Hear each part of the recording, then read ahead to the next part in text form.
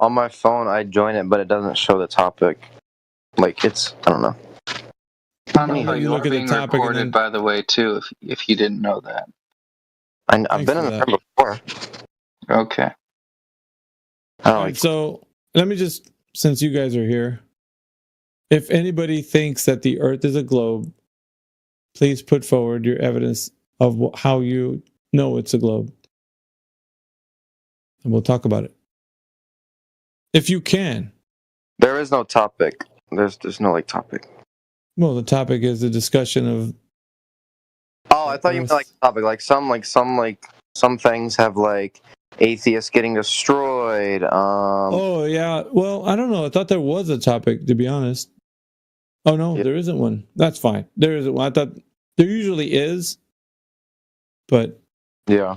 that's fine for now. We can just forego that. I don't know. So, do you think the Earth's a globe, Clownify? Well, I have no clue. I don't really Okay. care personally because it doesn't really matter. It doesn't affect my life really.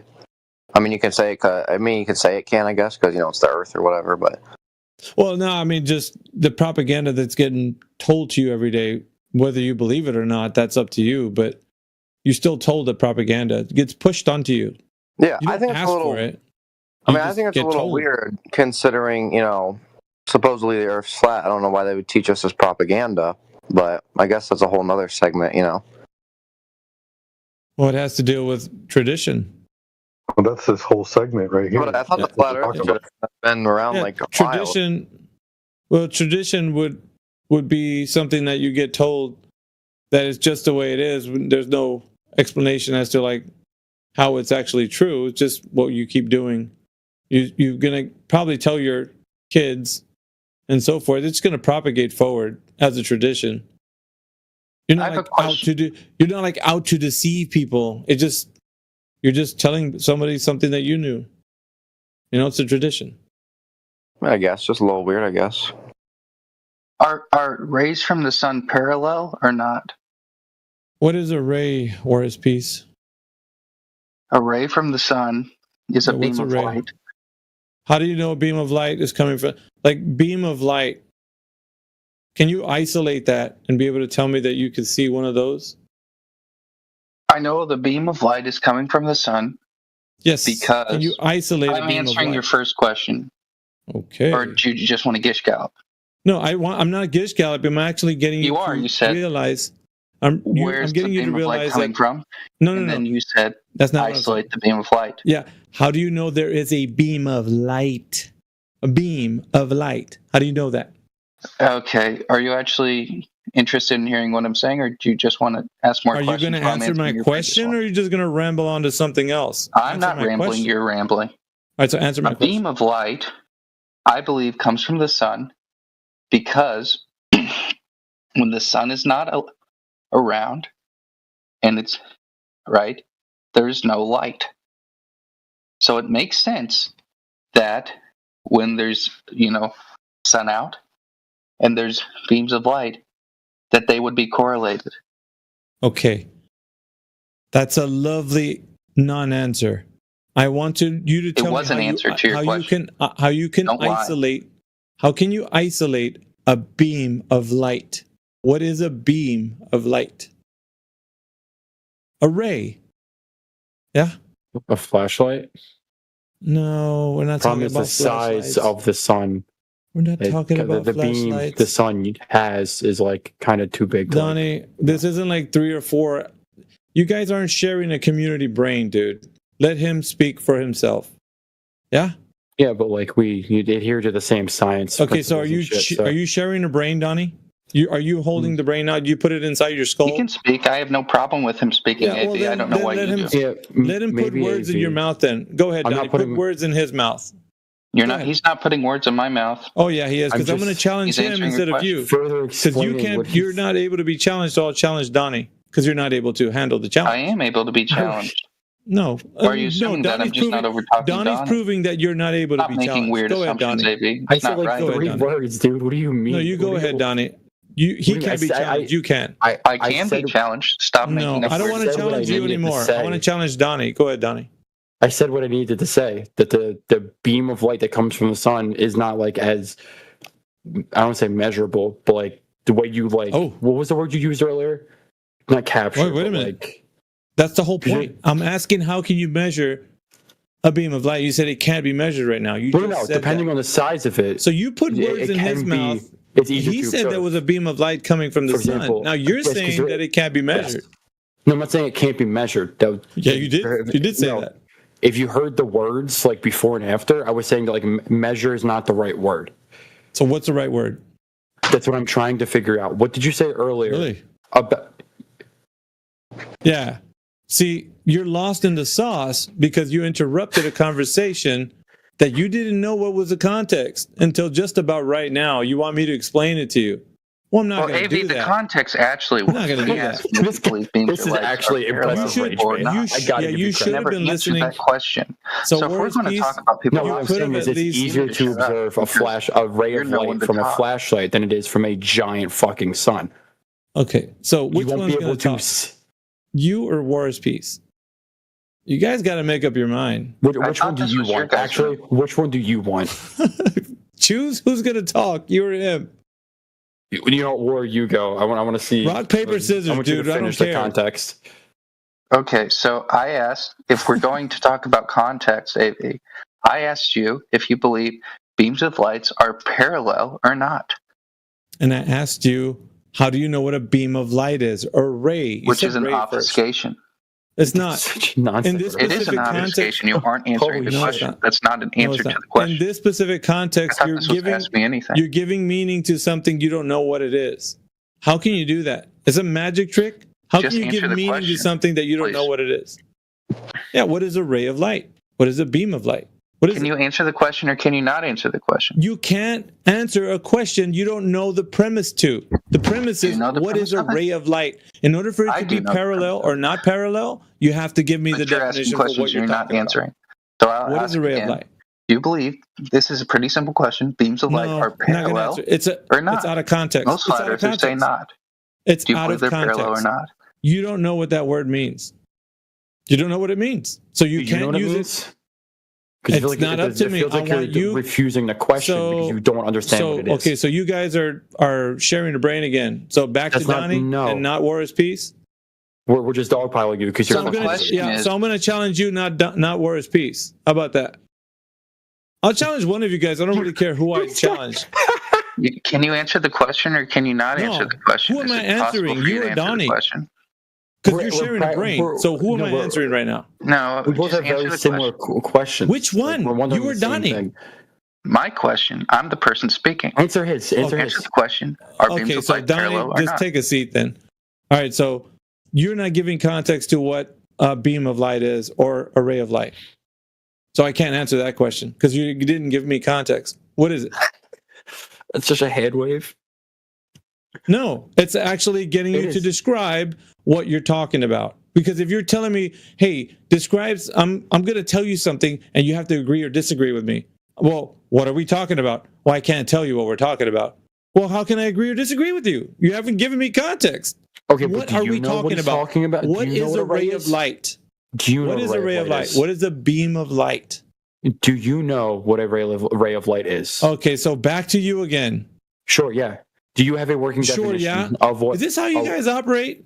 You guys are, you just Don't can't put make up me your under mind. this. huh? Stop playing your fucking stupid games. Yeah, this Answer is the so- question. Well, it's easy this- because you it's- guys you can't make up your mind who's talking. So I can gotta make talk up my to own him, I gotta mind. talk to you. Talk Don't- to him, talk to you. It's just called like an open fucking discussion. Anywho, do Yeah, you well, have it's a- not do- open when you don't know what you're talking about and you've interrupted a No, I conversation. think that's more Clearly you. don't know what You're the he's one talking asking about. the question. I know my answer. You don't know your answer. So again, Okay, so do you know your answer, AV, but why is Donnie talking for you? I'm not He's talking. not for you. talking Is he for me. is he your You're the handler? only person Is who he said your I'm it. handler? not talking for him. I'm Yeah, straight up you not. are. You clearly I'm asking, are. No, I'm Go asking ahead, my own Donnie. questions. You're his handler. Stop being Go ahead, silly. Donnie. I don't know this guy. Anyway, Well, do you're you have handling a- him, so go ahead. all right. Do you have ahead, a Doc. working definition? Do you yourself have a working definition of what a ray of light is? Yeah, like do you know a what a ray ray is. of light is, Donnie?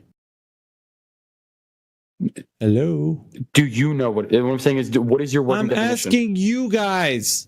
Obviously, I'm asking you guys. You haven't Basically, given me an what answer. I mean, Well, I posted the answer just Yeah, so we're let on your the same handler page speak, War's Peace. of Go ahead, what it Donnie. is. Oh, Jesus Christ! I posted a source to just so we're on the same page of what a ray is. Well, what's a ray? Tell me. Really, Wikipedia? Yeah, hold on, Sheepdog. Tell me what it is. Do you want a different source? Do you want something that isn't No, Wikipedia? I want you to use your words with your mouth Don't be a and tell me what a condescending ray prick, of light please. is. It is an idealized geometrical model of light or other electromagnetic radiation. Okay. So we're dealing with a model, yes? That's what we're dealing with. Right. Donnie, I'm speaking to the handler, not War is Peace. Donnie, Don't be a is that bitch. true? Stop Well, being you're the a little one being condescending. you're the one being a bitch because you let your handler take over the Or can you conversation. not do that? Do you War is just maybe Peace. need a spot? You let your handler take over the conversation, so you're the bitch, actually. So go I'm ahead. not a bitch, actually. So Yeah, Donnie's proving that. you're the person. Yeah, you're the talking to bitch in this people in a this horrible, conversation. disrespectful way. Well, he's the one making you that because he's over talking you, and then now he's controlling. Anyway, you. so the go ahead, idea Donnie. behind rays, right, is like, does it look like a triangle or does it So look now I'm like a talking box? to you.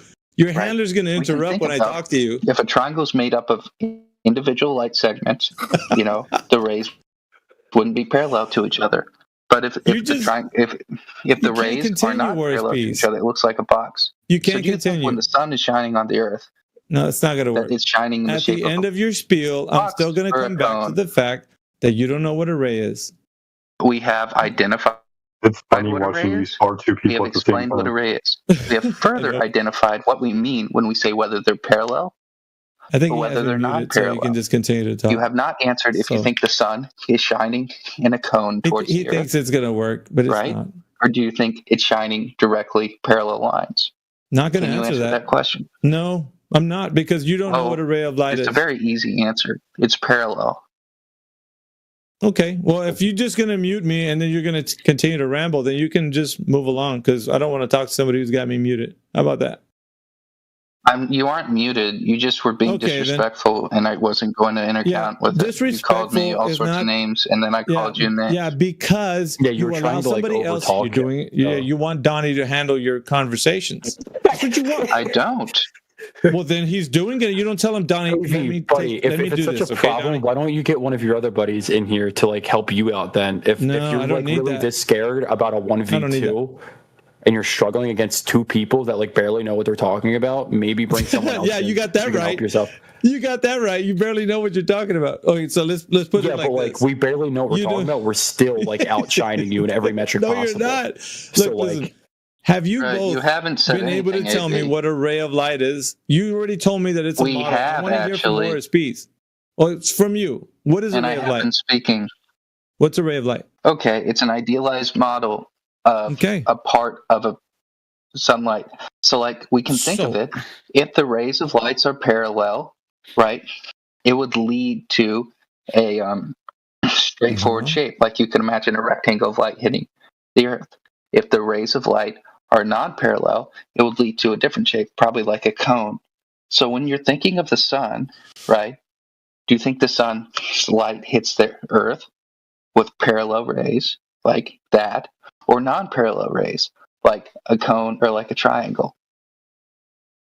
Okay, I'll let you speak so that you can get it all out. Is there anything more? Yeah, that's part of having Answer the a question. civil debate, my guy. All right. So this isn't civil by any means, Donnie. Not with you. in Because the you're room. not because you're not Alright, being so- because you're being an asshole. Obviously, So yeah, It's you not want my to be fault. somebody's handler. You don't let the other guy talk, which is, I think, you're being the one being Can rude, you but he answer the doesn't want to question or admit that not? to you. Why are you Yeah, I obfuscating? will. I It's an will easy answer question. that. I'm just addressing room optics right now, which is Donnie interrupting cares? you and you allowing it. You allow I didn't it to interrupt happen. him Who once. That's funny. cares? Answer the The question. I room do. was silent for like 20 minutes. So it's okay. I mean, you can handle anyone you want, Donnie. They're on your side. I'm clearly check this out, handling Answer the you. question. Yeah, you're handling him. Yeah. So, because you're speaking for him, essentially speaking for him. So check this out. So when you get down to rays of light, No, are you you- on the internet? what's that? Answer the question. Yeah. So you were talking about rays of light, and you both said the very same thing, right? It's a model. So now my question to you guys is that when in context we're talking about rays of light and you're using models, how do you describe something that the sun outside in the physical world is actually doing using a model? Can you You're trying answer to the say question? rays of light. The question Yeah, was, yeah, no. are rays The of question light- is the Right. question is You not didn't able answer to the be question. answered. Hold on a second. The It question's is not able to be answered. No, it's not. You know why? AV, it's because you Because you're can't using like a- observe You're individual gonna. This rays. isn't You civil, observe Donnie. the- This isn't civil, Donnie. I was I'm talking. answering This the isn't civil. question. This isn't civil. It's not civil. Okay, so basically, rays of light, as you guys were describing, are models. Now, when you're applying it to something outside, like in the physical realm, that's the sun. Now, the sun, you can't use a model because you're trying to describe what the sun's doing. And when you use a model, how do you apply that to the physical world? If in the model it works in the way that you think it works, outside it works very different. How can you I already equate, described how it's how can applied you to the equate the physical model world. to the physical world? Do you want me to re-describe it again? Yeah, how do you equate the model to the physical world? I want to know where you can Okay. distinguish. How can you distinguish what a ray of light is or a God. beam of light, as you so said, when you can't describe it in the physical world? You can't show I me a can. beam of light. You can't show me a ray of light. You can never isolate those things because they're just concepts. Literally what I just said. They're it's just not because it's a concepts. concept. It's because of the irrelevant for you fucking- to isolate them to understand the question, unless you're very, very simple-minded. No. And I This don't is believe important. you are. It's want me to important answer because your- you're trying to No, use Navy, something in the It would be physical like world. trying to isolate individual Yeah, it's not molecules of civil, water Donnie. to I was prove talking. water This isn't exists. civil. Donnie, Okay, this we're isn't saying civil. stupid shit. I'm trying to help you. It's not civil. See, you're not Then being whine civil. about it. You're you not aren't being being civil, Donnie. dude. You're clearly not getting it. Yeah, this isn't civil, Donnie. All right, so whenever we're using rays of light You're so out in mad the at this, world, dude. yeah, it's not civil, Donnie. Really I isn't. don't care, dude. See, that's the reason why I do what I do. See how you don't Why- care? I don't why- either. You know why I don't care? Because you didn't care in the first place. This is No, my I did. reaction to you Because acting I was like talking a to dickhead. that guy. And then you interrupted. Dog, it's a fucking open channel with like 30 people in Yeah, here. but Stop we don't whining. need 5 talking heads that don't know what they're talking about. It's at most I know what I'm two talking at one about. time. Can you answer the question I've described? Holy it? shit. So you can't answer a question that you don't have something actually defined in the physical world being something Yes, that's it an is. abstract. It's an He's avoiding the abstract. question because he doesn't No, it's an understand. abstract Yeah, it's idea an that leads abstract. to a definable, obvious thing. No, it doesn't, dude. That's wrong. That's where Yes, you're it wrong. does. That's where you're unless wrong. You don't understand geometry. I'm pointing at, yeah, obviously geometry has something to deal with things that we can do in math. But if you're going to apply it to the physical world, you're going to have to be able to measure something. This is the problem you can't realize right now. Your question is malformed. Your question's malformed because you think that the thing that you're using is a physical thing, and it's not. A ray of light is just an abstraction. It's not something in the physical world. It's not an abstraction. It is. You just told me it was a model. So did Donnie. Both A of you model guys said doesn't that. necessarily mean an abstraction. It's a way Yes, of in this case it understanding does. Okay, then if Okay, it's not so- an abstraction in the physical world, where can you point to a ray of light? Where are you going to see that? I can point to a collection of array of lights. Like, think about this. What? If you see That's even Can worse you let than me saying answer the one ray fucking of light, dude. question, Hold maybe, on or a you just second, wanna talk bro. over me? Many rays of light. Where have you Are seen you that? going? Yes, I have seen many rays of Okay, light. go ahead and You're show seeing me. it right now too. AV, have you ever Okay. used a prism and how it divides a white light into a rainbow of Oh, light? dude, that's not going that's well one for you. example of like That's not separating the going well individual for you. rays. I wouldn't be using That's that as not an what I was example. saying. That's not what I was saying. What I was trying No, to say. I know that's not what you're saying, but like it. Yeah, I maybe mean, you're putting words in his mouth. He's even telling not- you, Donnie. Okay. I'm That's not what he's so- saying, bro. You're maybe it's because handling like, you him. can't separate things. You can handle him if you want. He's just gonna have to take a back seat. Your Go AI ahead, Donnie. overview is not convincing. Anyway, Yeah, it's- Dude, so, you guys are like the Tweedledee and Tweedledum. One guy is disagreeing with the other one, and you're like, that's actually not just what I'm answer the saying. question. Like, Do we're you not- think light is parallel, meaning that it comes in like a triangle onto the Earth, right? what? Or do you think? Yes. Think about it. Is the sun shining down sorry, not parallel, but non-parallel, meaning it comes in like a triangle and radiates? Or Dude, you're not does making any sense. Parallel or that's because you aren't non-parallel? undering what I'm saying, and you aren't letting Yeah, me finish. So of because course I'm not your making any sense. discombobulated explanation is grace. not making any sense, bro. It is You're not making making sense. any You sense. just are not giving. You're not allowing yourself to understand. Yeah, first of all, you're using concepts to talk about things in reality, right? Like rays Yes, of light, because beams of light. Concepts describe things in reality. Yeah, really. Where have you seen a ray of light or a beam of light, dude? From the sun? I see rays of lights and beams of lights in collections all the time. From the And if sun? you- From the sun. from the sun. Show me one. Show me an image. Let me see what a ray the of light. goalposts being moved beam. yet again. No, because this is an abstraction you're trying to put in the physical world, guys. You An both are trying to put an abstraction is abstraction. useful to helping us understand the universe. Yeah, really. Universe or You the can sun, separate beams of light, bro. A We're not circle, talking about the universe. right, into 1,000 different lines. That's possible. You can cut it up in 1,000 different lines, dude. Show me an infinite amount of lines. Actually, if you're curious. Okay, so that doesn't make any sense, dude. It does make because sense. it requires more than a third grade understanding of science to understand it, with which you barely have, AV. So you're telling me you can show me what he's telling me, Donnie? Then show me what he's telling me. No, I have like a fifth grade understanding of science. Oh, then show that's why me. I'm like walking Then the floor. put your money where your mouth is and show me what he's talking about. Can I you want to just see. listen to me for a second? Yeah, So I the want to see question what it is- looks like. Here, I'll show a diagram. Go ahead.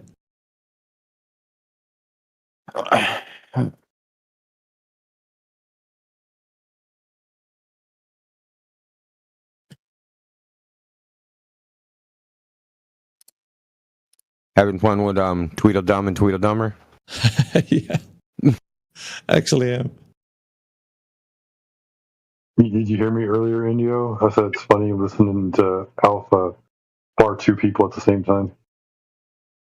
Yeah, they're playing themselves, dude. One guy's handling the other one. Between ducking and just bobbing, and they're punching each other. Yeah, exactly. I've never seen the guy's like, rewriting "That's not history what I'm like saying." this crazy since fucking the Confederates. That's insane. Hey, man, you guys are doing How it do to you watch yourselves. something go down and then just write down and then say the exact opposite of what's going on?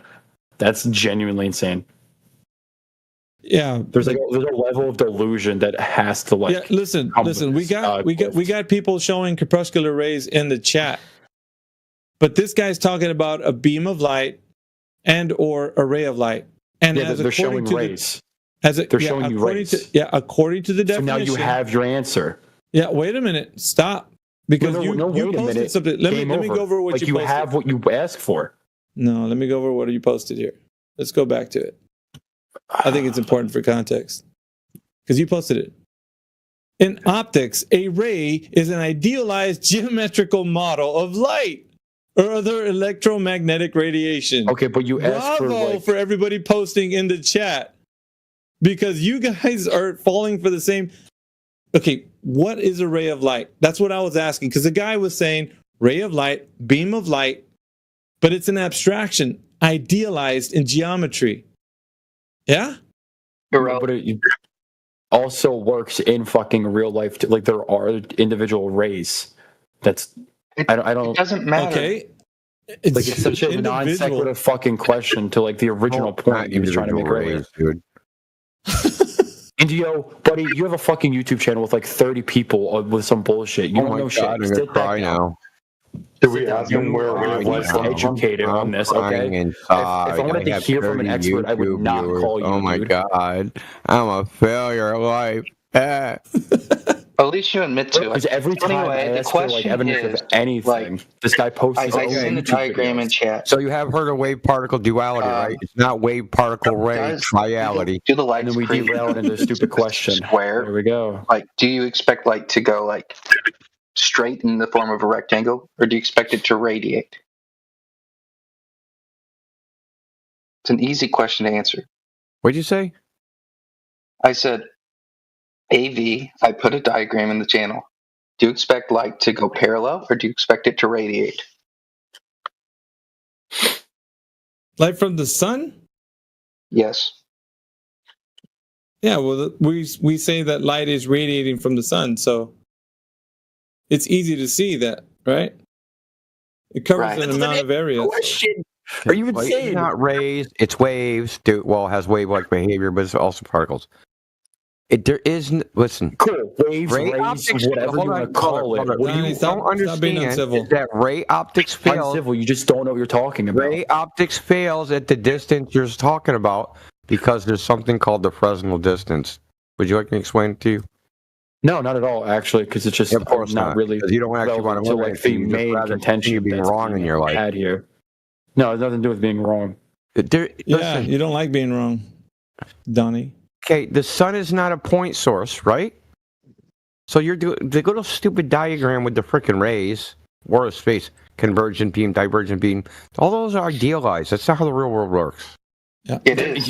You know how the real It's an world idealized works. It is. representation So there's of some the real different world. point source of light. I don't think you know Right. how much When we works. look at light sources, we see them radiating out. We Okay. see, if we were going to understand this geometrically, we would see a point, right? And we would Radiate see does not mean ray. You know that, Yeah. right? I think that's what not they're my conflating. point. God. You could use beam. You Donnie could was use anything. conflating that. These idealized I wasn't. understandings It's called of the light help geometric us understand it. You're Look, putting it's words called in my mouth now. geometric. And I It's think It's a he means, model that helps I us think he thinks understand it, radiating is just like circular. an atomic AV, is this your model handler? with AV, the is Indio electrons your and handler? What's protons going on here? No, going Why is he around talking for you? the Indio, why are you talking for AV? Are you nucleus his of, handler? of an atom. yeah, It's just mute you, perfectly Dark. what an actual atom looks like. Suck your own dick. However, it's still useful for helping us understand Oh, useful, different right? scientific Correct. ideas. It's useful. I agree. It's 100% useful, but it's not true. It is true, however. It is not true. It is. Would It's you like true to post that a video that beams of demonstrates light, it's not true? light can diverge or it can be radiated. I'm a PhD Or physicist. it can be Would you like parallel. me to post that And it video? becomes parallel at a greater distance, right? Okay. That these beams are no longer creating a form of a Are triangle. you saying They're that the sort of, sun's light is parallel? Is that your claim? yes, on Earth's surface. Oh, okay. I'm going to demonstrate experimentally that that's not true. Hold on.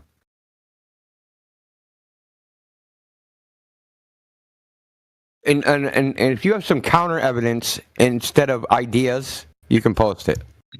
Yeah, I know you don't like ideas. Well, the ideas. So even You like if your people not to idea, think and just listen, sort of accept what because you your say. idea, if it's scientific, needs to have an experiment to demonstrate it. Because science is an empirical endeavor. It's not based upon As just a person thinking who about it. doesn't believe in the Is science fundamental empirical? nature Yes or no? of biology, says a Is person who science doesn't believe empirical? Yes or no? in basic physics, So says the stop person who going doesn't meta believe and in talking basic about me, you earth coward. science, says the person who doesn't So believe. you are a coward. You're not convincing anyone. Who your cares? You semantics. can't gaslight me, dude. I'm not gaslighting you. That's just the Nobody truth. cares what you're You don't talking believe about. in plate tectonics because you're a flat earther. What You are don't plate believe the Earth tectonics? is spherical because you're a flat earther. That's you a don't believe good in scallop evolution right No, there. I don't. because I you're a don't. flat I earther. Boris don't. piece. I don't All believe of the these Earth is things spherical are because science, you can't. whether you like it or not. Okay, cool story. So if your theory is there's parallel rays, does science require that you demonstrate that experimentally? Yes or no? I Yeah, think. that's a yes, dude. Yes or no? That's a yes.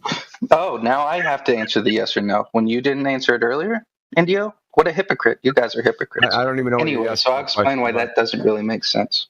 I have no idea. Yeah, he's off in his If own we world have right an now. understanding of the You're not just universe, going to use this as a podium. Understanding just of what? say a Our bunch own of for minds? gibberish. example, if we have an understanding that the Earth is spherical, or if we have an understanding You have no such understanding.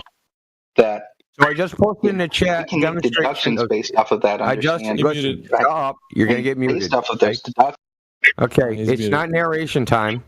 Okay, we've been letting you narrate and puke up your verbal diarrhea for at least 3 minutes of nonsense. So if you look in the chat, you can see that this guy did his little Eratosthenes experiment, and when these sticks are 3 feet apart, they show different shadow lengths.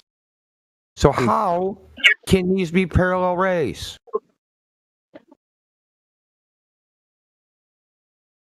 Look at the evidence, Wars piece. Do do do do do do do do. He's waiting to monologue again. Do. Where's the toilet flushing fucking soundboard?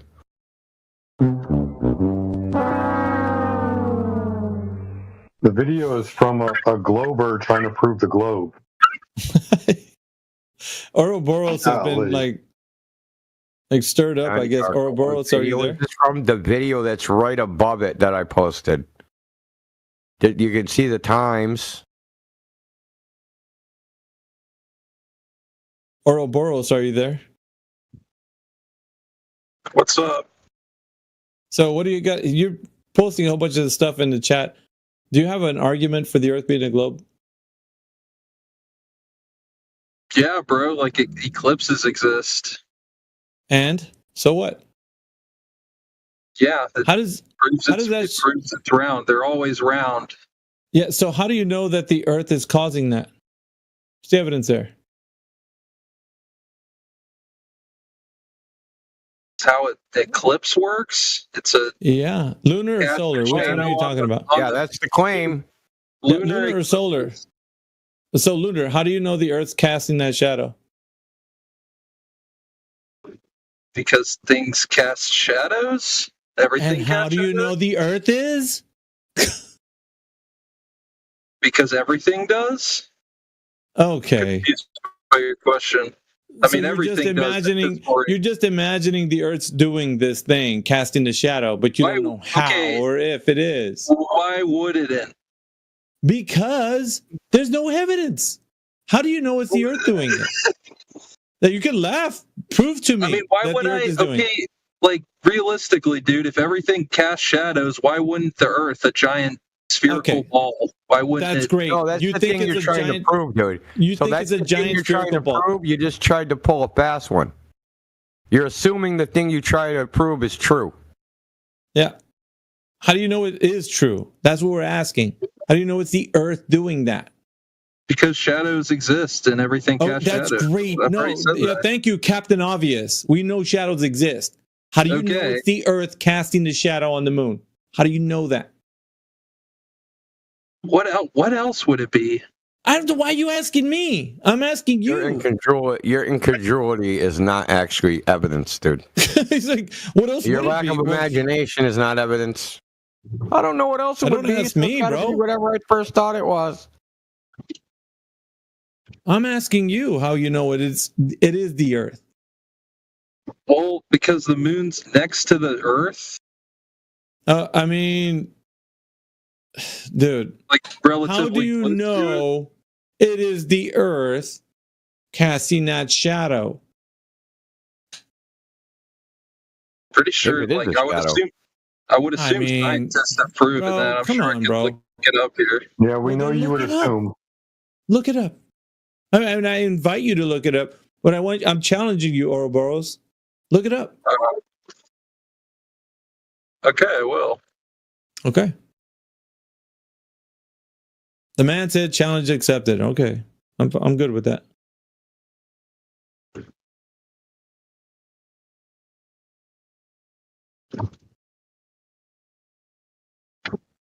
I had to stir up a little trouble before I go to bed.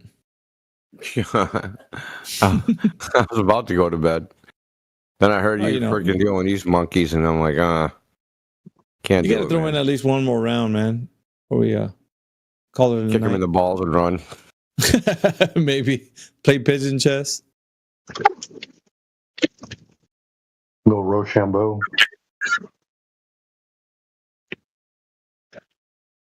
They're running all around the place with all these concepts and abstractions. Dude, hey, did you see what Donnie Darko posted? It's funny that your evidence for sun rays not being parallel also proved that the Earth is round, dude.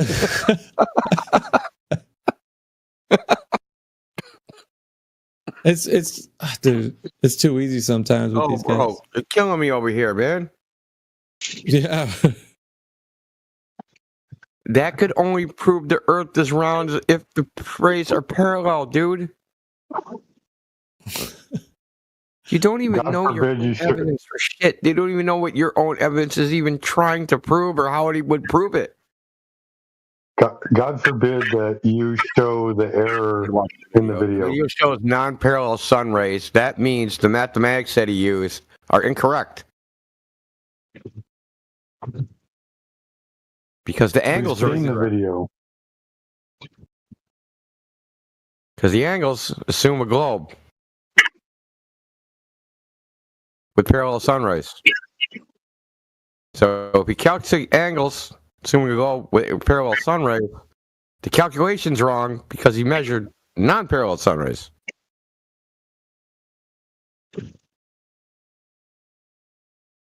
Can mute your mic when you're searching for stuff for Ouroboros. We're getting some feedback from you.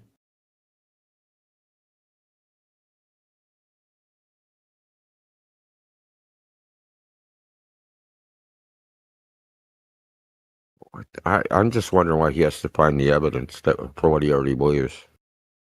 Shouldn't that be like right on hand? Shouldn't that be right in the utility belt? Well, am I a scientist, dude? Like, do you think No, you're someone that's look, I'm a layman, dude? Obviously, I don't have all the information on hand. Ignorance. No, this isn't about whether you're ignorant or not. I don't care about that. Okay. What I find interesting is that many of you guys, you believe first, find evidence later. Yeah. No, the shit was proven to me in high school. I just can't tell you off the top of my head what it was. proven. That's kind of. I went to high school like 10 years ago, dude. You really think I'm let me get this right. shit? If I'm just a layman, not studying this shit, you think I just have it on the top of my brain all the time? Yeah, I just want to get this straight. It was proven to you in high school. You've forgotten how it was proven. But you do remember the proven part, and you're like, well, I do remember my memories of it being proven, but I don't remember how it was proven. But I'll just believe that my memory, the proof of my memories, I'll believe those, and I'll continue to believe it's proven. Do you just think everything that was taught to you in school was a lie? No, but you do remember. No, who said lie? Or Boris, did you take a test and pass the It test? doesn't have to be a lie. You ever hear? Yes, I passed. Ever heard of it being wrong? Why would I assume it's false? You're not assuming. Yeah. Oh, you're not assuming it's false. You observe it to be false. Dude, I think he's searching for the. Everybody, listen, brother, and I'm gonna say this. I said this yesterday. I'm gonna say this shit every day. I'm gonna say this at least once a day from here on out. Everybody in this chat and everybody you know has made a flat Earth observation, and an observation that falsifies the globe. You just don't know it because what you thought the globe was isn't actually the case. So 10 miles, supposed to be 66 feet of drop. I guarantee you've seen that there is not 66 feet of drop. But you thought Earth too biggie. It's normal not to see the 66 feet of drop because Earth too biggie. And you just brushed it off. Oh, I didn't, that conforms to the globe. Like people seen the Chicago skyline for freaking decades. Hundreds of years. Chicago seen across the Gulf of Lyon in France from Marseille to Canigou. I've seen that for decades, hundreds of years. I've seen Catalina Island from Los Angeles at least 50 times. Lots of people have seen it. And they don't realize that observation, seeing Catalina from Los Angeles, breaks the globe. But they think Earth too biggy. It's too big. I think the whole flat. So now the meta. Here we go. Don't listen to what I say. Just go with the meta. Dude, I don't have. I'm not equipped to discuss the curvature. Can we? I haven't brought that up. You brought that up. Yeah, can you at least respect what he just said? I mean, because he did take time to tell you that. I did. Yes, I was polite. I didn't say a word. Like what? Okay, I listened to what you said. I really want to talk about the ice wall. What's the flat Earth model to you guys? Okay, let me ask you. What's the flat Earth model? Model of That's a better question to ask. Of the flat Earth. What does that mean? That doesn't make sense. You're talking about the overall worldview of what we think you're talking about the overall worldview of what we think the Earth is. Oh, you're lagging, bro. Yeah. All right. So essentially, nobody has that overall. You're freaking lagging. I feel like it's gonna fall on deaf ears if I continue. He just lagged out. The shadow of the Earth guy between him and the cell tower. Yeah.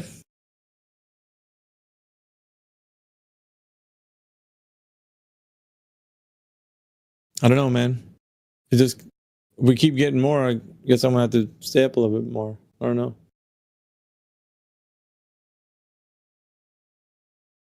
What else we got? Oh my God. Get your concave stuff out of here, bro. Your Elvis Presley sounding son of a gun.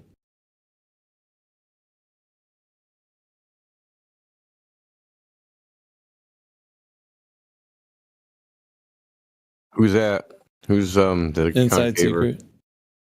Oh, He's always in here. Oh, I think I talked to him once. He was You guys are just trying to mute the truth. You don't let the truth out. You guys are muting the truth.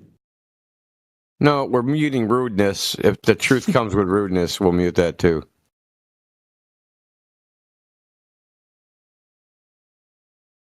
So, Mickey, you remember like two years ago or so, I talked to you about that dual pole flat Earth model, and you wanted nothing to do with it. You didn't want to hear it. None of it. Well, the latest and greatest flat earthers actually are realizing the superiority of that layout as opposed to the Gleason one, which you currently. Who voted on that? So, welcome to Flat Earth, Miggy.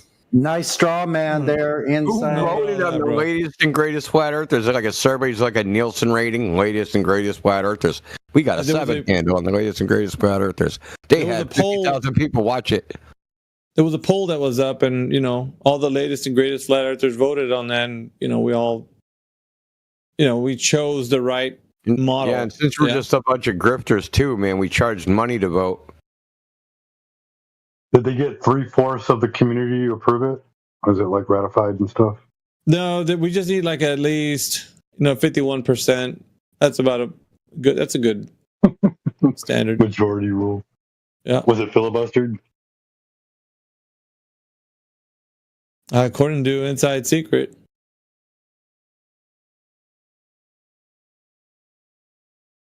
I mean, these guys. What is with the drama queen fucking argument style? I really don't get that. Mm-hmm. But Jeranism said, what Wittes said, but Eric Dubay said. Yeah, they always say that, man. We're here, not them. Is what you really want to say. Shut up, bitch! You got it. You got it. And who the fuck is that guy? Yeah. That's the only downfall to this app is like on X, you can like drop smiley faces to show everybody you're laughing. Who the fuck is that guy? Who the fuck is that? I didn't have that one on the top of my favorites. I just did that now, though. So Inside Secret. That's what we want to know about the latest and greatest. Who the fuck is that guy? Who are those guys? How do we determine they're the latest and greatest? Was it randomly chosen? No Did we idea. have a raffle? Do we consult the astrological charts? How do we do it, man? You guys just say anything. We just literally will say anything. Disappointing, quite honestly.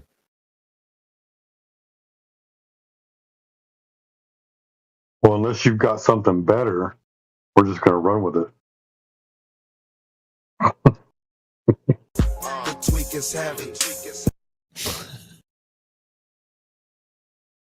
Indio right now is like, you dumbass. What the? Where'd that wow come from? Wow. I'm Michael Jordan. Stop it. Get some help. Stop it. Get some help.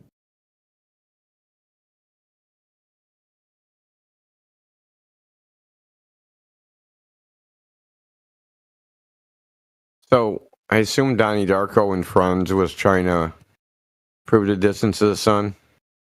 Is that their deal? No, actually, no. They were trying to prove the rays of light. Oh, Eratosthenes. Yeah. Well, actually, the argument was on parallel light rays or non-parallel light rays. Yeah, but then why? I threw a wrench in the works when I said, "What is a ray of light?" And then You threw a hard wrench, bro. I jammed that son of a bitch in those sprockets. Fucking gears and smoke started coming out that bitch. We got then Donnie Darko was putting his foot in his mouth and speaking for the other guy. The other guy's like, "I'm not saying that." I got them to fight against each other. It was funny. I like it. We got the ray particle wave trichotomy, right? You gonna throw a ray in there with the particles and waves? Yeah, dude. You just gotta because They're using abstractions, bro. And then they're like, "Oh yeah, it's real. It's reality." Well, it's not what it says it is. Like, dude, and then you read it to them. yeah, exactly. And I'm just like laughing because that's what he posted, bro. He posted that. Like, yeah, razor lights are. I'm gonna post my debunk in the chat. Hold on. Yeah, it's just like foot and mouth syndrome. Or wait, no, it was face to foot style. Yeah, that's the one. Face to foot style. How'd you like it? So you getting up and you working tomorrow? Are we doing anything tomorrow? Yeah, dude. It's game time tomorrow. Put your game face on. Dude, my game or your always on. I'm ready, always ready to rock and roll, man. Your game face avatar. Your South Park dude, man. That thing's gonna be the talk of the town later. You guys told me to leave it that way too. I can make it so much better, but I'll leave. No, hell no, bro. Because it's so original. It's like when it moves like a South Park character. Like when they're, when they're walking up down the street. Yeah, like, I know. The whole body. It is funny, man. You got to give him a hand and make him smack some shit every once in a while, dude. It's gonna, dude. If he animates it anymore, it's gonna get way too distracted. Everyone's gonna be focused on the character. Like, dude, I just want to stare at this. That's a good point. Animation. Yeah, that's actually a very good point. I don't want that either. That's no. You start seeing like, clapping seals in the background. And like, oh man, there's way too much shit going on in that character. He put samurai swords in going, do this animation, do that animation, do this, do that, and they'll be trying to, they won't even be hearing what's said. Dude, the message is important, not the freaking puppet. Then I'm gonna be doing like the old Boston. Hey, I'm working over here. or okay, so maybe not too much animation, but maybe like make him stroke his beard every once in a while. Oh my god, dude, you're really.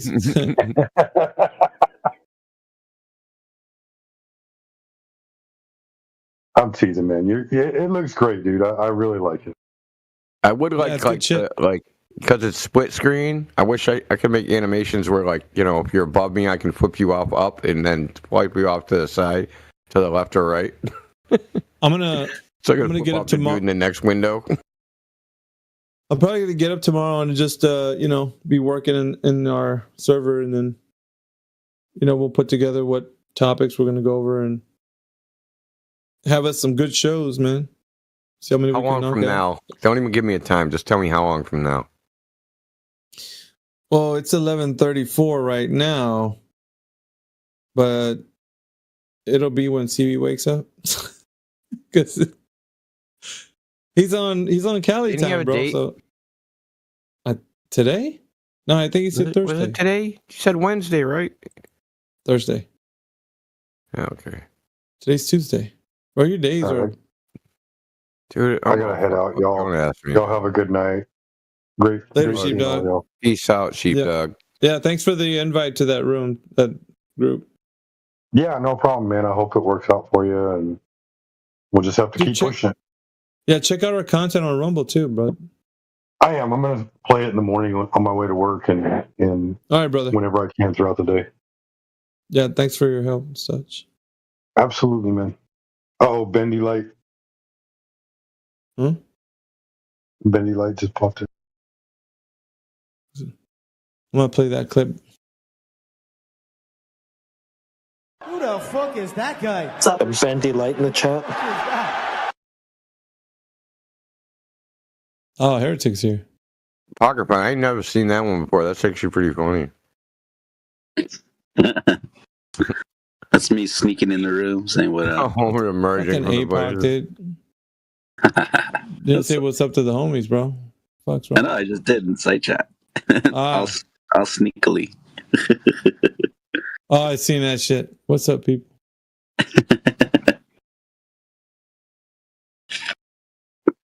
Who is Bendy Light? He's proud of his Bendy Light?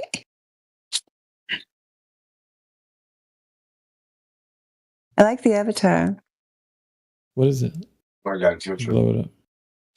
Oh, yeah. It's a guy in a gas mask.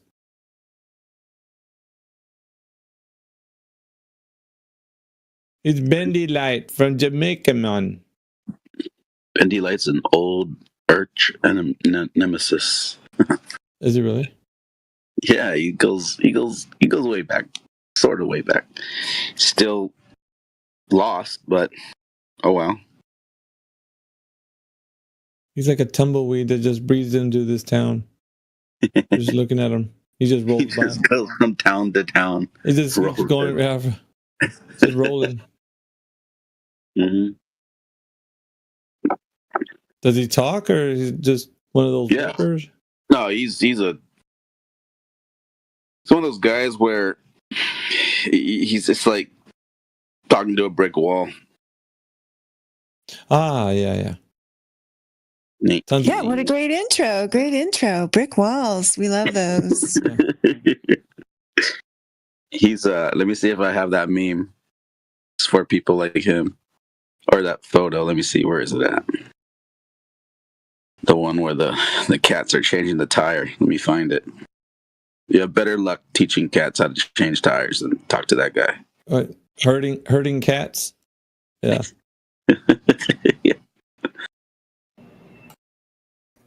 Yeah, that Says Who guy said looking through the atmosphere at sea level is like looking through a brick wall.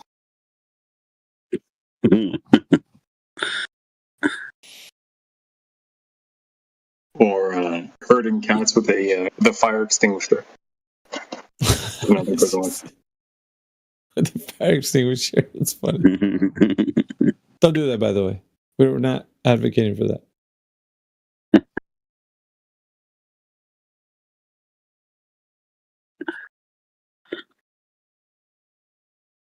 I can't find the photo.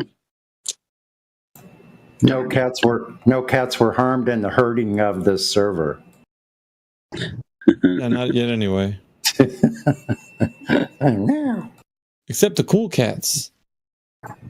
Like you. And while you're at it, stop in your nearest market in the freezer section, pick you up a couple of bottles of Bendy Light. It should be next to the Bendy water. Right.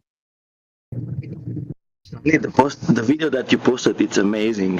The guy, he goes to the flattest part on the earth to measure the curvature of the earth. You stick to the bicycle. Oh my god! And it's like 100 miles next to the lake, which is flat all the way, and then he comes to the conclusion, oh, it's a globe. What a coincidence. All the measurements he does, it's like flat, and he has even a level tool using to make everything. It's amazing, that video. One of the funniest one.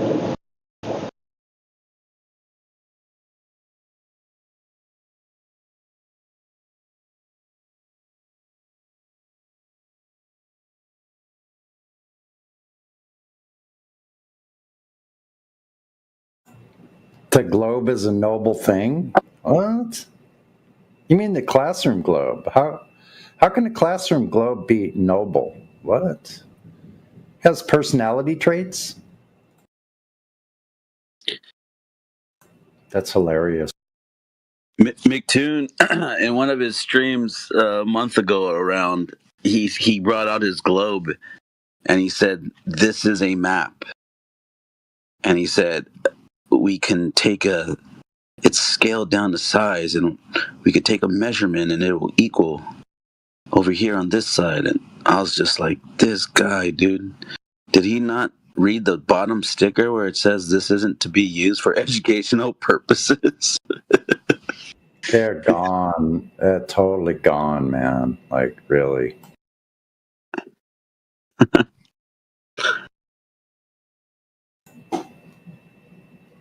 No one ever told them, don't go full Globetardia. So there's no more contestants on the globe is wrong? Hey, look at Phil Bellum just messaged me right now. Look what I'm gonna post it in the text chat.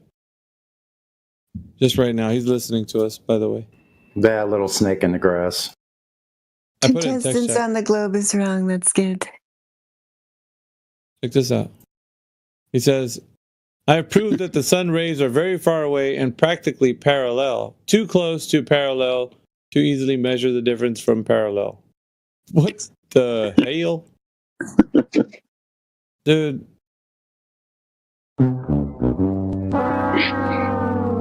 So is it parallel or almost parallel? No. He can't make up his mind. Parallel-ish, man. Ish, yeah. Parallel-ish. Okay. Got it. I guess if you're cross-eyed, that's okay.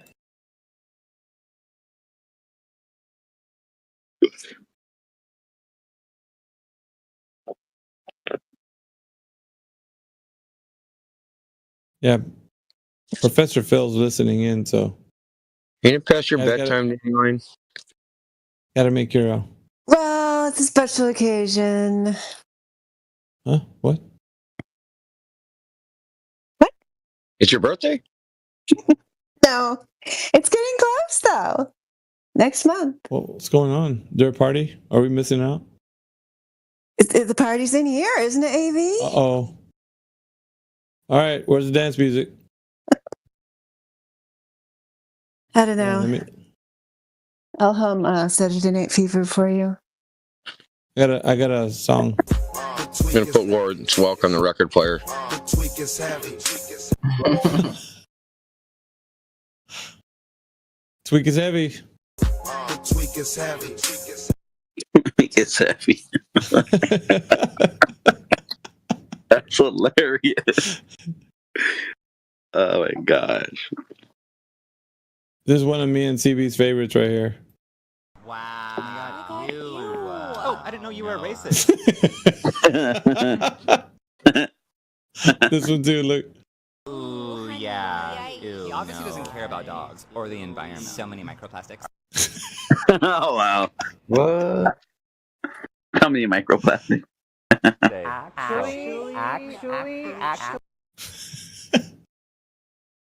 Actually, ew, my God. Flip forward. Trillion got fired for being an ineffective globe-tard. Where's Trillion? Yeah, he's a YouTube chat skank. Who the fuck is that guy? Who the fuck is that? Never seen him in here before.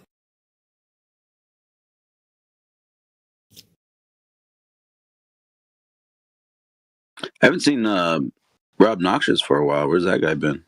Would the end of that guy's name be Excuses? Rob Noxious, he got slammed with the freaking 60-foot wave down in Antarctica in his kayak. Dude, we ran that guy into the ground. We ran him into the ground with that argument. So much so that he said, I'm only doing it to just troll you guys. Like, he admitted. I was like, dude, I wrenched it out of him. Like, it was one morning that I think Helio had his stream on our, like, when we're having the conversation with him, but it got so bad that Helio was like, dude, I gotta go, man. Like, so he took the bot away from the room, and so we kept having the conversation with him, and like, it lasted like another like hour or so. It was like three of us, and I think Sonny, were you there? Yeah, I think I was here during one of those with him. Yeah. Yeah, I was getting a bunch of pictures of ships that were sailing around that part of the world and the waves and stuff. Like the waves are like just over towering like any boat. Like, yeah, I was there as well. Oh, yeah. Jin was there. No, Jin was there. Jin CBR1, bro. Yeah. We ran him into the ground until he. Yeah. It's one of those things, right? Like where you cry uncle, you know? That's what it was. Like he just couldn't. Do you remember I said to him, how'd you go to the toilet? That was the first thing I said. Because he said a kayak, and then he changed it in the middle of like him saying it was just a kayak, and he went into like, no, I'm in a bigger boat. Yeah. He changed a kayak boat. It turned out to be. Yeah. It morphed into a kayak boat.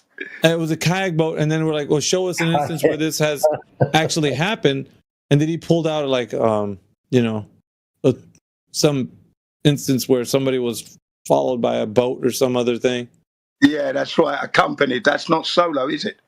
Yeah, which is what he said you can do. It's like, he said anyone can do it. Yeah, solo. Across from South America to Antarctica. Impossible. Those seas are dangerous. You couldn't do it. Frigid water. You're not making it, man. I like canoeing. I know you're not. And I've canoed in winter where the canal get frozen solid. Possible. Man's a madman. Didn't even think that. Yeah, going through Drake's Passage? I don't think so. Yeah, he didn't realise what he was saying, especially the toilet thing. You've got to go for a shit and a piss, and you've got to eat. You've got to take food in. So you've got to keep, because you're exerting a lot of muscular force, burning the calories, and it's winter. You want your body to be nice and warm. How are you going to maintain all that and keep the food going in as well? He's an idiot. Yeah, he got it wrong, man. He got it wrong. That's the thing. You take these arguments to their conclusion, and you find out that it's impossible. Can't do what you're. Yeah. He said the guy wore a diaper. Do you remember? He said the guy wore a diaper and you piss and shit in your diaper. Really? Yeah, that was ridiculous, man. Like, yeah. Come on. I asked ChatGPT if the rays of the sun have ever been measured parallel. And it says, great question. The rays of the sun are assumed to be parallel. What does that mean? We can ask Elderbear. He knows all things. Truly parallel. They converge slightly from a wide source. And then cites Eratosthenes in a big circle. Elderbear's here with his mostly level server. How do you know the sun's rays are parallel? Eratosthenes. How do you know Eratosthenes is right? Because the sun's rays are parallel.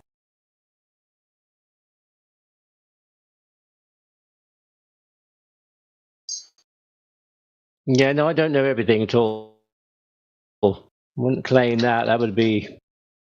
Wait, I mean, egotistical to claim I know everything.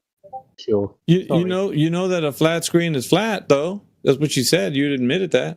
Flat screen is flat. You said so. I'm coming to. I'm wondering. I don't know what you. Is it possible that all this time that pi actually does equal 2, and that's been the con? You're chopping up, man. You can measure 69 miles. I can hear him, but you're better off not hearing. You're better off, baby, not hearing him. No, I mean, I know what he was saying, but it's just like some of the things he said, you got a bad, I don't know where your internet is, dude, but it's just. Yeah, I know we're in a third world. I don't know about you, but where I live, we're in a third world and the internet is pretty shit. But yeah, you agreed on that. You agreed on that flat screens are flat, and you're like, but my garden has hills. You don't need to play that game, AB. You're bigger than that. Yeah, but this isn't a game, though. This is your words, right? We're just examining. It's a stupid. We're examining your words, Elderbear. Why? Yeah, but why do we not want to talk about what you said? Like, that's important, right? I'm looking because the truth is more important than the bullshit, man. So it's bullshit what you said? Like, why would you say what you said is bullshit? I don't get it. If you can don't get it. If you can measure 69 miles to 1 degree in reality, then that would mean that given the circumference of 24,901, then is he breaking up, or is it just I me? would have to be 2. Non sequitur. It's another non sequitur nonsense coming out of his mouth. No, don't listen to Jin. Is it possible that's what they've been hiding from us all this time? And that's been set up in order to create. Who cares, Elderbear? They're measuring it flat.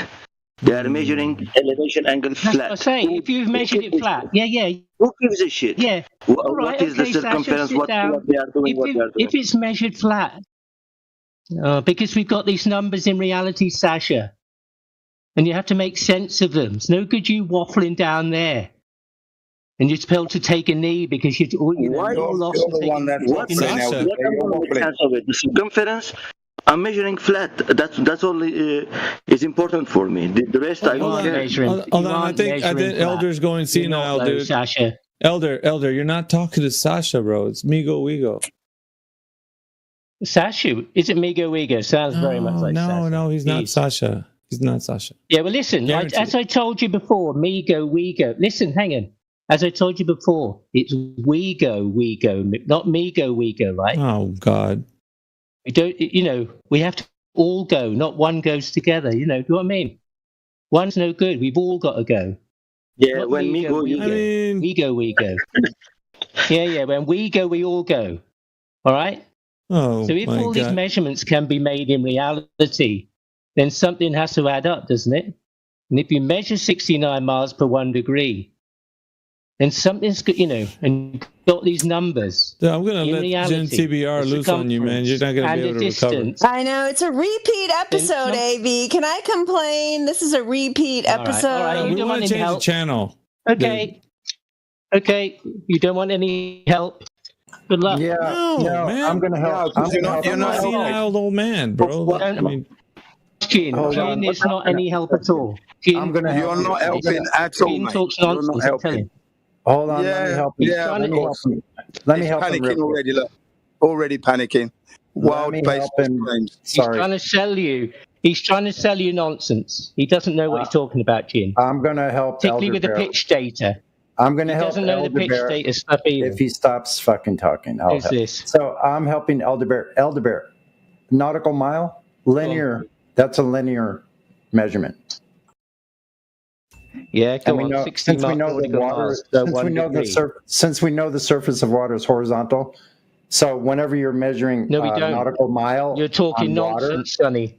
Oh, it's really? Not horizontal, Sonny. You know that. Yeah. Yes, it's not horizontal. Know it is horizontal. Yeah, it is. All right. Yeah, measurably you go on. so. You carry on.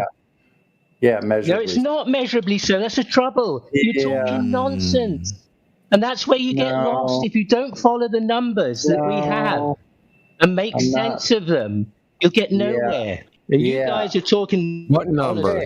Okay, tell us when a mile is. Tell us how a mile is curvilinear then. That's to make the water horizontal, mate. Why isn't it called curvilinear? Doesn't make the water horizontal. As Miggy knows, he's changed the narrative. He's realized that mean sea level is a point on a vertical datum. Doesn't make the sea horizontal. A vertical datum? Doesn't make the mountain flat. It doesn't make the mountain flat. No, we didn't say the mountains are flat. You're still doing the fallacy composition. Are you serious? Yeah, all this time, Indio. Yeah. Still? Fallacy of composition. Miggy realizes, dude, the sea isn't horizontal, Indio. Why? Because it has waves? No, it's just... well, obviously, the mountain isn't flat either. Okay, can you define horizontal for us? Does mean sea level make the mountain flat? Albert, can you define horizontal for us? What is horizontal? It's 2 points of equal elevation. 2 points of equal elevation. Mean sea level will not make the mountain flat, will it? Yeah, but that's a fallacy of composition. No, it's not. It's what you guys talk about, because you say mean sea level, therefore what is the fallacy of composition, Elder Bear? I don't know what that rhetoric means. I've told you. That's weird, because I've told you. No, you haven't. You've never told me. Don't it's a fallacy to think what's true of the parts is also true of the whole. Okay, well, we're not talking about the whole, because you are. We've only got the parts. The Earth as a whole is horizontal, but there's sections which are not. No. But you have no idea. Yeah, and I just told you why fallacy doesn't defy logic, bro. That's why you've got people talking nonsense. Because they listen to you. You're just saying it's nonsense. And Oakley, who gives them sound bites with no. Who cares about Nathan Oakley, dude? Why are you on his dick? You do. You do. His MO. Okay. When is the last time you heard me mention Nathan Dunkley's name? It doesn't matter. You do the same thing. Doesn't matter, but I It's do. an illusion to the people. I don't You talk to tell Nathan people Oakley. this, I don't this talk about information. Nathan You Oakley don't other give any than substance. And that's the why refraction Sasha height, has to the take a knee. booming because the hyena. soldiers. Maybe you can tell us what is the mean sea soldiers level. on the street. Maybe you can tell us what is the mean sea soldiers on the level. street don't know what you're talking about. Who cares? So tell us what is the mean sea level then. Dude, you're that talking means? and you don't even know what you're talking about. Your own words. You already really? said your own words aren't even truth. You said, let's not talk about my words. We want to talk about the truth. That implies that what you were saying isn't the truth. You have a radio. Yeah, okay, yeah, ignore that. I would too. Yes. Right. If it's all horizontal, measured flat, 69 miles per 1 degree. Between Why the is North the word Pole and the horizontal in equator, horizon? there's 90 Or horizon times, hang on, horizontal? there's 90 times 69, isn't there, Indio? 90 times 69. I don't agree that there's a Earth 1 miles. No, degree. you told Listen, I everybody don't it was flat agree Earth with you. miles, But I don't agree with you because there's no evidence for it. That's why I don't agree with you. But I've been telling him. So the It can be 69 done in miles per reality, degree, can't it? you're more than welcome to post the evidence that's true in the chat. Post it. It's in the server. It's in the Flat Earth server, Measurements. Flat Earth Discord home server. Measurements, right, Elder Bear? Okay, hold on, AB. It can be done Okay, in I'm gonna ask you. reality. So, hey, I'm going to ask you, what device were those measurements taken with? I don't know who did it, but you can do it in reality. I said device. When I they didn't made say the who map. did it. I said what device were they taken with? Listen. What a Barclays banker. Barclays banker, this guy. Okay, you're saying 69 miles per degree. What did we measure that with, brother? Well, when the land was mapped originally, all right, then it was What done device to did they scale. do that with? They did it by triangulation. That's not That's an instrument. not a device. Well, back in London, originally they first constructed some really straight, long glass tubes, and they put them on trestles, as horizontal and straight as they could possibly engineer and be. And that's how they started there, and they triangulated off of that, and then they You used said chains. horizontal was equal elevation. Right? How can a tube be horizontal? Well, because they made it horizontal all the way along from one end to the other. The That's tube horizontal, or the isn't it? ground? Straight line between the 2 points is horizontal, isn't it? No, you said that horizontal was equal elevation. So it's not 2 points at equal elevation. Yeah. And I'm like, but now you're Yeah. ascribing the 2 And the points line of equal between them elevation, is which straight and ostensibly would be. horizontal. Yeah, but let's tell everybody that Elderbear's talking shit. The straight line between You're those 2 proving it points is yourself. I'm horizontal. letting you talk. That's the Well, problem. that's what the And you don't glass understand it. You're tubes just like digging a hole. Hang on. That's what the glass tubes represented, or the rods. And then they use chains, long chains. I'm well aware of the techniques. That's okay. So why are you asking me then? That's how they measured the land. Okay, that's fantastic. Now, Yes, how and did then they put the elevation changes in after that, which proved it isn't flat. So we got to that bit. No, they didn't. And then it was discovered that by measuring an angle to a light in the sky, Polaris, for instance, well, specifically Polaris, that if you moved away 1 degree, you travel 69 miles along the ground. Okay, that's a cool You move story. another degree. Who you measured travel the another distance 69 and miles. with what Now, inch? If you take a map, Indio. Okay, Indio, you if you gave take a map. because I'm scale asking a map, question. No, because this is scale- the crux. You're muted because you're going to answer my question. Who measured the 69 miles per degree? Who did the degree? Who did the angle measurement and then corresponded that to moving 69 miles? What device? Well, you need an angle measuring device to measure the angle to the light. Cool. Okay, who measured the distance? I don't know his name. Okay, No. how did they measure the There, it's distance on the map. between 2 points, brother? Well, How because did they measure the elevation? We want the distance measurement between the two angle measurements. Yeah, on the ground. That's what it's. That's what flat Earth says. Yeah, how did they measure that? Who, the flat earthers? Oh my Anybody? god! No, I think they presumed it. Nobody's measured it. Have you measured it, Indio? Nobody's measured it. Okay, nobody's Has measured anybody measured it?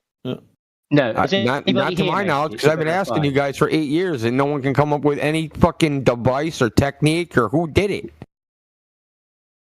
Yeah, but you guys just claim it. It can be done in reality. Okay, how do you know It that? can be done in reality. Have you? Okay, what was the result when they did it? Well, if you listen, you get a map, you put a point on it, you measure. No, it, we don't want the map. We want the real world.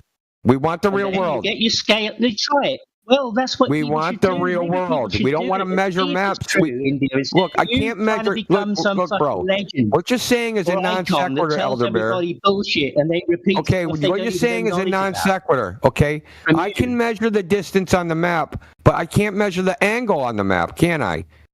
So I can only measure the angle and the No. distance in real life on the surface of the Earth. So who measured the surface distance? You could do it. Yeah. Okay, if I did, what would my result be? Well, you'll find out, won't you? You can verify whether that's true or not, and then you can stop shouting. Why at do me I have about to it. find out? I'm not It's the your guy. idea. I don't run the world. No You're the shit, guy who's dude. been really hanging about as You a barely fucking run your legend for fucking how many microphone. odd years, telling everybody what they should say, and they have no substance to back it up because you don't either. That's no not observable going on. data. That's not going on here, man. You're just Same coming as you, in with AV, standing at the top there, waffling like some fucking street preacher. Oh, and all someone's these people. ass That's what they hurt, said to dude. Oakley. You got in your fifis, That's what dude. they said Like, to relax. Oakley. And that's why Oakley can't be here. Because he Oakley doesn't have observable data. Oh, He can't have him around. You're obsessed with that, dude. Yeah. Are you like a guilty lover? You're the same, Indio. You're exactly the same, Indio. Elder You're a Bear. shadowcaster, Indio. Yeah. I don't even know what that means. You don't know what the fuck you're talking about, and you're telling everybody else to repeat. And you doing a train wreck.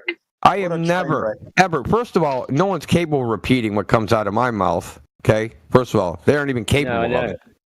So I would never tell anybody to actually do that. You're talking out your ass. Yeah, you said the other day you cannot get latitude or longitude except from the sky. Yep, that's 100% correct. Where do you get those measurements from of latitude? Yeah, so where do you get your measurements for latitude then? How do you get them? The sky. So on the ground, so you can navigate. How do you? No. How do you transpose those onto the ground to use it for navigation? Okay. The distance. You're under. So you do that. Are you going to Who let me answer measured the question, or who are you going to measured the answer it for me? distances? Are you going to answer it for me? You haven't answered. Are you? Because you ask keep me, answering it how- for me. I'm asking you to shut up so I can answer it, or are you going to keep answering it for me? Okay, so you're going to shut up and answer, and I'm going to be allowed to answer it. So, the elevation angle is you determine where the celestial equator is, not Polaris, celestial equator. Now, there's particular constellations which compose the celestial equator, and you measure the elevation angle from the horizon to that. Okay, that determines your latitude. That measurement, wherever it is, that's what you call your latitude. 45 degrees in the sky, you're at 45 latitude. Yep. Okay. About 46. What's confused about? But if the sky, there is no sky, how do I find my latitude? Well, that's exactly. Yeah, exactly. That's what you said. Okay, So so how do you- now you let's have- use only hang on, terrestrial. hang on, Let's now you have- only use terrestrial objects. How do I find my latitude and longitude?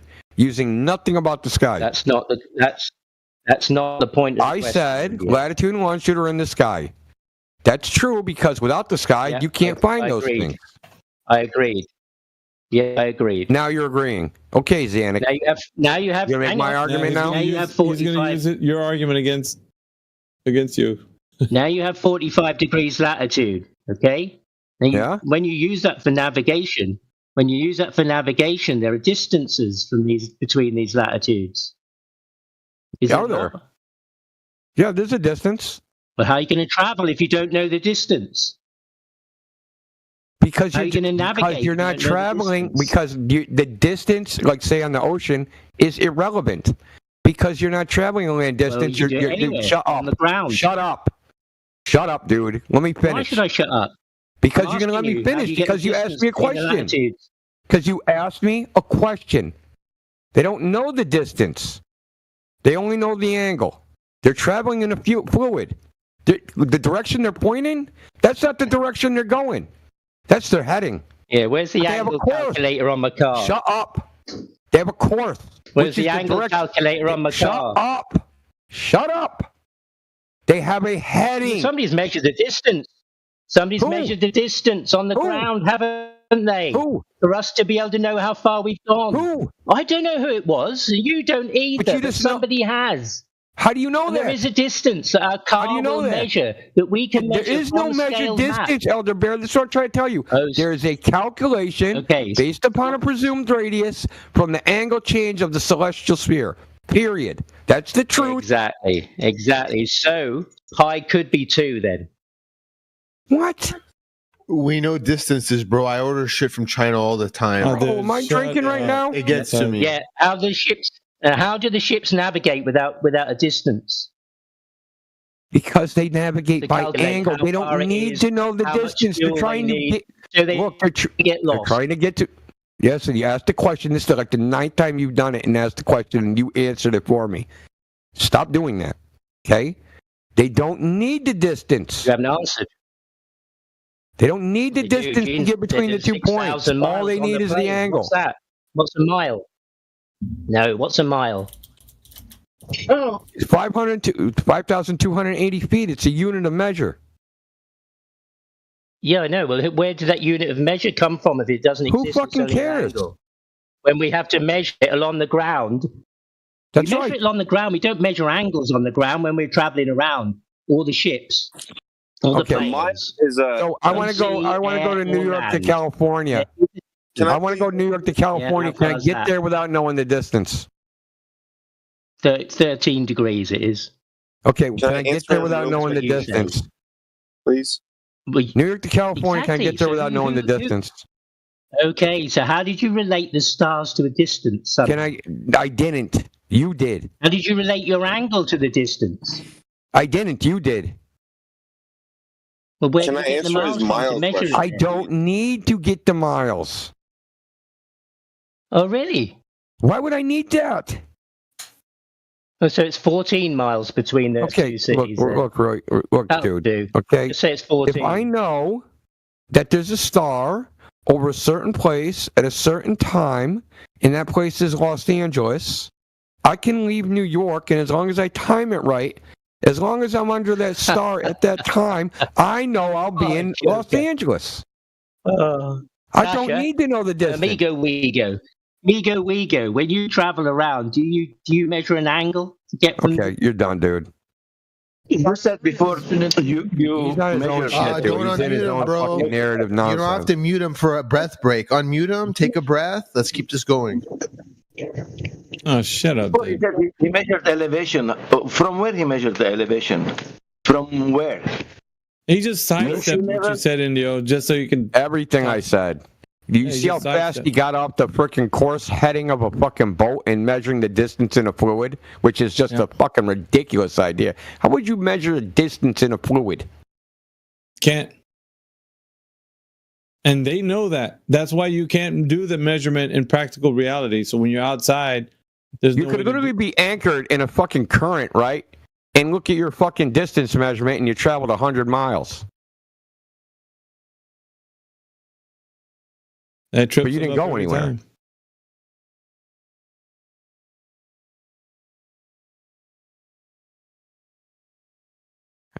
AB, repeat after me, or you're banned.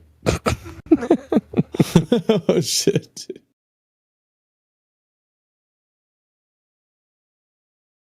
Elder Bear's a chump.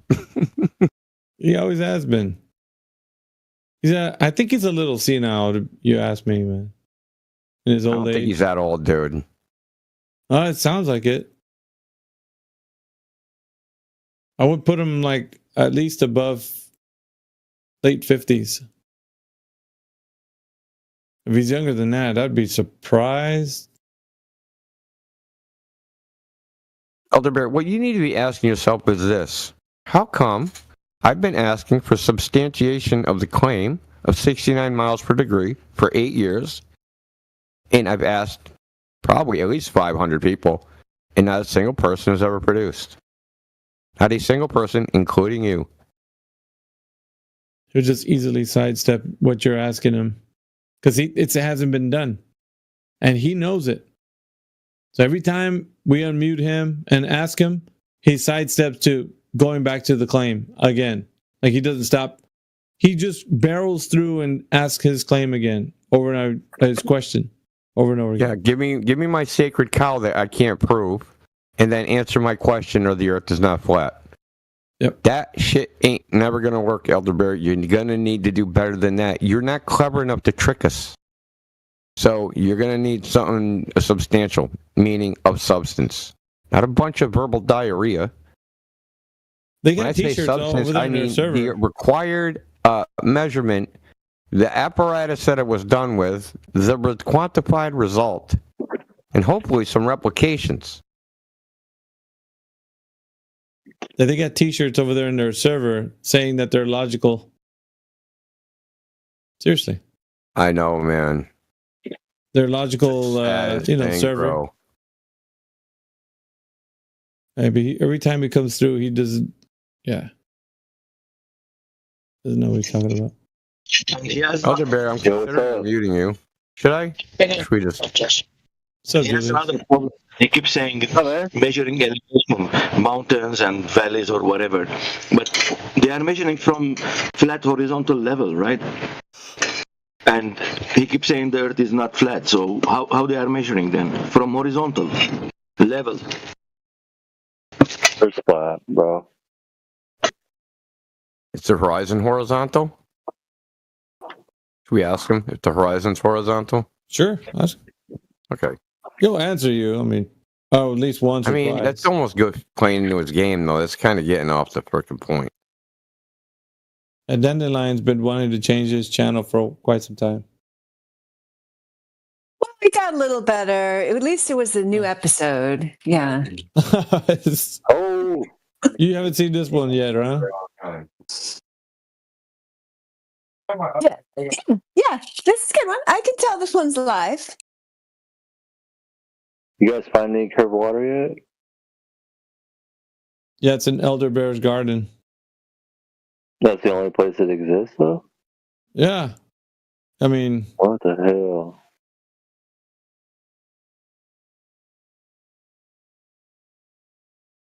Right, Elder Bear? Because your garden has hills, therefore the earth is not flat.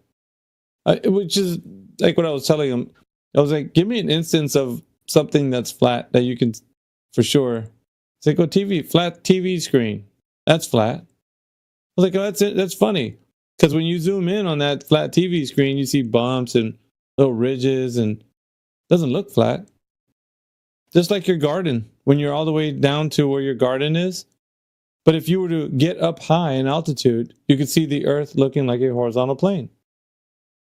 Just like the flat screen TV.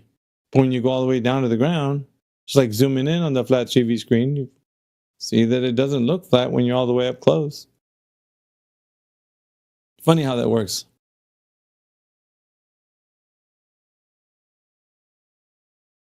I got Professor Phil DMing me again. Like, what the hell? I'm not gonna lie, I stopped trying. I mean, it's been what? So in all these years, India, you've done nothing to verify anything? You haven't gone out yourself to try and measure it and that's the point, dude. These facts are given are true? None of you have done that? None of you have done that? You're the one that comes with your server. With your great argument. You put it on your server. Yeah, this is your great argument, isn't it? These measurements. You ain't seen nothing yet. 69 degrees to 1. You ain't seen nothing yet. That's what you were singing the other day. Elder Bear, you were singing that the other day. On your server. You were singing that the other day, bro. You ain't seen nothing yet. Remember that? On the home server. That was great. Is he going to sing it again? We still haven't seen it, Elder Bear. He did. I've been waiting. You still ain't seen nothing yet. And then still, dude, you have not provided any evidence. Keep your money in your pocket. Don't give your money to these misogynists. Advertising. Look You at guys gotta go. You gotta go down the Lake Pontchartrain, bro. Nah, see this guy. Yeah. This guy has a, listen. This guy has an argument. He has an argument, and he doesn't know how to provide evidence for his argument. It will tell you 69 miles per 1 degree. They're the most logical server that you can be a part of. Fucking goddamn fucking 60. I got it from the Right, Flat Elder Earth server, Mickey. You got T-shirts? Are you wearing them proudly that you're the most logical server? Right, Elder Bear? From the resources, 69 miles per 1 degree. That's what it says. You haven't. No one's measured that, dude, and you know it. Server. Who pays this guy? So why have you got it then? This is my argument. My argument. Rerun, Elder Bear. Hang on. Shut up. What's your budget, bro? My Are you getting argument dirty is for those people who say it. Listen. You ain't If seen you nothing can say yet. It's fine. But my argument is pointed towards those who do say it. Yeah. So That's then, in what your does that server, mean? 69 miles to 1 degree. So then, what does that mean? That you don't have Well, evidence of anybody ever doing it? Well, it means Is that right? it means there's a choice. There's a choice. If you have 69 miles per 1 degree and it's flat, and you have 90 of those 1 degrees between the North Pole and the equator, you have a radius of 6,210 miles. Dude, And then if it's who's given claiming this that? 24,901 miles, Okay. then the maths Who's doesn't claiming work. that? Okay. The people who say it. And if it's who are on your they? server, Is it the there. boogeyman, people the who tooth support fairy? it. Like, who are they? Jedi. Ask Jedi. Oh, yeah, he's Jedi claiming that posted the... A link to Nathan Oakley. Yeah, a link to 10th Man. Everybody's saying the Earth has a radius and a circumference, 24/7 yeah? Gold Plus member. Yeah. Please stop saying Nathan Oakley. You can disavow yourself of your own server and the information Really? that's there. It's up to you. Hey, find us some really. Find us some curved water, bro. All right. Find us some curved water. Curved water, bro. Who say the Earth is measured flat with an angle to Polaris that derives 69 flat you got Earth nothing elevation else- angle miles. You guys a bitch, swear, bro. The argument is for them. Okay, You have so a then choice. nobody here. So You've then either got nobody the here. radius of So why are you talking about 6,210. the arguments for You've got them the and no one's circumference here of that's saying that? 24,901. Dude, you don't make no sense, bro. Now, if it's You make correct no that it's sense. 69 miles per 1 degree, then 6,000, no, miles, then Well, the then they're value way for off. pi on flat Earth must be 2. What are you smoking, bro? It's not my He's gotta fault. have, It's he's not my gotta have fault. some curved water. Bro. You got curved water, bro? You got curved water? Yo, you got it? You see, you're another one. Yeah. You're another one of the lost people. You know, you just repeat what these big guys are saying, and you'll be fine. But you've got numbers. People are giving out numbers. Flat Earthers are giving out numbers. Now you're claiming nobody said it. But it's on your server. People have said it here. Oakley says it. QE says it. Adam Meekins. They're not here. You're the only one shouting out numbers. Yeah. Well, they are. That's what Hang on. I have been telling 10th them. man. These people. Why are these people promoted on your server? Are they here? 69 degrees equal God 69 damn. miles to 1 Tell degree you who it is. on the nigga. server, the Flat Earth server. Yeah, I know. I know you say it's not Goddamn you. flat I know you guys say earthers. it's not you, and you're running from it. I know you're running from it, but this argument is at the people who say that. Well, then It's not go you. You don't talk have to to worry them. about it. The Yeah, go argument's talk to- the argument. You get them on okay? the horn and complain to them like you're doing now. Yeah? Yeah, we need curved water Nobody right in now, here- dude. Listen, there's nobody in this room who is on the maybe Jin. Maybe Jin's the only one on the Flurf wiki page, which is very interesting. Oh, God, dude. Bro. But you're also seeing significant. You're not even on the Flurf wiki page. Who's got a mute button, bro? I would say that was just. Nigga, you got a mute? Michael. Can you mute this Elder Bear, motherfucker? yeah, he's got me. That's my goal in Mute this life. bitch. Yeah, maybe one day. I didn't even get on the mic like fucking in 2 years. Like, goddamn, fucking mute that motherfucker right now, please. 'Cause I want to say hi to Miggy. I want to say hi to Oh, what's up? everybody. What's up, Julia? I'm listening. I'm always in here. I'm always listening. Mary, Mom. Yeah, can't forget. But like, you guys did mute him, right? You ain't seen nothing yet. Baby. You ain't seen nothing yet. And he was so happy when he was singing that song. He was. That was Thank really God. him at his best. That was really him at his You best. guys- Really, he should just come in and sing the song and not be Yeah. unmuted unless he's going to sing it. Yeah, yeah. Hey guys, I bet you don't I don't even forget. know. The Jin? Jin? CBR, Jin? yep. Oh, I'm here, yeah, I'm listening. Jin, you never better back believe it it, down. baby, you ain't seen nothing yet. Yeah. You guys find that you curve won't water? forget. Anybody find me curve water? Anybody? There's no cover water. Yeah, we got Bendy Light, but no No. Bendy Water tonight. You know, it's like like April 16th, 2016, yeah. So like next April.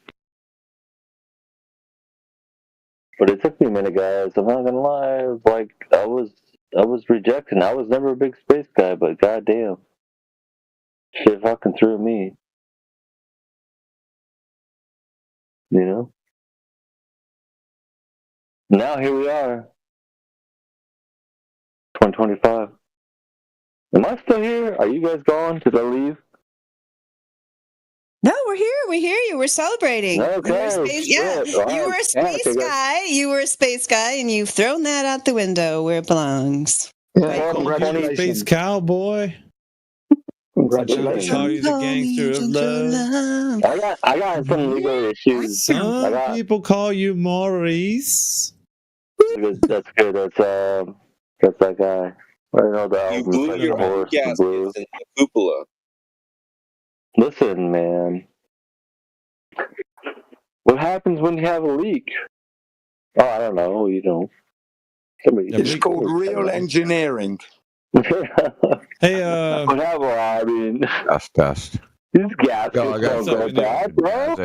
Well, then you have a Yeah, hold on, guys, hold on. Yeah, Hold can on. we stop this dumb fuckery?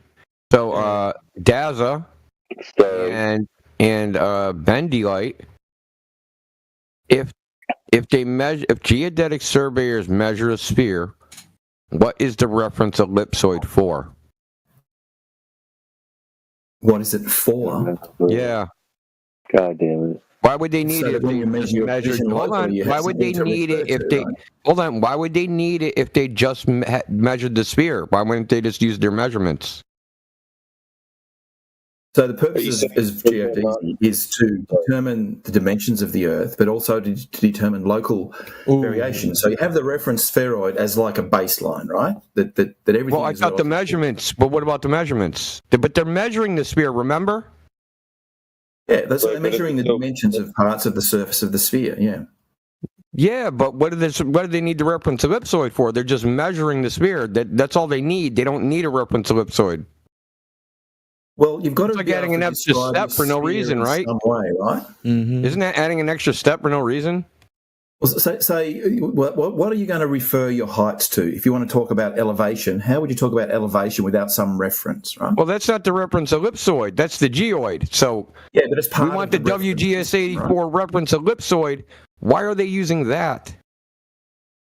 Well, they use that in GPS as their reference ellipsoid. Okay, that doesn't answer my question. Why are they using that? You need some kind of reference. For why? They're measuring it. What's the reference?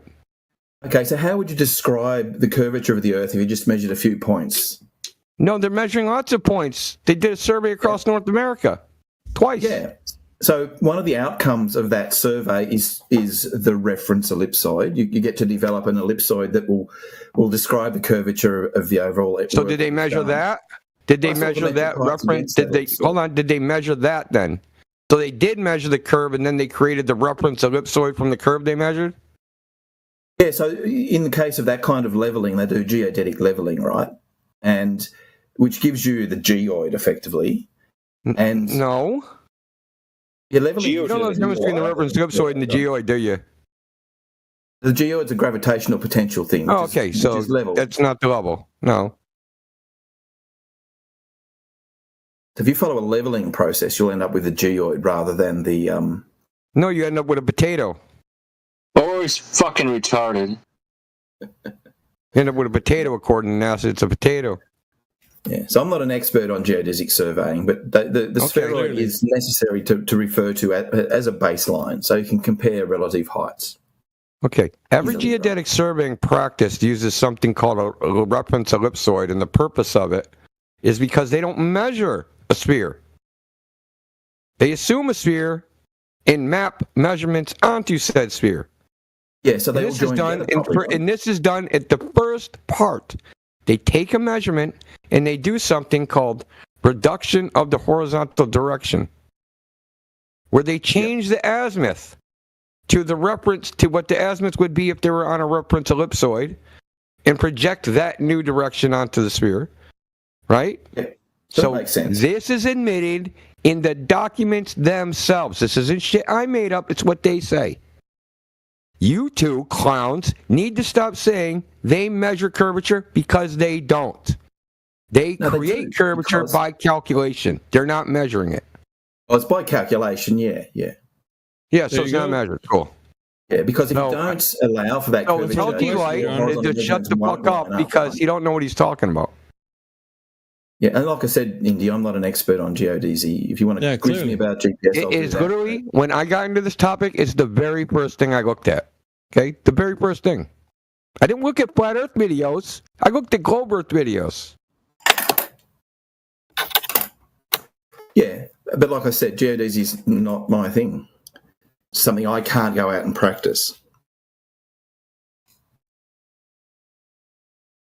I don't have to take my complaint to geodetic surveyors, because they don't, Bendy Light, they don't claim what you're claiming. Only anti-flat earthers on the internet claim they measure a sphere. Dude, within the field, they say they don't even measure the surface of the earth, that they're only measuring the direction of gravity. Yeah, so Daza posted earlier. So you say that one more time, that I'm claiming they're doing it wrong. Your straw manning. Right? Stop, Daza. I'm not talking to you, Daza. I'm talking to Bendy Light. Is he on call? Sorry. Bendy Light's out of here, because you're straw manning the geodetic surveyor's position. Their position is not your position.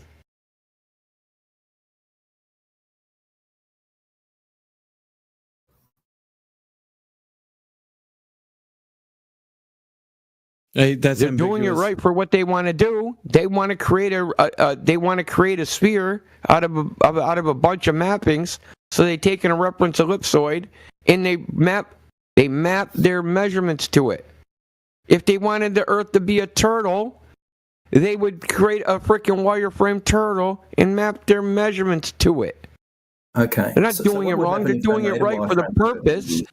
But they don't claim that they're measuring a sphere. Period. What would happen if they shut up, Bendy Light, dude? You're just a fucking troll. If they had the turtle as a datum, right, then all their elevations would be different, right? Wouldn't be a datum. Each of those reductions onto the turtle would be quite different to the reduction onto You're not using... Bro, stop, okay? Stop. It was just exaggerating the point, man. Yeah. If you brought up the turtle, I can use the turtle, right? No, yeah, dude. But stop. But listen, you don't understand how it works, which you already admitted. But you're saying that the turtle would be the datum. The turtle is not the datum. Why couldn't you have a turtle, a reference turtle, instead of an ellipsoid? Okay, so what you would do is that you would create curvature of the plumb line, right? Which is what they do. And create curvature of the plumb line. The plumb line hangs naturally. No, they create curvature of the plumb line in geodetic surveying. The plumb lines are curved. They don't create curvature. Nature plumb lines are curved in geodetic surveying. Plumb lines are curved in geodetic surveying. Oh, you mean the actual, if you follow the plumb down, there would be some deviation potentially? He just argued against. Plumb lines are curved in geodetic surveying. They publish papers in articles that say curvature of the plumb line. Yeah, because the gravitational field is not perpendicular to horizontal. No, they curve the plumb line because the plumb line has to intersect the reference ellipsoid at a 90-degree angle. The geoid at a 90-degree angle. No, the reference ellipsoid has to be met at a 90-degree angle. No, the geoid's a gravitational potential. That's always at right angles. Okay, I'm going to post the graphic. You're wrong. You should have just left it at, I don't know what I'm talking about. I'm pretty sure the geoid, which is the gravitational potential one, always has to be at right angles to plumb. No. The geoid can be any fucking direction. The geoid can be a lumpy potato. But where that line is, that's perpendicular to the geoid, it has to curve to intersect the reference ellipsoid at a 90-degree angle. Otherwise, you couldn't preserve distance. Were you going to post that diagram? Yeah, right now. Hold on. Give me 1 second. I have a whole smattering of them. That one's always good for this conversation. You guys always deny, because you have to, because of the ridiculousness of it, that they're doing this. Their own paradigm paints them in a corner when it comes to this argument. That's what I find curious. Yeah, look at that. There it is, right there. Whoop. There it is, Daza. See that 90 degree, the little square? The little square that denotes 90 degrees? That's at the ellipsoid.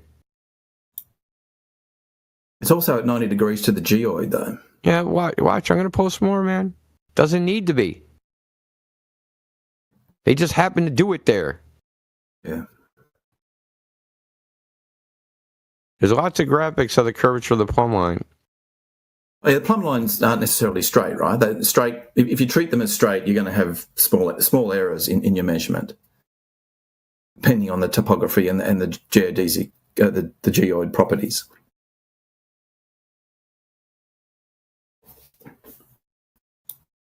You weren't saying that earlier. I wasn't saying what earlier? You weren't saying that earlier. Now that he's showing you the diagram, you change your argument. You're doing it on the fly. I've always said that plumb line. Well, when I was first talking plumb, I was thinking a plumb bob. They were always straight, but the plumb line, yes, does deviate with the geoid. Well, what do you think the plumb bob is pointing towards, bro? You're confused. You're confused. Yeah, so saying that the plumb line is always perpendicular to the geoid, right? In that second image you've just posted, it's also perpendicular to the reference ellipsoid. So that's interesting. I didn't think that was necessarily a requirement. Is this new information? We've been doing this for years, dude. Are they parallel? Is the geoid parallel to the reference ellipsoid? No. Okay, then. Okay. Thank you for your concession. So they're square, intersecting at 90 degrees at the geoid and the ellipsoid, but they're not parallel. Then the plumb line has to curve.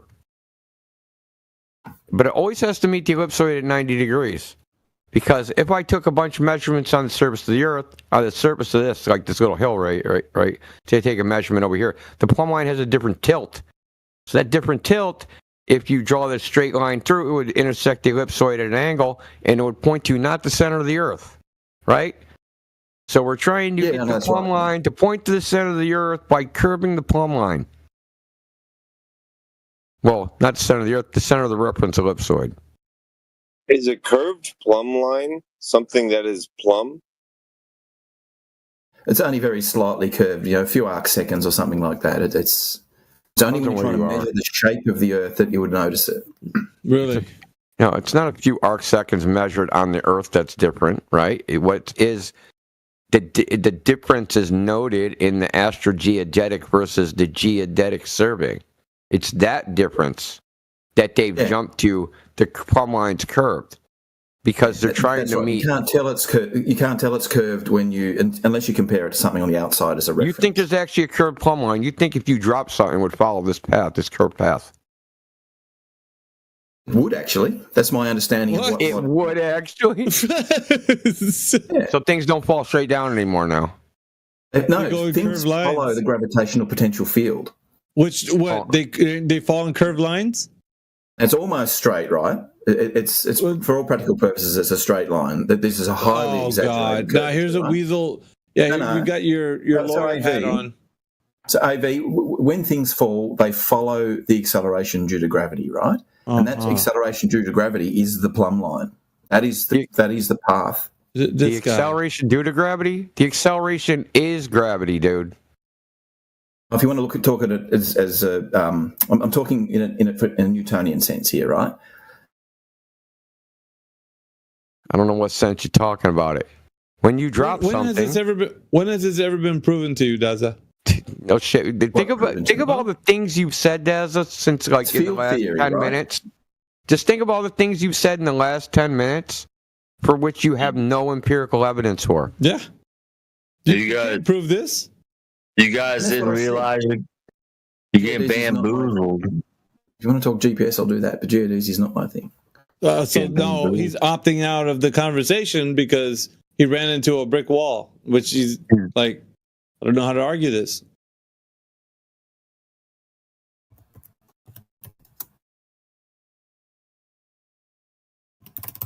You know, this is not anything demonstrated in reality. Nobody's ever done this. Seen that. What? Yeah, drop it in a through the rock earth? and watch it go in a curved path to the ground. Oh no, yeah. Although those gravitometer things that they use in navigation or in geodetic analysis, they're sensitive enough to notice things don't fall straight down. Oh my god! Well, rest in peace, reciprocal zenith angles. That's funny. You guys are all twisted up, man. I think your paradigm is done. We watch you guys just try to make the globe unfalsifiable. It's hilarious, quite honestly. Because this dude, Bendy Light, he would say, geodetic servers measure curvature, and make the same arguments with you about curvature of the plumb line, which entails that plumb line is not perpendicular to the surface of the Earth. But then also say reciprocal zenith angles, because the angle's tilted relative to the surface of the Earth and not perpendicular, that proves the globe too. So all measurements that you can do, they all prove a globe, even if they contradict each other. I don't think they contradict each other. Oh, you have to, so we know that the deflection of the vertical has got a certain range. Something like a simultaneous reciprocal. You don't know zenith. that. You do, because we can measure these things from space, Indy, as well. Oh my god! He just added an extra layer of unfalsifiable. I measured it from I measured it from the frickin' Mad Hatter's fucking workshop. On top of him not proving it on the surface, he's going to a place that doesn't exist to prove it there. Like, you haven't even proved it down here on Earth, bro. Are you going to go to somewhere else and try to prove something you haven't proved here first? It doesn't make sense, Daza. No, it does. You can make perfect sense out of something like GPS. Dude, you haven't. When has this been empirically proven? These measurements. Look, if you saw somebody and you didn't recognize them, would you try to get farther away to get a better look? But he hasn't even proven it here. Like, that's what I mean. Suggesting even going farther away from the thing in question to figure out what it is. That's not how reality works. You try to get closer. It's hilarious, dude. Then let's get further away from the thing we're trying to test that you haven't proven that anyone's ever did a test on. Let's go farther. When you're further away, sometimes you get a different perspective on things, right? Oh, really? So in the case, one of the first things that they discovered was one of the first high precision measurements of the oblateness of the Earth was when they started to look at the orbit of Sputnik, and they were able to observe that and from its precession and stuff like that. That was never up there. About the shape of the Earth. You are. Who did that? Gene, you talking don't have a bunch of nonsense, bro. Right? I've got more clues than you've ever got, mate. And I know one thing for sure. You're completely discombobulated with what you say. Walking contradiction is what you are, sir. A walking contradiction. He has not proved one thing he's said so far. Exactly. Not one. We can't go to space. Cold welding, gassing, cosmic. You're the moron. See, already throwing inside because he knows he's going to get hammered. He's scared. Already throwing punches. What a two-bob cunt you are. Excuse the expression. Sorry, but he's what he's got prior beef, man. Like this is fucking beef. Why can't we go to space, Jim? Daza doesn't like Jen. Why can't we go to space? Why can't we go to space? Haven't you heard of cosmic ray particles? I'll tell you why you can't go to space. Because you're broke. Yeah, that's right. You ain't got the money. You always got to fall back on that kind of stuff. Well, I mean, let's talk about it. Even in your worldview, you can't go to space because you're broke. That's a bit of a backwards argument, right? That's taking the approach. You want the truth? That's what it is. We can technically get into space. So who's we? There's no we, dude. Yeah. There's no we. Dude, you're not like Ratatouille. You're not part of whatever they're doing, bro. In any way, shape, or form, they don't even know you exist, and you're saying we. Yeah. They don't know why I exist either, dude. There's no we with me either. I associate myself with the rest of mankind and yeah, really. Yeah. So that automatically makes you an cherry expert pick which at all mankind things you want to space. associate yourself with, don't you? Look, there's so much misinformation about science and technology in this space. Right? Misinformation. Like yesterday, Shane and the guys at Aether Cosmology did a whole bollocksing of what GPS is and how its coordinate system works, and they completely fucked it up. You're right? fumbling your way through this argument. How can you know anything about what those guys are doing? Well, how can you know they can't do it, Jim? You don't even understand. Argue with them over there, dude, about whatever they said. We don't know what they said. We're not going to defend them. We don't know what they said. Yeah, sorry, yeah. He's the misinformation extraordinaire right here. Dazzler. Trying to dazzle us with his misinformation. Yeah, it's so weird. Like, here's the second candidate tonight that comes in here trying to argue with us about what other people are saying. I don't know why they don't go talk to those people. You know, take Elderbear with you when you leave, huh? Yep, you guys can go on a little quest to find the people you actually want to talk to. Yep, that'd be cool. We'll have a picnic, and then, you know, after that, go talk to the people that actually are making these bad arguments. Yeah, go talk to those guys. Yeah, gay little voyage. Go have a picnic on the not flat picnic table. Yeah. Overlooking flat water. Yeah. And then you'll argue. That has a horizon that's not horizontal. You'll probably argue with Elderbear, though, because he's going to tell you that the Earth is not an actual curved surface. Yeah, well, Elderbear and Bev want to run me through their proof, but I'm not prepared to go into an argument about what perpendicular to a curve is. So, but at least I think you guys would accept the notion that I could say there's something perpendicular to a curve, wouldn't you? Depends on what you mean. If you're going to redefine perpendicular. Yeah, exactly. See, there you go. What is the mathematical definition of perpendicular? Maybe I'm wrong. What's the mathematical definition? Yeah. So if I said to somebody that I want the mathematical definition, not some freaking layman definition. Okay. Well, but we can talk. We're all laymen here, right?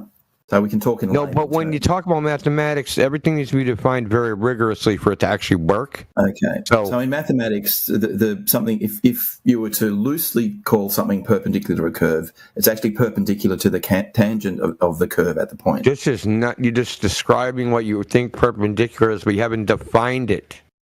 What perpendicular is? How do we evaluate whether what you're saying is true if we don't know what perpendicular is? Oh, right. You want to go back to Euclid and get Euclid's definition of perpendicular. No, I want the property that's described to mathematical or geometric objects of what perpendicular is. An angle. A right angle, 90-degree angle. Is that what you want? A right angle. Straight lines. I'll look it up, dude, since you don't know. I'll just do it myself. Oh, I don't have. I really don't know the mathematical definition, dude. I was asking because I was thinking you know because you're arguing it, but you don't know.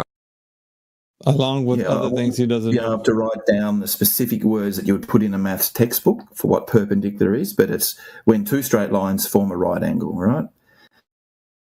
Is that good enough, though, that you can understand what I'm talking about there? We can have a conversation based on that. Yeah, but then we need to define right angle because the right angle, you got two lines that are perpendicular, so we need to define these things.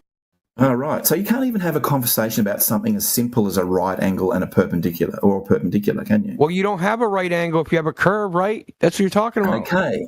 Can we agree on what two straight lines are when they're perpendicular then? No, you suck, bro. Well, wait till I get the definition. Maybe. We might even be able to This agree is primary school maths. Right angles. No, but we're not doing primary school fucking maths, dude. Yeah, you're talking about a small step above, right? Yeah. How do you have two right lines on a sphere, a right angle? How do you have that? See how discombobulated is what you're saying. There we go. See, You're on a doesn't sphere. understand. You can't even comprehend the concept of something being perpendicular to I comprehend it very well, that it clashes with a sphere. How do you have a right angle? Two straight lines, but you're on a He's sphere. given me a whole bunch of drawings showing lines perpendicular to spheres. Bullshit. No, he just did. Look at what he posted. All of these things with a geoid, every single one has lines perpendicular to curves. That's what that little square means, perpendicular, right angle. What Now he's going to start arguing about what they would call it in geometry is normal to the surface. That's what they would Yes, call it. that's They wouldn't right, call normal it to the surface. They wouldn't call it perpendicular. Yeah, perpendicular is different. If you were having a conversation with a professor in mathematics and you said to him, we have a line that is perpendicular to the curve, he wouldn't blink an eye, Lid. Nah, you might get a little irritated that you didn't say surface normal. But Because it doesn't saying have to be perpendicular surface. makes you It's sound to be normal to the amateurish. curve as well, right? But yeah, surface normal. No, in we the case of apply sphere. perpendicular to the Euclidean and non-Euclidean like surfaces. We say surface normal. That's how it is. Yeah, so the surface normal is perpendicular to a tangent plane, right? Yeah. At the point of tangency. Yeah. So it's not that hard. We understand what's going on. We didn't need to go through all of that. No, we do, because those things, tangent plane, tangent point, all those things aren't actually on the thing in question. So the thing in question as a whole, those things you ascribe to them, you're describing like a mathematical relation of like an imaginary thing to it. So why did you even post those pictures of geodesy? Because they Called have internal these critique things in them. Yeah. It's called an internal critique. Okay. You didn't even know you that. guys Why like can't we have an you guys are just like level of discussion internal about the Earth? critique. I can analyze your worldview inside for consistency without adopting it. You know that, right? I'm not here to have you evaluate my worldview. Well, that's what's happening. Sorry, but that's what's happening. We do that so You have that no we can keep consistent- you. well, I was gonna say, We you do do that have so we can keep you consistency in the world. You consistent can on reject points that you everything. bring up. Daza, your points are not consistent, so we have to take you by the hand and show you what you're missing out. And so when we point it out to you, you're like, "Oh, yeah, that's right." What about all That's the what stuff that that's you what you reject did. out of hand, Alpha? Like all of those measurements we Doesn't talked about. matter. Rejected out of The hand. internal critique is meant for your benefit so that you can correct the thing that you're not saying, right? So once it's What about you? corrected, Do you give yourself your own internal don't worry critique? about I me, don't man. think so. Don't worry I think about you're me because incapable of you are critiquing saying wrong things when it comes to your paradigm.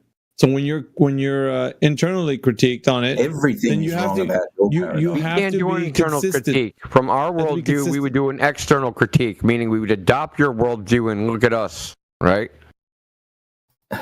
You have nothing to critique internally other than misinformation, basically.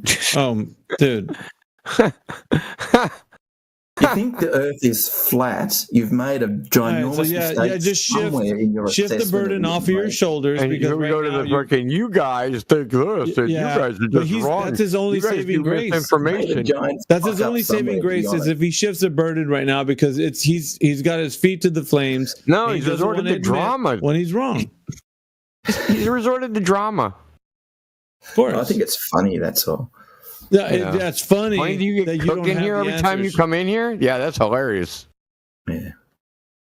You didn't have the answers to any of the things that you were bringing forward, so we had to correct you. And now that you're corrected, you're like, oh, well, what about you guys? Why? You didn't know that Know what your your point of own view is and worldview how was you ended up inconsistent. where you are. Hey, don't worry, but why are you You're just leading everybody away from the thing. Like I said, we're pointing out. So when you and the Bendy Light were in the chat saying geodetic surveyors measure curvature, were you spreading misinformation? Might have used the wrong words, but the how can I describe it? And you misinformed people? So one of the aims of the geodetic And you survey misinformed is to people? determine the Just state of the admit. Earth. And you misinformed people. Just admit you misinformed people. Hmm. See, we could all play this Admit game. it. Yeah, admit it, Daza. We have you on record right now saying that Clipcord got a little snippet of you saying they measured the reference ellipsoid as the best fit surface. You said that. Is that misinformation? Is that Where do you think the misinformation? reference ellipsoid? Is He that also said it was misinformation? calculated. That's the key thing. He said it was Yeah. calculated. Yes. So what Yeah, so you do? is this misinformation that you said they measured it? Dude, How do you is create this a reference misinformation? ellipsoid? Is this misinformation that you say they measured it? Alpha, how do you create a reference ellipsoid? Dude, are you going to say You just yes? make it up, Daza. Daza, you just You can't make just it make up. it up, Indy. You can't just make it Yeah, up. that's right. You just You've make got it to up because there's base a it whole on some bunch of measurement. them. How many reference ellipsoids are there, Daza? Well, there's a lot because they, there's they a lot. all have different How did they right? get those? They just made it up. No, they measured something locally. So there's a whole bunch of reference ellipsoids. You know, there's some that are used a lot in the US. There's some elsewhere. The one that's becoming most common is the GPS WGS. Okay, the bezel spheroid is the one that was used in the India survey. What did they measure in fucking India to get the bezel fucking sphere? They would have had some idea of the dimensions of the Earth to create a spheroid. You have to. Really? No, they don't have to. Well, why is it so that you need? Okay. Well, we'll find out what the origin. What was it? The Okay, bezel so spheroid? they're incapable. There's a moral duty not to do it, or like is someone holding a gun to their head and they just can't make some shit up? You're talking about When the. you- So all of these spheroids are designed to be a best fit of the shape of the Earth at the places you're doing the measurement for geodetic survey or whatever purpose. The bezel sphere of the is an spheroid actual right? sphere, and it was invented in fucking Europe. So how to get to India? I don't know what they did in India. I know the history of the WGS-84 spheroid, but that's I'm telling you that for their survey across India, their reference ellipsoid was not actually an ellipsoid; it was the actual sphere. It was a sphere. Spheroid, okay. No, a Well, that's sphere. fine. You can use a spheroid. You'll just have lots of deviation from it, won't you? Okay. How do they get the Yeah, but they dimensions didn't of the get the spheroid? spheroid from local measurements in India. They made it up. From what? What did they make it up from? From whatever Bezel did in frickin' Europe. From celestial navigations, maybe? Some celestial information? I don't know, dude. I don't might have know. deduced the But radius Bezel from was not in celestial. India. Bezel's never been to India. He didn't go to India. Maybe he had information about India, or maybe he had the spheroid that he established somewhere else. Yes, it was a spheroid he established somewhere else. So they didn't make the spheroid from local measurements. Okay? That's the point. The thing you said is required. It's not required because it's a bunch of abstractions and you can just make shit up, dude. Why do you think that human beings are limited to frickin' I don't know what? I don't even know what you think, dude. You're almost beyond help at this point. Someone here the other day had a big list of spheroids that we were going through, and they were all almost identical, right? They only vary by a few percent. Well, more, not even a few percent, a few fractions of a percent. Modern ones, anyway. And it's like the WGS-84 spheroid. That was a combination of geodetic information, terrestrial information, as well as some early satellite observations as well. Oh, I'm sure.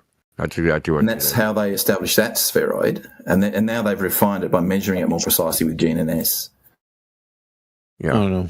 I don't think so. You can do very precise terrestrial I'm gonna head measurements, out but you can't measure the whole Earth. you're just claim stacking, dude. You're like a fucking you're like a Jenga tower of fucking claims. And I can crash the whole Jenga tower. Where like, is there any evidence for what you said? And then you no tower hits the ground. Nothing. For the GPS one, I don't reckon you'll be able to crash that, mate. Yeah, Jazza, you can try and hone your GPS argument. The fact of the matter is, they're using their senators fixed. Period. Yeah, it's in a fixed. Yep, exactly. So, not even using a just quickly sphere. about Bessel. It looks like he did some meridian arc measurements in Prussia and Russia. Yeah, not India. No, but same deal. The spheroid, where you measurements, you get if you measure this, try to interpret the spheroid or get an ellipsoid to describe the Earth from anywhere on the surface, you'll come up with similar numbers because it's almost a perfect spheroid, right? Is it? No, the it's oblate not. is It's very not almost small. a perfect spheroid. It's not a spheroid at all. It's not an ellipsoid at all. It's none of those things. The best fit shape for it is an oblate ellipsoid. Okay, that's incorrect. Okay, What's the that's best fit nonsense. shape? Yeah. Because they are simply mapping measurements to it in the way I described in detail. It's no different than texturing a fucking 3D wireframe for a video game. It is, because all of those things have to line up, right? Oh, what needs to line up? Line up to what? And I'm sure you've seen this meme. Line up to what? Line up to what? Each other. So if you make a whole bunch of linear what is measurements on the surface of the Earth, right? Distance measurements on the surface of the Earth and bearings, and you go one way across the United States, down the other way, and come back again. You've got to make them all line up, right? And they will not line up unless you do that reduction onto the spheroid or the reference body and then back again.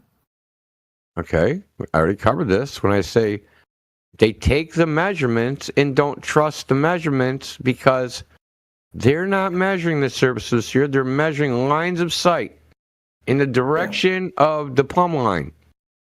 That's what they're actually measuring. They're not measuring the surface of the sphere. So if I take the dimensions of things on the surface of the sphere, right? No, there's no sphere. What's the distance? They're measuring distances. There's no sphere. There is a sphere. You just no. There's no sphere. There's a ex post facto sphere that they take those measurements and put it on. There's no sphere in the measurements, Daza. No matter how much you wish it to be true. They have to be applied through a sphere, kind of normalized through a sphere, right? Otherwise, they don't make any sense. You cannot join them together. You cannot use. You don't know that. That's how those traverses work. As big triangulation surveys, they need to do that reduction to make them line up. I'm assuming that you went through the survey data before the reduction of the vertical direction and then saw that they didn't work. You're making shit up. See, this what you're doing now is talk about that anymore then. The other thing you did, you were just wrong. But this is misinformation. When you say that it didn't work, when you have absolutely not a fucking shred of evidence of whether it would work or didn't work, and that it would take a fucking Herculean task and gazillions of fucking sums of money to even go back over all the fucking logbooks and not use and reverse all the reductions of the horizontal direction and then try to map them to a fucking flat surface and see that it didn't work. You didn't do that. No one's ever done that. And to say it wouldn't work is just making shit up. You don't know if it would work or not. Yeah. All right, I'll leave that one alone then. I'll leave that one alone. It's fucking always say. But anyway, going back to Bessel. Man, if I had $1 for every time I heard that shit, and never, ever a shred of evidence how it doesn't quote unquote work on a flat Earth. So Bessel's ellipsoid, 10 meridian arcs, 38 latitude and longitude precision measurements as control points. It's a good fit spheroid for Europe, Russia, and India. Okay, so that's a bit of the history of that one. So we got to think of how did they do this, right? They did reductions of the horizontal direction. They're azimuths, dude, because they assume that their frickin' vertical plane that supposedly goes through the frickin' instrument are not parallel. Yeah, so we did meridian arc measurements, right? So you measure a distance on the ground very precisely. And sure. And then the arc measurement. So the arc is impacted by deflection of the vertical, so you would have had some error. The arc of what? Celestial arc. Oh, the celestial arc. Yeah, so they do it celestially, right? They measure their lat long celestially and measure the distance. What they're measuring is how much the sky moves, dude. Yeah, it turns out to be a really good reference. Like, what wouldn't you believe? Which is why celestial navigation works, right? What? This is the same principle as celestial navigation. Celestial navigation has worked before the globe, dude. Not to the precision that the globe model allows you to. Nonsense, dude. Nonsense. The Carolingian Islanders could hit freaking 1 kilometer wide fucking rock islands from 600 kilometers away. Not in the dark. Yeah, yes, in the dark. You think they can see? And they can get away with basic, what's it called? When you just go down to a particular latitude and then keep going, right? They had very low precision, Indy. That's not what the literature says. You're compared to modern, because their instrumentation wasn't even very good, right? So they couldn't measure angles very precisely. A lot of it was using by mathematics. local knowledge. They weren't using mathematics. No, they weren't. They just sticks and shadows, basically, right? Oh no, dude! They're using what's called a sidereal compass and following a road in the sky. Yeah, but they're not very precise, right? They were precise enough to hit a 1 kilometer island traveling a distance of 600 kilometers.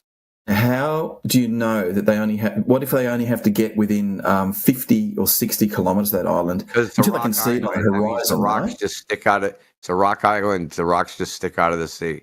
It's not an island like freaking Gilligan's Island. We're talking rocks where sea turtles hang out. That they would go there to get the turtle eggs. Yeah, but the precision is low. But anyway. You just keep chanting it over and over. The precision's low. Like I said. And weird, because the Portuguese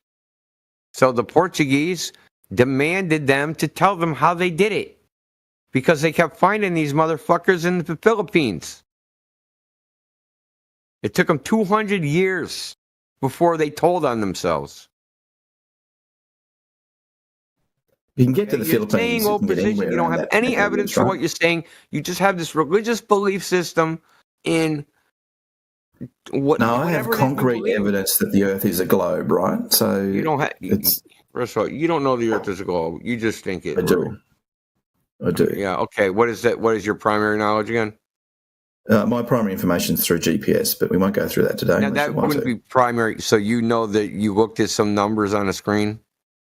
Oh no! I've looked at the source code to GPS receivers. Okay. So numbers on a screen. So you know nothing about history. I'm saying that's your primary information. Right? I'm saying that's your primary information is numbers on a screen. And the data that comes with those numbers, yeah. Okay. The data. So your primary information is numbers on a screen. You can call it data. You can call it whatever. You can call who's a what's this. Yep. You can call it whatever. It works. You have no primary information at the Earth's ago. Period. My information is good. That you think is data excellent information. Would be secondary. The information I use can determine your location to within 1 centimeter. You just believe that, okay? Because the doctor, I've done tests. Trimble. Oh, you've done 1 centimeter test. Not 1 centimeter. How did you know it was accurate within 1 centimeter? No, I haven't done the 1 centimeter ones, but I've done tests of GPS. I've verified its operation, and I know how it works. No, you didn't. And it measures curvature. I've done long enough distance runs to detect curvature. Yeah, I don't believe you even for 1 second. Why? I don't think you even know how it works, quite honestly. Okay. No, I'm serious. A bat off, and who knows more about GPS then?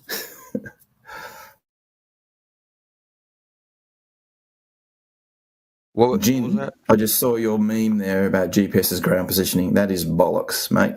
If you believe that, somebody has hoodwinked you big time. So we already covered this. Okay. You don't have any primary information. You have secondary information. You've already admitted to me many times, well, not many, but enough, that GPS spoofing exists. Yeah, and that I can send you into a fucking brick wall. You can't do it at scale, and you can detect. How do you know that? The entire fucking country of Estonia is like on fucking GPS blackout. You can do it. That's a blackout. That is not spoofing. That's a blackout. Dude. You can jam it, but you can't spoof at scale without it being detectable. Okay. How do you know that? Because I know how it works, you can see it in the design of the system. All you have to do is fix one GPS or know where two GPSs are relative to each other, and you can detect if you're being spoofed almost instantly. And how would you know that? You would use the GPS, the very thing that's in question, to figure that out. So if I have a fixed GPS... Yeah, I wouldn't address what I said either. So what did you say again? Sorry? You said you would need to know the relative position of the two GPS. Well, how would you know that from the GPS? Oh, yeah. If you've got an antenna on each wing of an aircraft. But you're getting a spoof signal. So how would you know that? If you've got an antenna with independent receivers on each wing of an aircraft, you know that those wings always have to be 40 meters apart, whatever it is, okay? If your GPS at any time says those wings aren't 40 meters apart... Because the orientation of the airplane would change depending on the orientation relative to the satellite, okay? Sorry, can you repeat that? Okay, dude. The orientation of the wings relative to some satellite would change. Yes, but the distance between them doesn't. The distance that it measures will depend upon the orientation of the plane because the angle changes. No. With two GPS receivers, because it's a timing signal. Now, you can measure the distance. It's a timing signal. So say it's this. Say the GPS signal is going south to north, and the plane's wings are aligned south to north. Okay, that's going to be one timing difference. That's going to be one timing difference. Right? And if you rotate the plane, now they're both going to get the signal at the same time. If you tilt the plane upside at a 45-degree angle, you're also going to get a different value. Okay, so you do realize you have to have. You're saying the wings are 40 feet apart is crap, dude. No, bullshit. That's how differential GPS works. That's how they do GPS surveying. They're not they're using static items. So the GPS satellites, you have to have more than one to start with, right? So if you rotate, the position you measure for each end of the wing is going to move. Yeah. Back in the 80s, I built a thing that pilots carried onto ships. It had 4 GPS receivers on a fold-out board separated by 1 meter. It was as good as a compass for determining orientation, and you can buy commercial devices like that today. Okay, I know source. Trust me, bro. So you can, with 2 GPS receivers. When I was a gardener in Ice Britannia, I forged unobtainium steel fork and swords. Can you understand that 2 GPS receivers? That I don't believe you. Okay, well let's ignore what I've done professionally and talk about what GPS gives you. Right, you get a coordinate. You in here.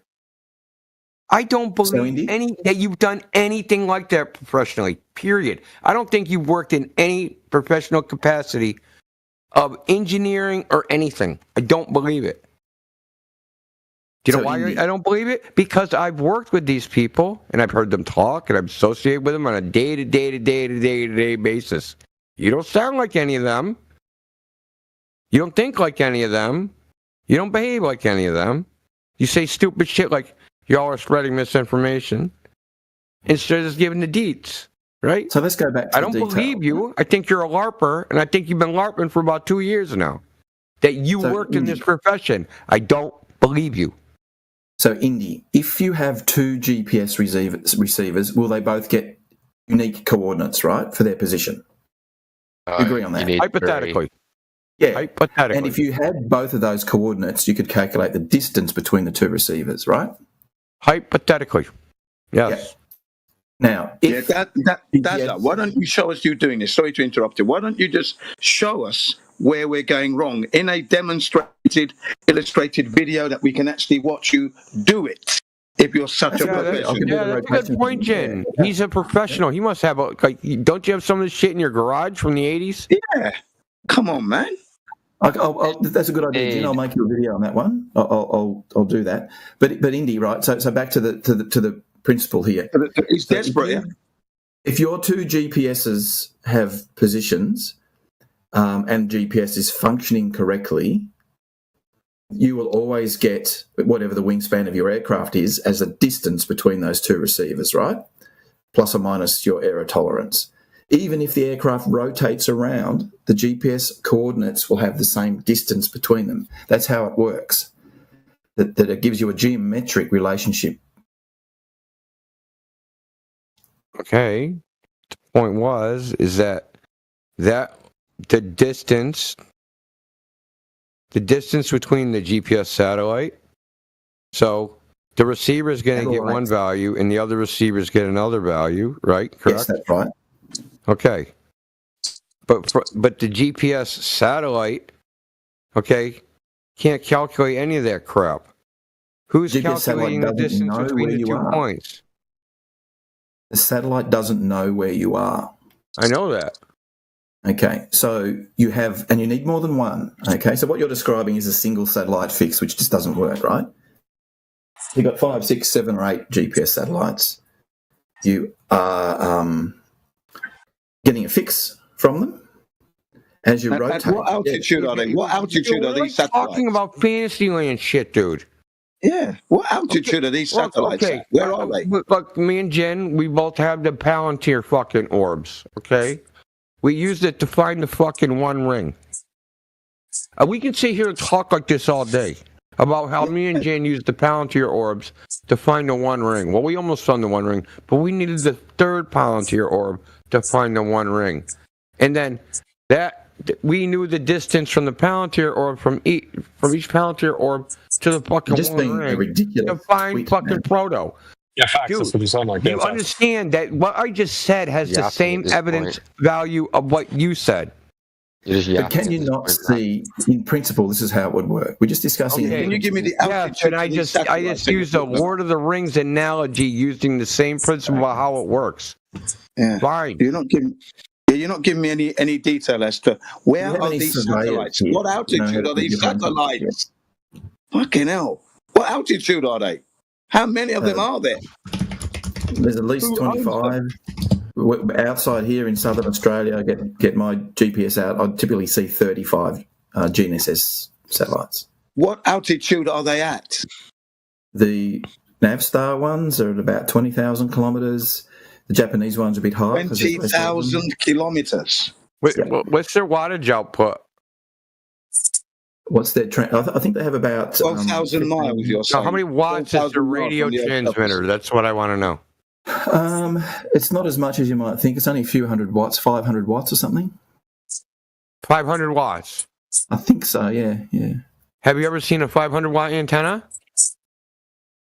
Have you ever seen an autocorrelation filter? Oh, dude. You've seen a 500 the signal watt is basically in the noise. They're very large. He doesn't want to answer the 500 watts is a lot of power, bro. It is, but it's spread out over a long distance, right? By the time it gets to the surface of the Earth. The receive power level is very low. It's basically on the noise floor. You can only detect it through autocorrelation. Okay, that's fantastic. I just said 500 watts is a lot of power. Where's that power come from? They're solar powered. The solar power. 2.5 kilowatts 500 watt solar panel for each one of these GPS. Are you kidding me? Sorry, what's that? A 500 watt solar panel. No, they have about 2.5 kilowatts of solar. Really? That's what you think? I think so, yeah. Ooh. You're more gullible than I thought, bro. At home, but okay. How many square feet do you think that would be? Well, it's quite a lot. Yeah. It's about 10 square meters, isn't it? Well, I mean, I would guess about like half a basketball court. At least. A 500 watt solar panel typically. No. It's only 500 watts. The insolation of the sun is 1,000 watts per square meter. So 500 watts is about half a square meter on the surface of the Earth, slightly less. Dude, we don't have 100% efficiency, brother. And solar panels degrade in efficiency over time. Yeah, but if you buy a domestic 400 watt solar panel, it is about 1,200 by 1,400, something like that, millimeters. Well, they don't make 400 watt solar panels. You get a bunch of solar panels. Yeah, but the modules you buy, the domestic power modules are... And those things weren't put up today. Solar panels are way more efficient than they were in the past. Most of them are fairly recent. There's not very many original Block 1 GPSs up there anymore. They have a lifespan of about 5 years on average. Oh, I guess it's from the degradation of the solar panel. Oh, a whole bunch of things. And they've got to get upgraded. Why do they only last 5 years? That's curious. Oh, yeah, radiation. They need to be able to maintain attitude and stuff like that. Some of those things that they fail. Here we are, Block 1, Block 2. How do you know the orientation of satellite? Yeah, but what? Doesn't there need to be 3 GPSs for triangulation? In practice, you need 4. That 4 is the very minimum you need to actually do a fix. 5 is the practical minimum to get a reasonably quality fix. The more the better. That's right. You need 4 so you can find what the time is. 5 just to give you enough noise margin.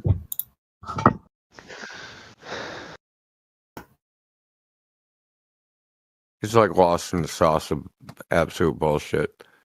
You'd have more credibility if you had evidence. Yeah. Well, that's a good idea. I like Jin's idea of building the GPS. I can do it. I've got a couple of mobile phones and I'm getting some new modules soon. So I can build a device that actually effectively is a GPS compass. We want to Rhinex data. What do you want Rhinex for? Yeah, that's what I thought. Yeah. Well, we can capture it if you Rhinex like. For? Because that tells you its actual position. No, the Rhinex doesn't give you the position. It just gives you the phase. Yeah, it gives you 3 coordinates, right? If you want Rhinex to give you the ECF coordinate, you don't need Rhinex for that, though.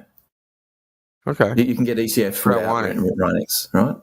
Most GPS receivers will give it to you on the NMEA string if you want it. Yeah, that's great, but we want it anyway. All right, we can get you the Rhinex. I can process whatever comes out of my modules. That's what the message is in, right? That's what the GPS message is, right? Rhinex data. No. The GPS. That's what comes out of a receiver for consumption by external devices. Okay. Like a surveyor's GPS would produce Rhinex for post-processing, for example. But internally, they don't use that, no. Oh, internally, what's it used then? It depends on the module that you buy. Most of them will just expose the final process data. Others will have typically have a custom format that they emit that has all of the core information, like the carrier phase data, the constellation information, and navigation messages and things like that, which can be bundled up into Rhinex so you can exchange it with other devices. Okay. Yeah. All right. But, we need the positions in the ECEF coordinates. Because you already know that those coordinates are in Cartesian coordinates on a plane. You know that. No, they're not Cartesian coordinates on a plane. They're Cartesian coordinates. What's up, down, what's up, down, easting? The GPS coordinate system has no notion of up and down. Why is it 3 coordinates in the Rhinex data? So the 3 coordinates, the X, Y, and Z. So Z is the coordinate that. So that's not Cartesian. The axis runs through the rotational axis of the Earth, and the X and Y coordinates. It doesn't. You were misinformed. This is why I don't think you worked with that shit. You just fucked up, bro. It is really easy to find out the Earth center, Earth fixed GPS data puts you on the tangent plane. That's not even debatable. Oh, no. We're not. Are you talking about the coordinate system, or when you try and find your position on the surface of the Earth in that coordinate system?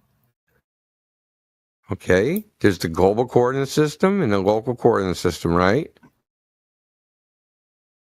You don't even know. You mean the geocentric coordinate system? And so this is what you're talking about, I think. I'll just post it. I'm about to run out of time, unfortunately. It's one of those stupid transparent backgrounds. So this is what you're talking about, right? Square. Yeah, on the little square there. Yeah, the tangent one. Yeah, so that is your geocentric coordinate, but your ECF is against those blue lines, Z, X, and Y. So Z is running up the middle of the rotation axis of the Earth. X and Y are equatorial, and I think X is aligned with the primary. But none of that crap is measured. Well, the only thing that's measured in the position with all the frickin' satellites, the 5 satellites you suggested, are the intersection of those 3 green lines. Those 3 green lines are the position of the receiver. Yeah, that's right. The intersection of the receiver would be those 3 green relative to lines. the quote-unquote satellites. Yeah. What you measure at the receiver is the time it took to come from the signal to come from the satellite to the receiver, which is the intersection of those 3 lines. That's the only thing that's right. That's the trilateration Everything process. under that frickin' square don't exist. It has no measurements of it.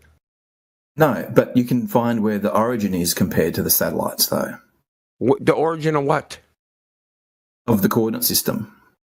You can tell that from the GPS receiver. Not from the receiver, but the that's what I ephemeris thought. of the... See? So here's how it works. You spread misinformation. So here's how it works. If you knew all this, you've been obfuscating this entire time, brother. Okay? I'm sorry to say that. You've been obfuscating. So here's how it works, Indy, right? At a fixed point on Earth, or multiple fixed points, they measure... You mean the intersection of those green lines? They very precisely measure the path of the satellite, right?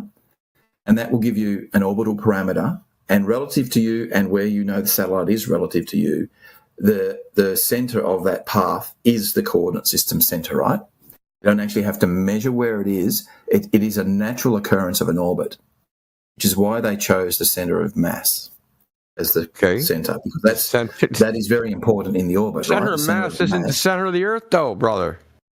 No, exactly. You know what the center of the mass would be?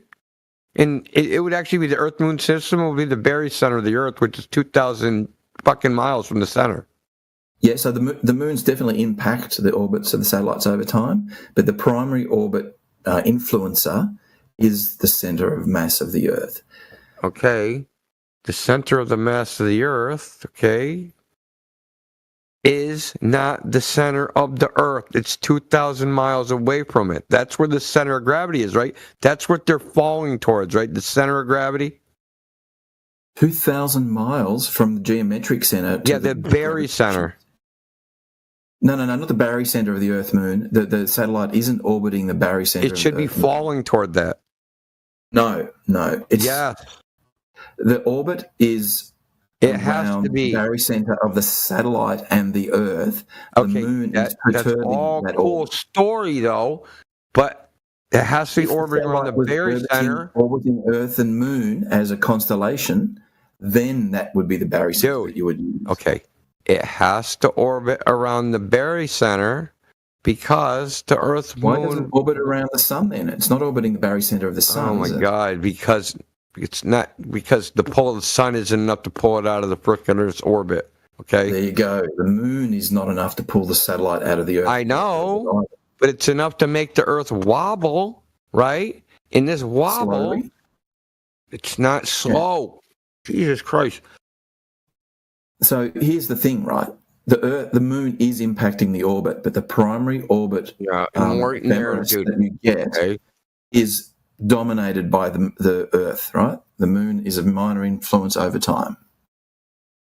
Okay, that's a cool story.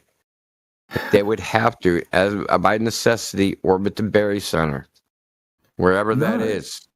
Yeah, they don't orbit the Barry center of the Earth-Moon system. Only if the satellite was orbiting around the Moon as well. Does the Moon orbit the Barry center? No. Yes, it does. Okay. What does the Earth do? What does the Earth do in relation to the Barry center? What does the Earth do in relation to the Barry center? It orbits the Barry center as well. No, it doesn't go around it. The Barry center is inside the Earth. Yeah, but it's rotating around it, right? The center of mass of the Earth rotating around it, or is it wobbling? The Earth, Moon orbit together around the Barry center of the common two bodies. Okay. You ever play like or do any 3D graphics program where you can take the center of rotation and move it? Yeah, I know what you're talking about. I'll try and find it. So you can look at any graphic of the Barry Center, GIF, fucking video, okay? And the Earth is wobbling, in a way, about this barycenter thing. It's not orbiting it because it's inside the Earth. This is the direction that anything that would be entering the Earth-Moon system would fall to. Has to fall in that direction because that's the point of it. That is the point of equilibrium. No. Yeah, dude. Only if it's orbiting the barycenter. Look. If you're orbiting the Earth, you're not orbiting the Earth-Moon barycenter. Okay. But you're supposed to be. This is what you're not getting. You heard the story. They orbit the Earth. That's what you heard. And you're stuck on that shit. But it should be orbiting the barycenter because that's the center of gravity of the Earth-Moon system. And anything that came out of the system would fall towards that. It has to because of Gauss's law. Easy to prove with Gauss's law. The inverse square law has to happen. Because Indigo, that's probably the stupidest fucking thing I've ever seen. What do you mean? What are you talking about seeing? What'd I show you? I just had to envision what you were talking about, and it's just... I know you're dumb though, so I mean, That's I don't know fucking what else to stupid. say. Yeah, that's cool. Oh, I think you hurt my feelings. I'm gonna cry again. Not twice today. I'll go over send mean things to me. I'm gonna cry again. Come on, man. Get a grip. Perfect. Perfect. Oh boy. So, anywho,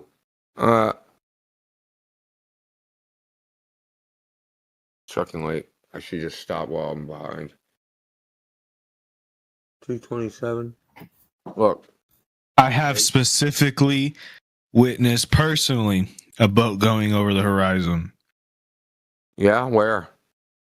It was on Lake Erie. Oh yeah? Yep. It sounds like he's very familiar with the Black Swan argument. So, why can't that happen on the flat Earth? Because the Earth is flat and water is supposed to be level on the flat Earth. So if water is level on the flat Earth, there's no horizon to go over. Oh, so there's no horizon on a flat Earth? No, it would just converge at a distance significantly more than what the distance is that could go over the horizon. You mean like the Black Swan distance? I don't know, dude. Whatever converges. Look, there has to be a horizon on the flat Earth because the horizon is defined as where the sky appears to meet the ground or the water. The dividing line that separates the two. So you can see both. If there's no horizon, you would only see one. Why does that get significantly farther the higher in altitude you go? That's what I just said. Why does that get significantly farther the higher in altitude you go? I'll tell you. Okay? Now imagine you're on an infinite checkerboard and you see all the way out into the distance and you see squares, white squares, black squares. And you go higher and now you see more squares. Yes. Yes. Pretty sure checkerboards are flat. Yeah, but are they infinite? Oh my god, dude, you're a fucking tard. Well, that's what your stupid little fucking argument is, that we're just some dimensional flat plane. Infinite. I've been in here a bunch. That's all you retards say, man. Y'all say the same thing. Y'all a bunch of flat tards. Listen to this kid. Great argument. For tantrum. Yeah, well, I mean, it's serious. That's what you guys say every time. Hold your breath, man. Hold your breath next. Your bathtub. You're burnt blue in the face next. How long? Sure. I don't know. How long can you hold your breath? I don't know, 30 seconds maybe? I start now. Man, he's lasted a long time. Can you say that again, Indio, about the square checkered board? Can you say that again? Yeah, like if you were looking at a checkerboard, I can actually post a graphic. This is the last thing I'm going to say because I'm tired.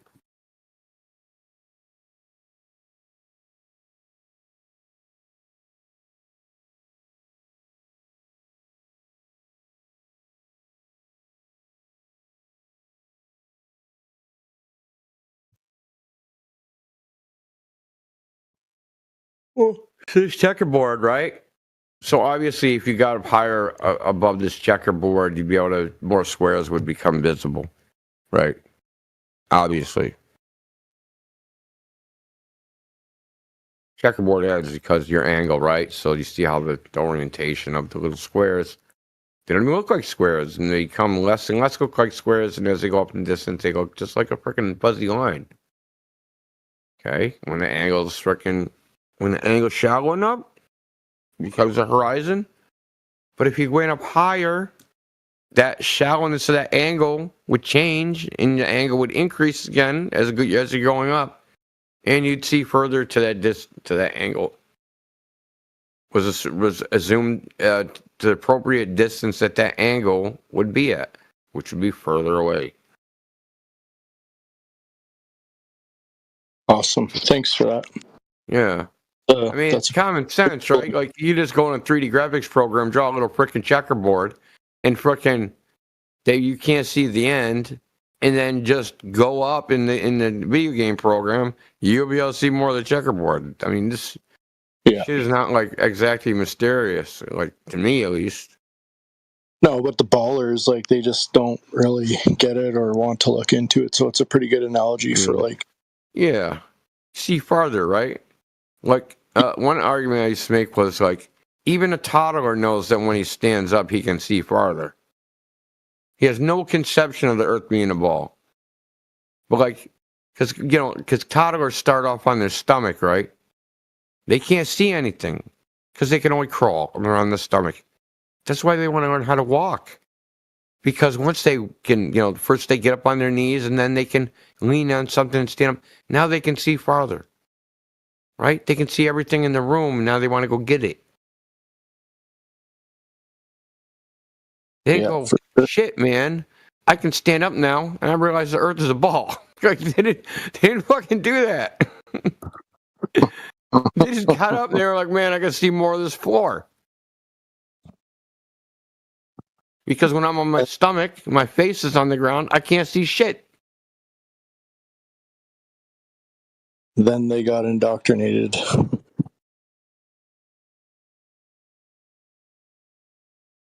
And they got told their house is a ball. Yeah.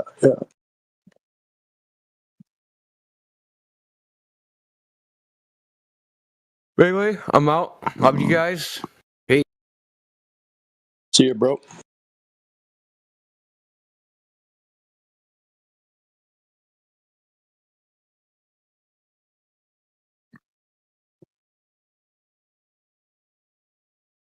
Man, Indio was just destroying those dudes. He's such a good speaker.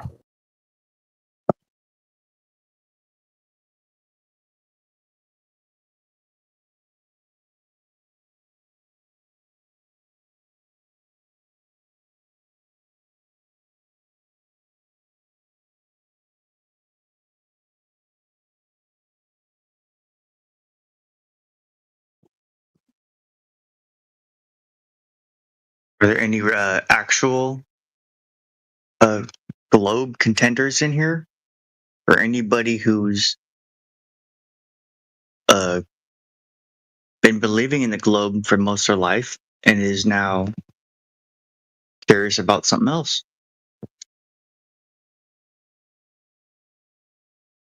Yeah, I'm curious. I asked this in the side chat just a minute ago, but how do you reason that the Earth would be flat, but every other planet around us is a sphere?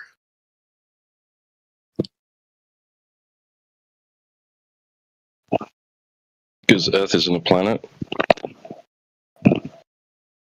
What? And space is fake and gay. And you don't actually know that those things are spheres. Grant you that they look like it. Some of them. But even if they were, right, and you could definitively determine that, if you look at them, and you'd have to compare them to the Earth, right, so you'd have to find similarities between what you live on and those things in the sky in order to determine that they are indeed similar, right? Otherwise, it's a non sequitur. It doesn't necessarily follow that just because a lot of other things have a characteristic that that this one singular thing has to and must share those characteristics.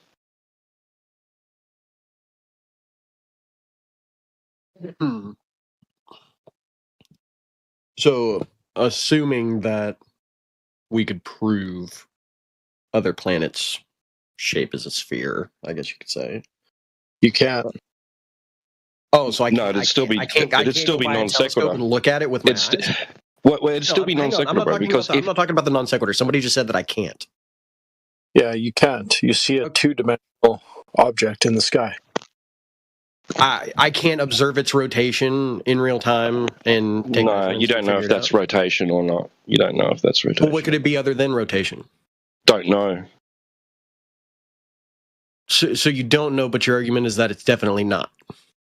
No, I said you don't know. But you don't know if what you're seeing is that you're interpreting as rotation is rotation. Okay, but then again, what would it be if not rotation? What I could don't it be? know. Like, give me a theory. Like, so you just. I don't know. I don't need to. You don't. No, I don't need to. That doesn't make your theory any more plausible. If I can't or do give you some other idea. Not going to speak on. Oh no. Still, if you're saying that those things are spherical and rotating, so they have motion, so it's their surfaces would have curvature and motion. Well, you need to establish that the Earth has those characteristics in order to say this thing is like that other thing. Okay, do you believe in cosmological one-offs? Yeah, look, we don't think Earth is a disk in space, bro. It's not a planet. What do you think it is? It's not like a planet in the modern cosmological sense. It's a plane. What do you think it is? It's a plane. Think of it as the floor of reality. So it's the floor of reality. Yeah.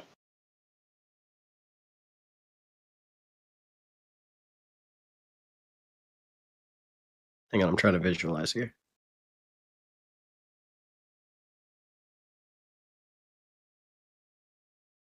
The floor of reality.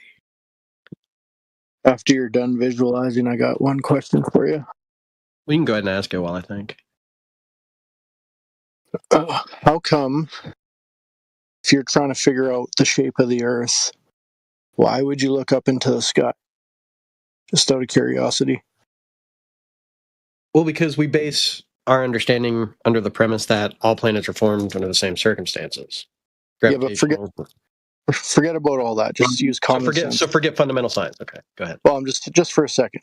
Okay. Just use common sense for 10 seconds. Mm-hmm. You want to figure out what's under your feet. Why would you look up into the sky? Wouldn't you be better off measuring it? I mean, yeah, but we just don't have like I personally don't have the resources and equipment and stuff, so I rely on other people to do that. Nobody does. You don't know if those people do or not. They can tell you they do, but you don't know that. Okay, so what information have you collected, T-Dub? That which I can establish with certainty here on the surface. About the surface, not looking up. Right, but I'm asking what information that is.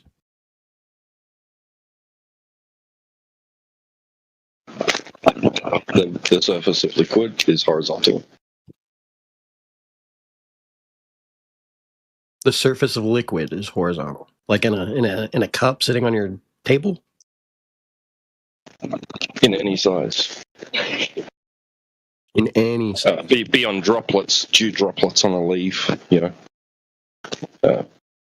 a bathtub, in a lake, pond or a lake. Yeah. Go to the ocean. What does it look like? It looks flat, just like every other body of water you've ever experienced. Have you never experienced? No, that's the only perspective you have. That's just through that you can experience. There is no other Can't imagine any other perspective. There is none. Oh, there's our problem. Okay. You seem like a smart guy. I have faith one day you're gonna trust your own senses and look into it. I have faith in you, man. You shouldn't. Alrighty then. In front of your face, it's been there all along this whole time. Yeah, right there. You are asking the question, and you seem kind of half legitimate. So I have faith in you. You'll come around. You're going to trust your own senses and realize it. I trust my senses from my single individual perspective, from my limited perspective. No, you don't. I don't. What do you mean? If that's true, then would you have ever come to the conclusion you live on a ball flying through space just with your own eyes? Bingo. Just with your own touch. Just with no. If I've never learned about science, I'd never seen any other information. If I knew absolutely that's not nothing, science. then yeah, I would believe it. If you had never been taught that you're on a spinny ball flying through space, would you have ever come to that conclusion by yourself? Probably not, because I'm not smart enough to figure that crap out. You don't have to be smart. You just got to trust your senses, man. So then, if every person who's ever taught me about this is lying to me, except you all, they're not lying. They may not have ever been taught the correct information in the first place. They are just passing on what they learned. If they learned false information, it's not lying. It's just the passing on of false information. That's it. So then, who's the originator of the false information? That's a great question. You find him, and I'll have a little chat with him. Yep. Probably long dead by now. That's the other thing. You've never been taught. You were just told stuff. You've never been taught it because they didn't know it. So I asked this question in this call like a long time ago about if they're like, what do you guys think is at the edge of the flat Earth? Why would you assume an edge or a wall or anything like that? Furthest south I've ever been is Melbourne. Furthest north I've ever been is a nice trip into Ontario around Lake Superior. I don't remember walking close to an edge or bumping into a wall or any weird shit like that. So maybe I didn't travel far enough. Apologies, but if anyone else has been beyond that, they're more than welcome to put their 10 cents worth in. Mm-hmm. Why would you assume an edge? Because if we drew an infinite plane in the universe, then we would then have to assume that everything that we can observe is above that plane, right? How do you know it's infinite? You'd never be able to make the end of it. I'm sorry, you got talked over. What? How do you know it would be infinite? If I sent you out to go and test this, you're gone. You ain't coming back.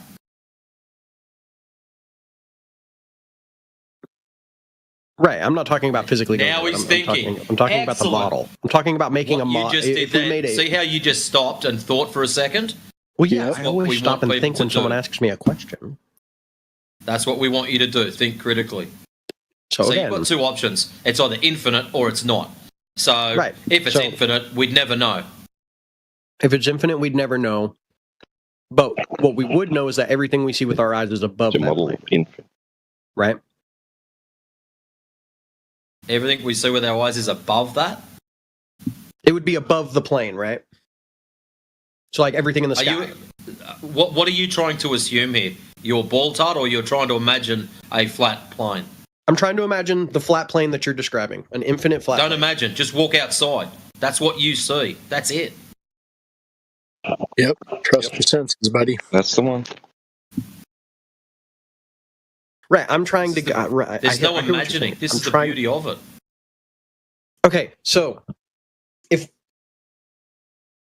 I'm talking about if we drew a model, right? If we made a 3D model of an infinite flat plane. We don't have to draw a model. There's That's not what we're doing. So then how would the model look like? The infinite model. Go make one and find out. I don't know. I'm asking the question to try to. I need to know something. I need to know something. Every second one of you little young fellas comes in here, there has to be a model. I need a model. What is this obsession with models? I have to know this. To try and draw a picture of things I can't physically see right now with my own two eyes, because right now I'm looking at a monitor on a screen. Yeah, you can't. That's the problem. To do that, you'd need to experience that and then say, oh, I can put this in a model. We're not guessing here. We're not trying to make it guesses about anything. That's not our intention. It's not our aim. We don't want you to have to imagine anything. Like Matrix said, just go outside. That's reality out there, not models. No, models aren't reality. Yeah, no one was claiming an infinite plane, by the way. I didn't hear anyone say that but you. No, someone did. Someone said that. Why would I assume there's an edge? No, nobody said there's an edge. The only other opposite is a infinite. Nobody said that, dude. You're asserting rubbish. Okay, so if there is an edge, so it's either infinite or there's an edge. Which one are we going? No, that's just edge. You have Sorry, go on. Yeah, so no, you're trying to picture an object floating around in the globe Earth version of outer space that you've been taught your whole life, which is fair enough because we're all fed that, right? It's deeply ingrained. So you're trying to picture the Earth.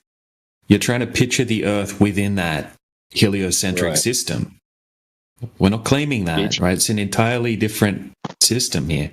Right, so I'm trying to draw a picture of what you're claiming. It isn't somewhere, right? It is the place where things are, right? Where you are. Right. So we don't draw a picture. When we go and test the surface, look, we're not claiming to know the shape of the Earth. You guys are claiming to know the shape of the Earth. Exactly. Now, you claim that. Yeah, so when we go out and test for the characteristics that would have to be there in nature for the Earth to be a globe, like Earth curvature, a horizon at a certain distance, that kind of thing, it's not there. Like we can test over 10 miles, 20 miles, 30 miles, more. It's been done over and over and over again, zero curvature detected. Then we go looking to the globe side for that same sort of evidence. We don't find it. We find space stories and things like that, not actual empirical evidence here on the Earth. I mean, you experience the Earth as a flat and stationary plane every single day, just like everybody else. And they say, oh, well, you just experience it flat because you're so small and the Earth's so big. But most people, they don't know anything about the curvature rate or anything like that. They've never thought about it, which is fine. But when you actually do look into it, you realize that even just over a 10-mile lake, you would have to have 66 foot of drop, right? That's like a 6-story building. So you can go and start doing different tests very easily over that 10-mile lake and trying to find that 66 foot of drop. And we've confirmed 100% it is not there. Zero drop is there over these distances, right? And then you can go to a 20-mile lake. Okay, who confirmed it's that? Not there, my friend. Lats, shut the hell up, bro. Oh, what? Yeah, Lats is just retarded. Anyway, yeah. DJ. So who confirmed that? Yeah. Oh yeah, I've confirmed it myself, but yeah, I can show you tons of like high definition videos where people have gone out and confirmed that, right? Where they show you, like they show them turning up at the location, setting up their equipment, showing everything, right, from start to finish, going through the entire process. Yeah, I can show you something. 1 second. All right. 1 second. Just give me a sec. Just open up my folder here. All right. So this one, for example, right? I think this is a good example. Mm-hmm. Okay. So this is the Great Salt Lake in Utah. Mm-hmm. And it's just uploading now, right? So this is just a small GIF that I took out of the full-length video. So I'll share the full video. Let me just explain the observation quickly first. Okay, so he's gone to the Great Salt Lake, and there's a 21-mile stretch of water across the Great Salt Lake.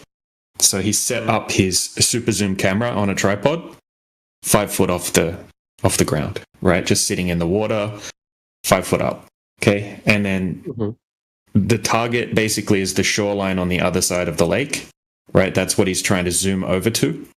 Okay, so he's got a buddy. He's got a buddy on the other side of the lake. Okay, so this is what it looks like. Can you see the side shot? Yeah, I'm looking. Yeah, okay, cool. All right, so take note, right? This is what it looks like 21 miles away on the other side of the lake. So take note of the big long shoreline. We got the puddles or whatever, little streams on the shoreline. And then we got the big white smokestack in the background, the tower. Okay, so that's what it looks like. That's what it looks like over there. Okay, so this is his camera setup. Round Earth. Okay, so yeah, I found the video. Yeah, I'm skimming through it. It's a beautiful round.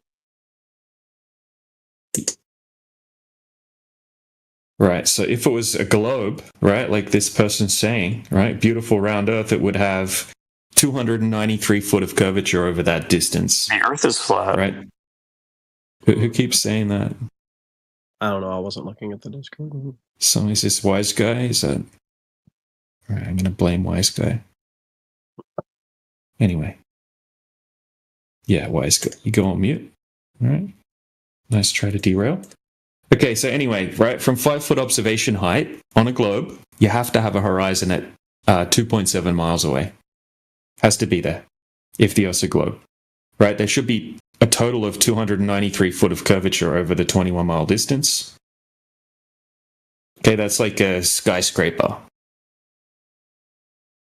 Right, that's a huge amount. So that means that the shoreline should be hidden behind the horizon by 223 feet. So I just posted the Earth curve calculator in the side chat, just a screenshot from it. So you could go on any Earth curve calculator, just put in the eye height, 5 foot, put in the target distance, 21 miles. All right, D1 equals horizon distance, okay? On a globe, the horizon should be 2.73 miles away. Okay, so first red flag for the globe there, right? We don't see a horizon at all over the entire 21 miles. Okay, you have to have a horizon there on a globe at that distance. But there's no horizon, okay? So that's the first thing to take into consideration. And then we got the shoreline on the other side of the lake, right? H1 equals target hidden height, 223 foot.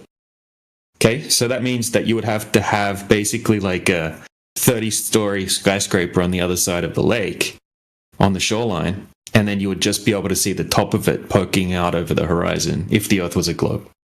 But he can zoom in, right? So just let me show a couple more screenshots quickly. Right, so remember we could see that big giant white smokestack.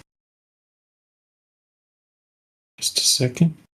Okay, so this is the smokestack. And then we can see like the little buildings from the town. It's like a mining town or something like that. And then we can see the shoreline there. Okay, so that's what it looks like. That's what it looks like from close up. Now, this is what it looks like from 21 miles away. Right, we still see the shoreline. We see the buildings underneath. Right, because they did it at nighttime. They did it during the day. Right, they wanted to do it like not just one observation. Right, so they stayed there. They kept doing it, and then they did it at nighttime, and then they ended up shooting lasers across the lake and all sorts of stuff. But there isn't any curvature there, right? We still see the exact same amount of the smokestack from 21 miles away. Right, that shoreline should not be visible. All of those lights should be behind the curvature of the Earth, and the bottom 223 feet of the smokestack should be hidden behind the horizon. And that's the key thing, right? Hidden, when I say it should be obstructed, it should be below the curvature of the Earth. It should be behind the horizon. So as you go out, anything that goes beyond 2.7 miles should start to become obstructed behind the curvature of the Earth. Right, so this is just one of like dozens and dozens and dozens of examples where people go out, right? In many cases, this is globe earthers going out, right? Trying to debunk flat Earth and becoming flat earthers in the process.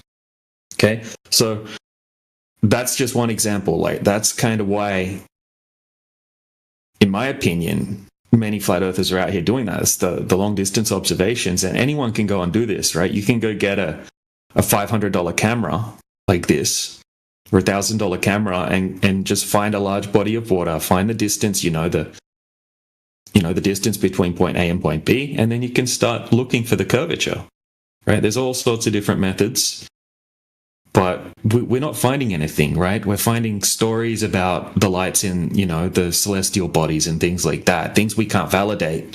But this is something anyone can go and double check themselves.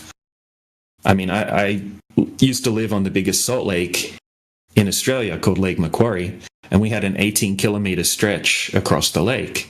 And I had a boat. I bought a Nikon P900 camera, and I did the same thing. I was like, these observations are crazy. This flat Earth stuff is crazy, but these observations don't make sense to me, so I'm going to go try it myself.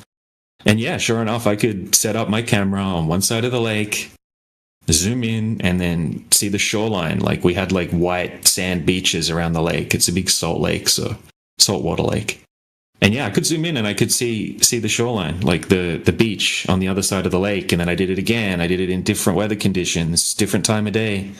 And yep, you know, we can see not only a little bit further than we should be able to see if the Earth's a globe, we can see like magnitudes further. That's so like when this started. Yeah, go ahead.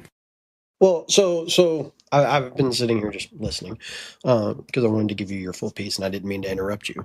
But how do you reason with the ideas of, like, you know, light refraction and whatnot, accounting for the, you know, ability to see beyond the curve? Yeah, so I mean, it's only like that's something that you do have to take into consideration, but it's only a small discrepancy. Like, even if you add what the experts consider extreme refraction, right, it would only allow you to see a little bit further beyond the curvature of the Earth. So, yeah, say, but you need that curvature. Saying that you need to account for light going over the curvature of the Earth is saying that there's curvature of the Earth there, and that's what's happening. So you'd need to demonstrate that there is curvature.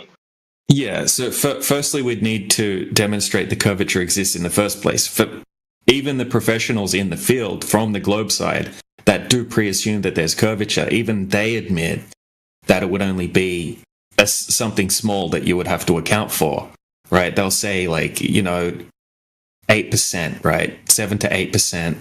That's what they say they'll account for in standard conditions, and then up to 15% in extreme conditions.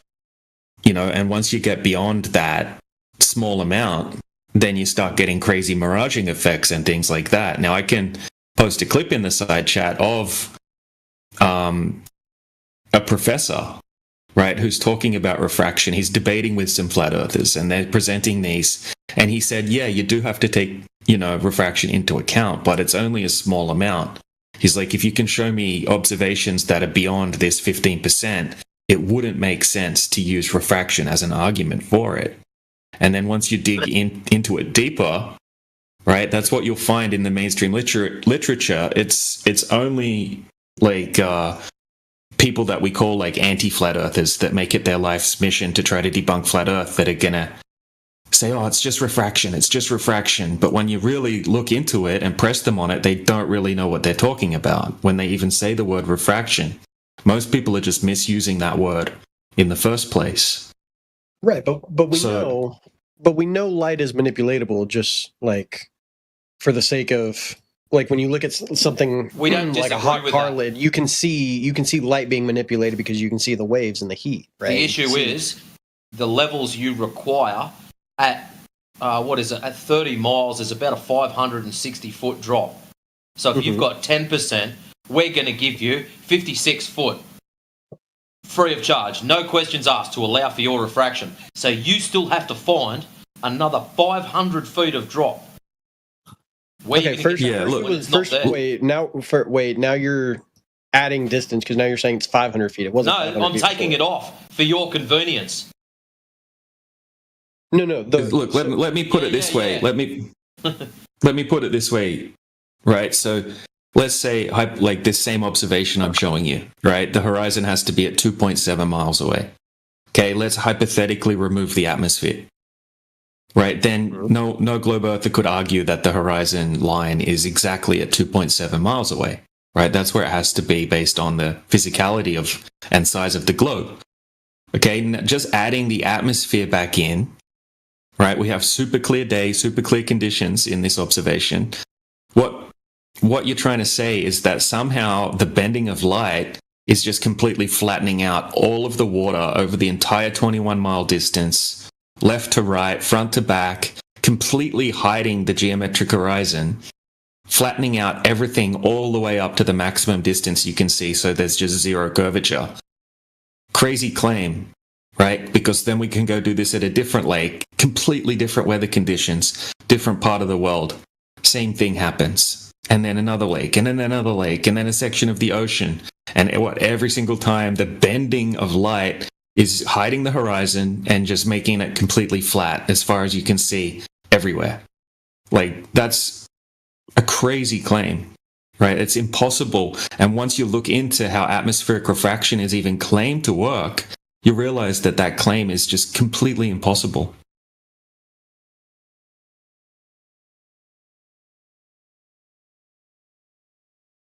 Every time we shoot a laser over these distances as well, right? Tons and tons of laser tests have been done. Oh, it's refraction is just also perfectly bending the light laser beam around hundreds of feet of curvature so it can hit the target. And then, yeah, it happens in every location we go and try these laser tests. Yeah, it's refraction just perfectly bends it around. It's kind of like this attempted get out of jail free card that they throw out because they can't explain these observations. So they worked out a buzzword that they can say, and hopefully the problem will go away.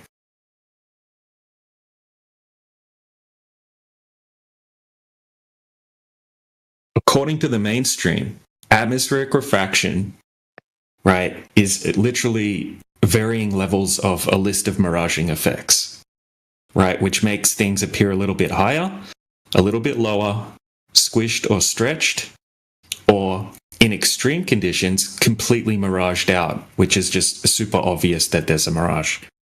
That's what we're dealing with atmospheric refraction. It's not something that's going to just completely like flatten out all of the water over 21 Mile Lake, you know, and hide the horizon. Like, where's that horizon gone?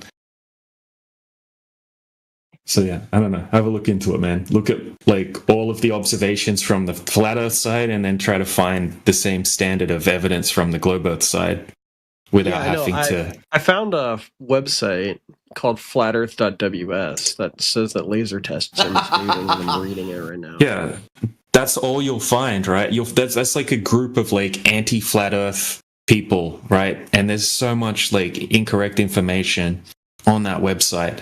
So this is the type of people that I'm talking about. They're just obsessed with trying to debunk flat Earth for some reason, whether they be paid to do it or whether it's just their life's ambition because the globe's kind of like a religion to them or something. I'm not sure. Like, we got these people that follow us around and, you know, strawman our arguments. And yeah, Flat Earth WS is a result of that type of thing. But that's the kind of argument you're going to get.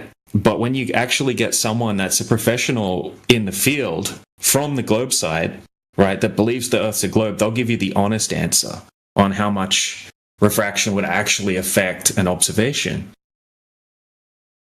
Mm-hmm. Which is very different to what you're getting from the anti-flat Earth people, right, that just have this, like, deep hatred for flat Earth, like this same type of people that, you know, we had like a high-level engineer come out as a flat earther and he made a whole series of videos called Balls Out Physics. And it's still online. It's a great series, right? He goes over all of the problems with the globe mathematically. About Brian Mullen, right? Yeah. And look, and then these anti-flat earthers, right? They contact his employment. They try to get him fired from his job. We've had so many cases where people are getting death threats and then they'll do whatever they can to get people's YouTube channels demonetized and shut down and their PayPal accounts shut down. And it's just crazy, man.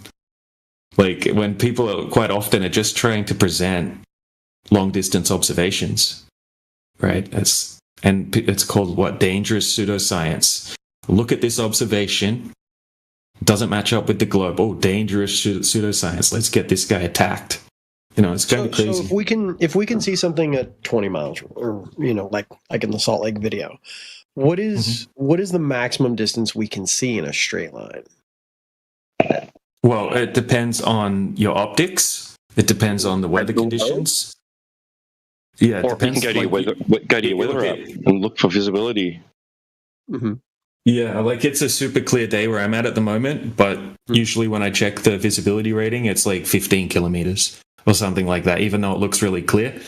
15 kilometers is the maximum distance you can see, which is quite a long way. I mean, right. But, you know, like if we can get much clearer conditions some days, we might be able to see 30 kilometers, 50 kilometers. But the absolute technical maximum distance that you can see through the medium of air in perfect conditions on a technical level is 300 kilometers, 200 miles.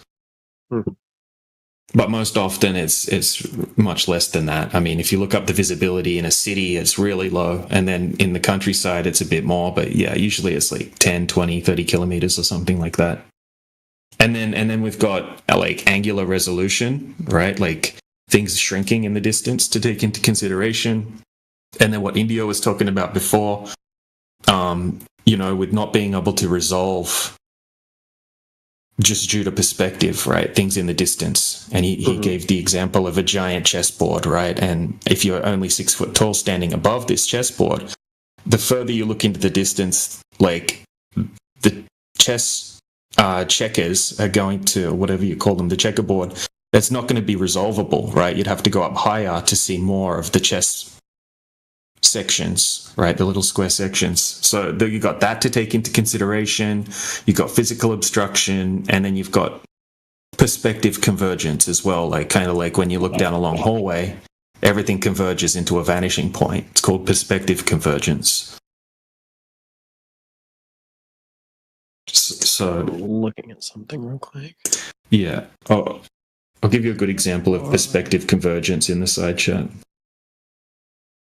Yeah, quite a lot of the information you'll find on that flatearth.ws site is strawman arguments, or they're twisting the truth, right, to try to debunk the flat earth arguments.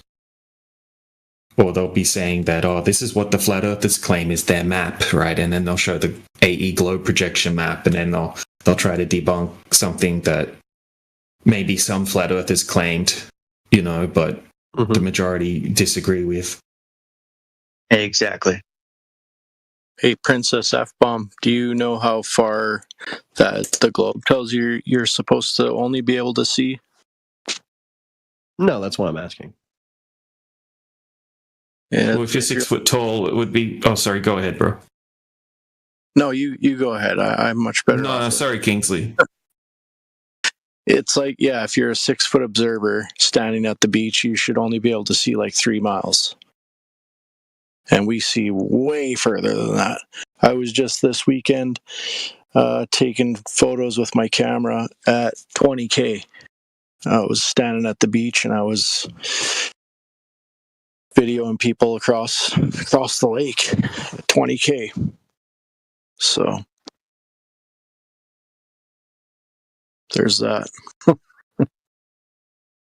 That's why this started blowing up, right? Because Nikon came out with the P900 camera range in like 2014, 2015. And people started going out with these cameras and saying, hey, I can see this island.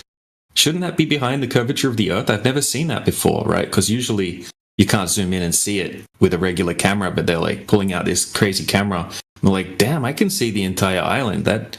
Shouldn't that be behind the curvature of the Earth? And they're like, look it up, and there'll be like 30 miles, 400 and something feet of curvature.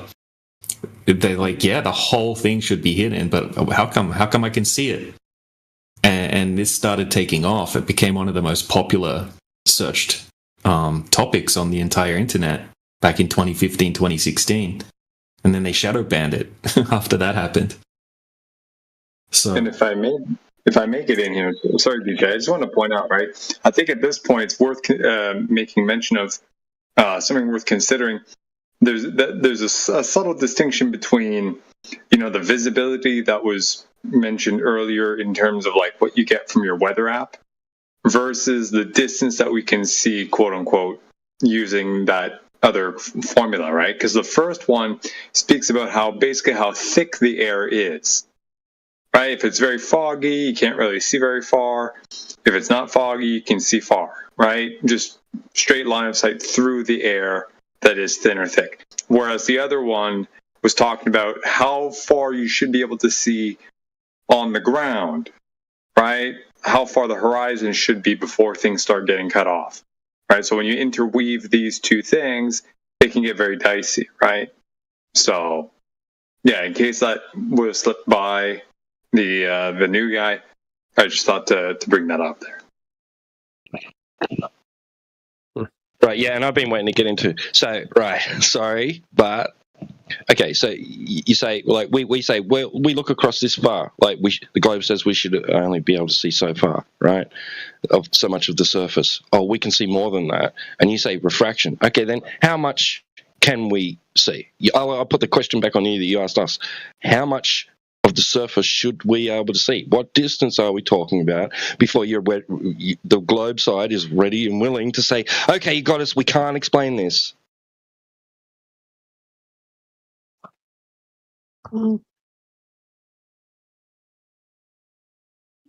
I don't actually know. That's why I'm asking. Yeah, nobody does. It's just indefinite. It's just like whatever observation anyone ever makes, right? It's just like, oh, well, we can explain that. We can explain that. We can explain that. We can explain that, right? So people said to other globers, oh, you can know that the Earth is a globe by going out and just looking across the surface, and you'll only be able to see so far. That's the reason things are getting blocked from view. That's the reason you see a boat go over the horizon. So people went out and did it and went, oh, that's not true then. Oh yes, but. Yes, just continuous excuse after freaking excuse after excuse. Yeah, and it comes down to, again, trusting in your own senses. They scream refraction. They scream refraction. Well, I don't ever see refraction. When I'm looking across the water, it looks normal to me. Like, you'd think we would notice it somehow, like looking from the side when we're observing it, but we never see it. What do you think? Yeah, it's minimal. It's minimal, right? Like, I mean, look at Skunk Bay time lapse. That's a good example of what we're talking about.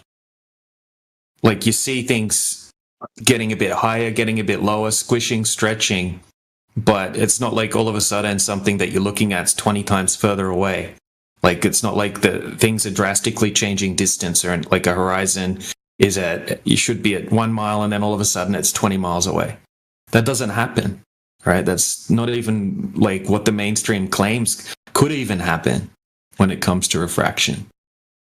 Yeah, or nothing looks curved. Like if you were one person's viewing it one way and the other person's viewing from the side, you would see like it would look curved or something, but we never see nothing, ever. Hey, Princess, what do you think about the measurement, like 3 miles, and we're seeing like 10 times that? What do you think about that? I mean, it's interesting. I was actually looking on a map of the highest point near me. Like, if there was a road that goes up on top of a mountain. Best thing to do is, get a friend and do a mirror flash. What'd you say? The best thing to do is like grab a friend and go get a small mirror and do some mirror flashes with the sun across the water. Like get to one of your buddies on the other side of the lake and flash them with a mirror. So I don't live near a lake, but what I could do is go up on top of a mountain and have my buddy down in the valley. You would have to look up the visibility rating in your area as well. Yeah, I just did. It's like 9 miles, which is like 14 kilometers. Yeah, so if you're going up high on a mountain, you're not going to be able to. It's going to be inconclusive because you're just going to be looking into the haze of the atmosphere, whatever you want to call it. That's why sometimes when you go up higher altitude, it looks like the horizon drops like way down below because you're not actually able to see the true horizon. You're seeing a false horizon because it's just, you're looking at like a big, like atmosphere. You're just looking at, I don't know what the word to call it would be, like the atmospheric deck of opacity or something like that, right? The haziness of the air over distance, just blocking whatever's beyond it. From a distance, it kind of looks like a horizon line, but it's not. It's just a blockage, because the air's opaque over distance. Gotcha. Yeah, 9 miles. It's not far. You'd be better off doing low altitude observations if you got like a lake or something like that, a big lake, 10-mile lake, something.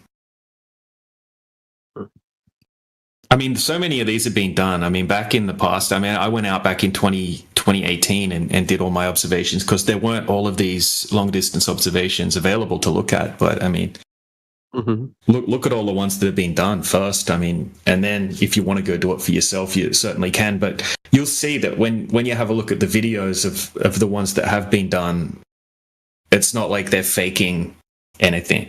You'll notice that when you watch the video. I mean, they're turning up.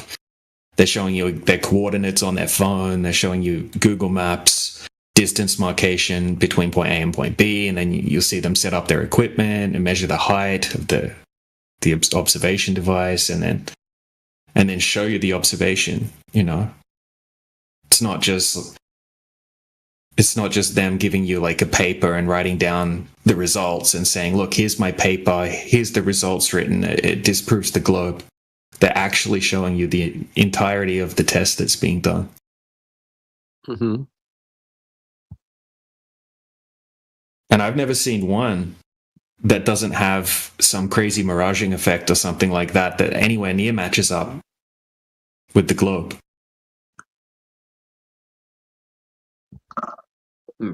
You'd think that there would be stacks.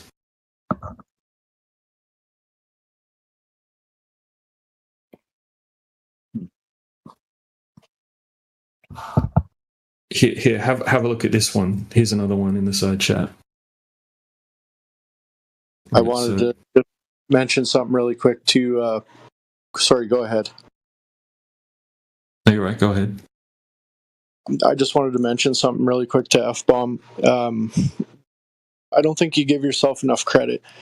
You know, before you were saying, I don't think I would trust myself, like kind of insinuating that you're not smart, but you're out here asking questions which 99% of the ballers don't do. So I don't think you should cut yourself short by any means. You're one of the very few who are asking questions, and so that's good on you, man.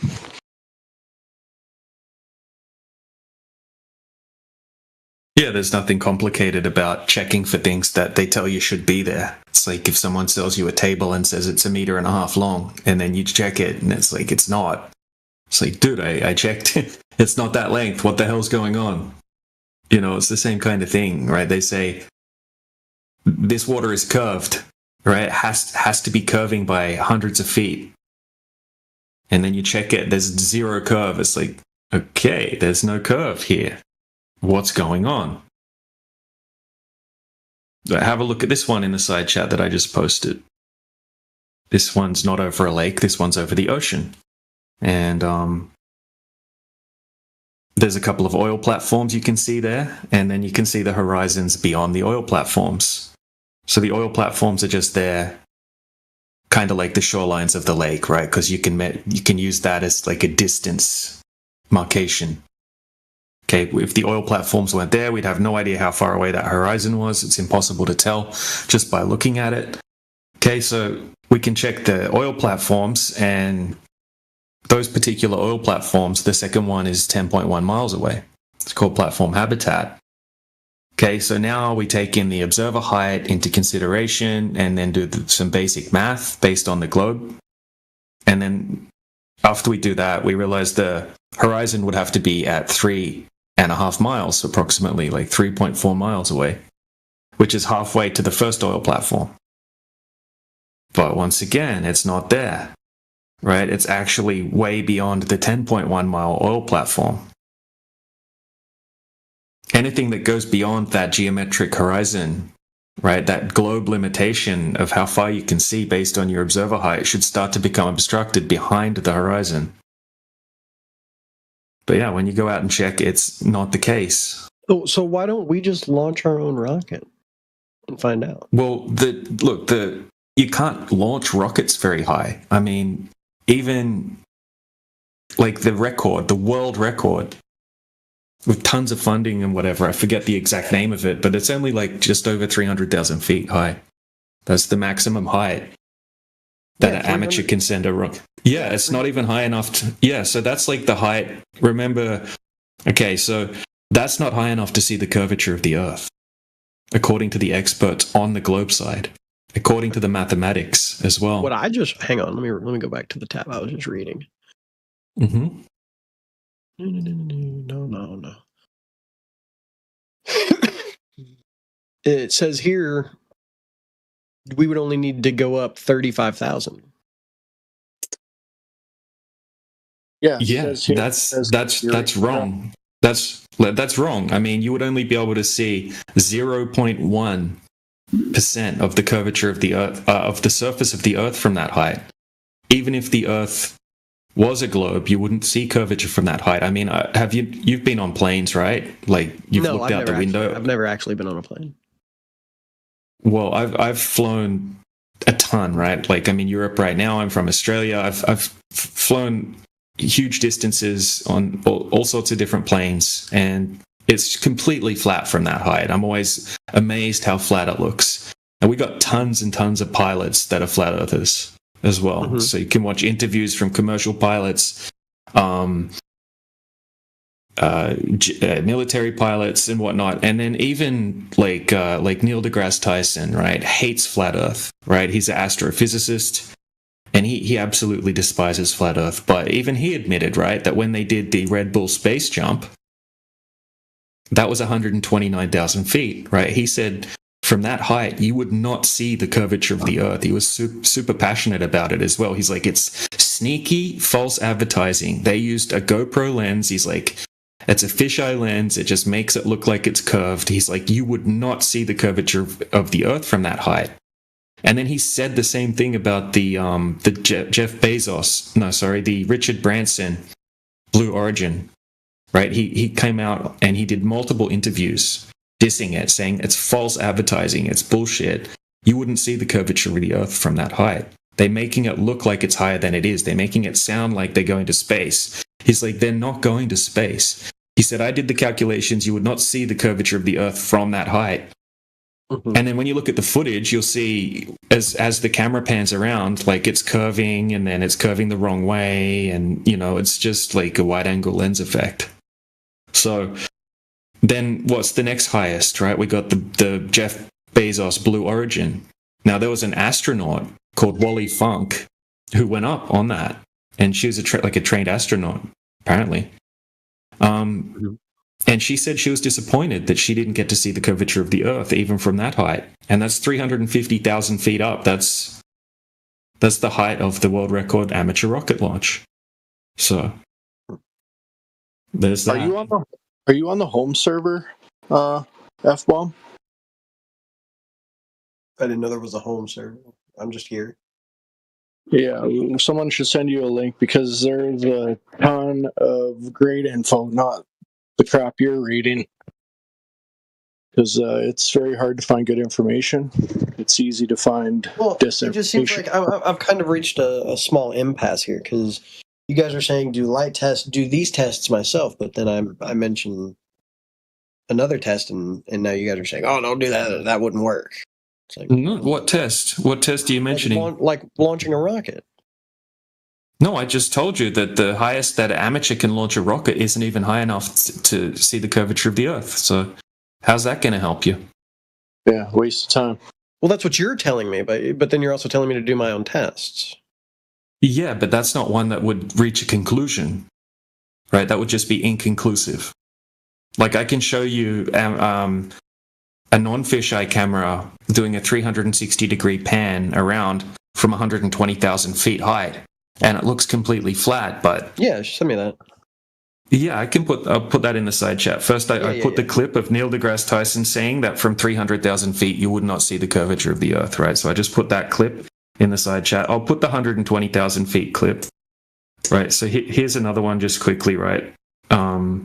Just because I had it up in front of me. Okay, so this is a long flight on a plane, and it's a time lapse. Just looking out the window, you'll see that there's no curvature there. It's just a completely flat horizon. Once again, not saying that's flat Earth proof or anything like that, because even if it was a globe, I think it would probably look like that as well. So, and now I'll just find 120. Yeah, we're trying to give you legitimate stuff you can do, not stuff that you're going to waste your time doing. So that's where we're coming from.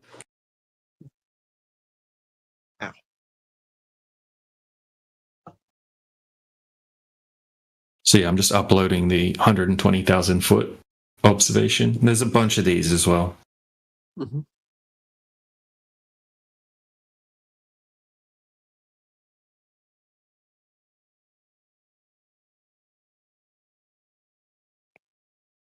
So even from the height, the claimed height of the ISS, right? We have a math professor that comes in here named Matthew. Mm-hmm. And he said that, yeah, he did the calculations and you wouldn't be able to see the curvature of the Earth from the ISS. And then if you look into the math yourself, it says, yeah, on a globe there would be curvature, but it would be so slight you would barely be able to notice it, especially with the naked eye. It said it would be like 0.6 degree, like lower on either side of the frame when you're looking out. So that goes directly against the amount of curvature that you can see when you have a look at the claimed ISS footage as well. But yeah, there's the video in the side chat there of the weather balloon panning around. And you got to remember all lenses, right? Even rectilinear lenses, which are supposed to negate distortion of lines, right? They still have some distortion because all lenses have barrel distortion. So you can see as it's panning around, kind of looks like it's going up a little bit right on the corners, right on the edge. No, I understand how that works. Yeah. And then you've got different lenses have different types of barrel distortion and pin cushion distortion and stuff. You got to consider that as well.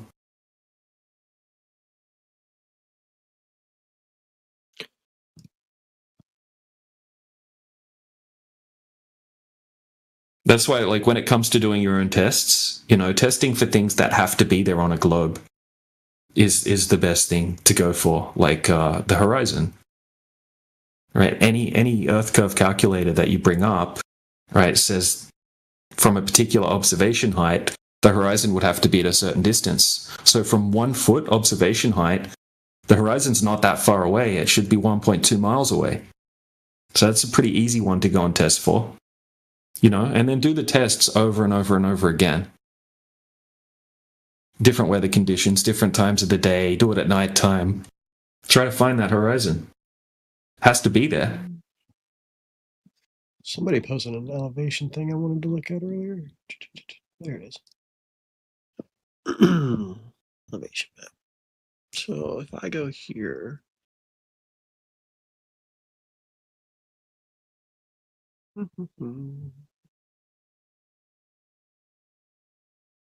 I DM'd you a link to the home server where there's lots of info there. Everything's alphabetically organized.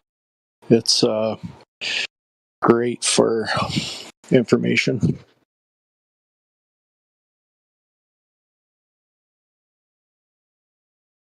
So at 2580.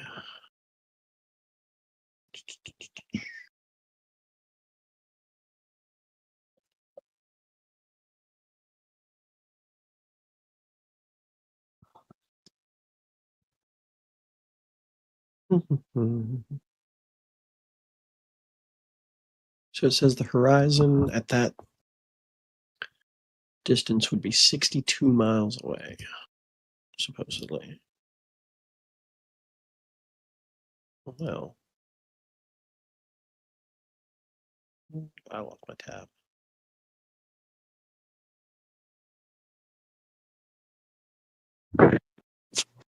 You said you were in these servers before. What got you looking into Flat Earth, if I may ask? The fact that this channel's always open, and there's always people here. And just general boredom.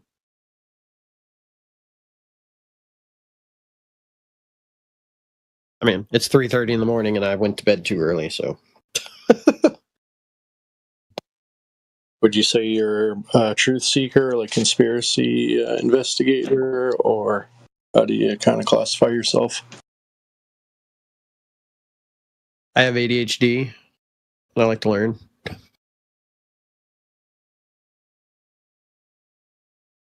Okay, so if I go drive over here, and I go to this spot, then I should be 2580. Oh no, that's 2062. 2062.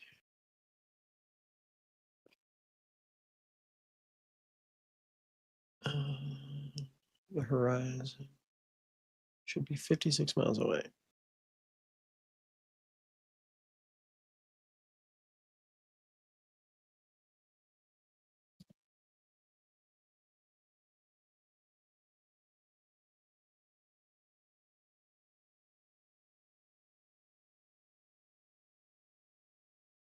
Okay, let me rejoin this call from my phone, and I'm going to go on a drive. Yeah, good stuff. Where's my energy? There it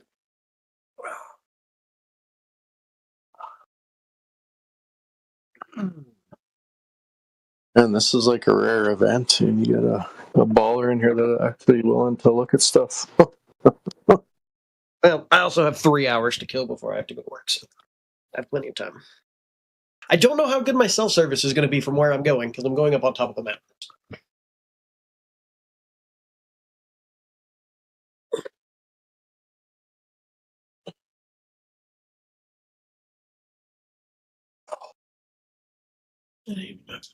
This AirPod charged. So from now on, you're going to trust your own senses, right? At least try to start.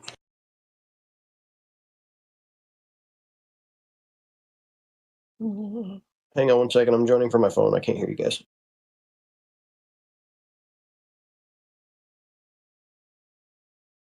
Okay. I need my phone, my keys, wallet, spectacles, testicles, wallet, watch. Okay, cool. I'm good.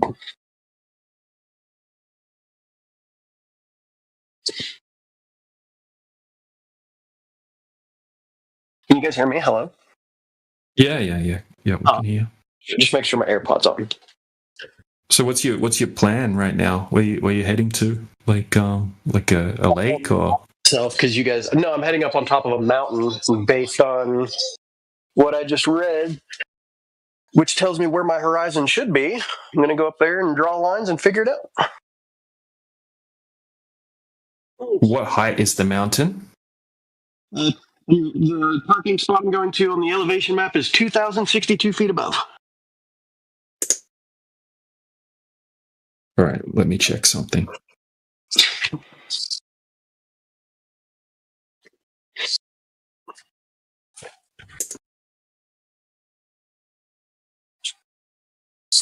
All right, so the distance to the horizon would be 55.6 miles away. If your visibility rating's only 9 miles, then you're just going to see a hazy horizon. The actual horizon is going to be completely blocked by the opacity of the just of the air.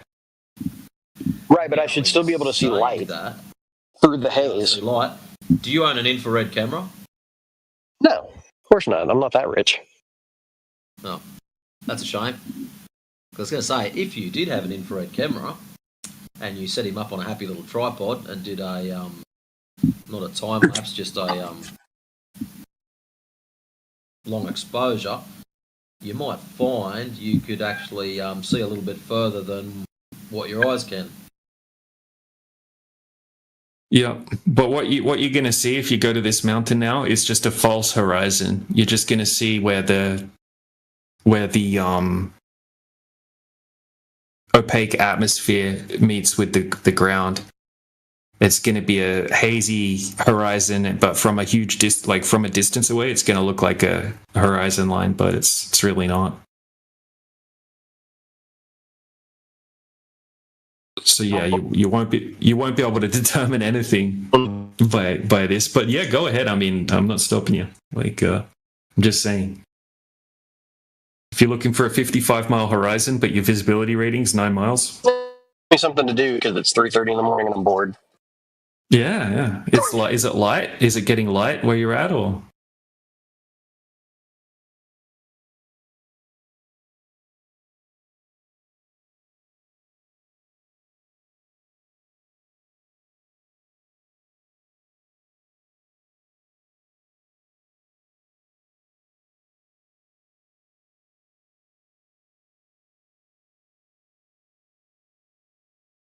Did we lose them?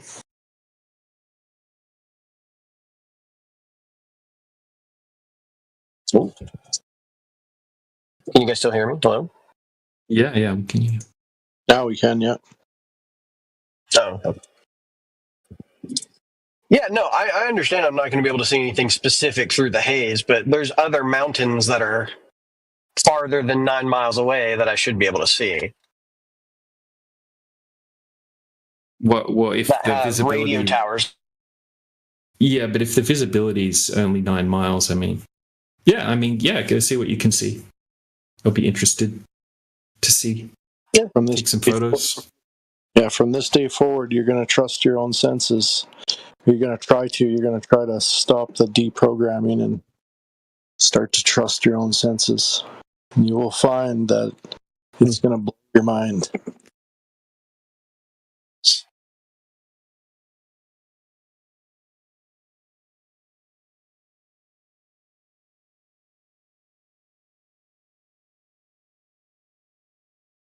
Yeah, I'd say just check for things that would have to be there if it's a globe, like curvature and the horizon at a certain distance. That's all. That's all you need to do. Mm-hmm. Yeah. Your senses would tell you, when it comes to seeing curvature, if it was flat or a globe, it's going to look flat from ground level, but if it's a globe, then it would have to have a horizon at a certain distance, and then things in the distance should be blocked behind that horizon. Right. And then your senses would set the baseline, right? Like, sure, okay, our senses tell us that it's a flat, stationary topographical plane, right? That's the starting point. If someone wants to say that, well, actually, no, you can't trust your senses. Really, everything's the opposite of what your senses are telling you, right? Then you can go check. Go check to see if that claim that was made that goes against your objective reality is actually present. It's not.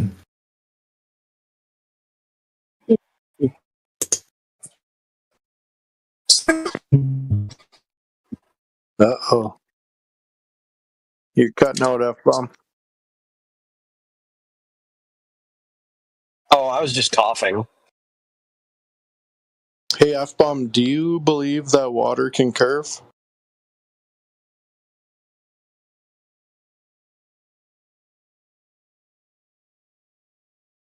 I believe that water can curve. Is that what you asked me? Yeah, do you believe water can curve?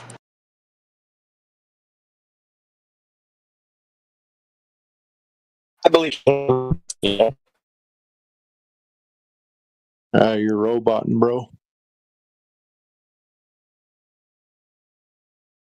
Sorry.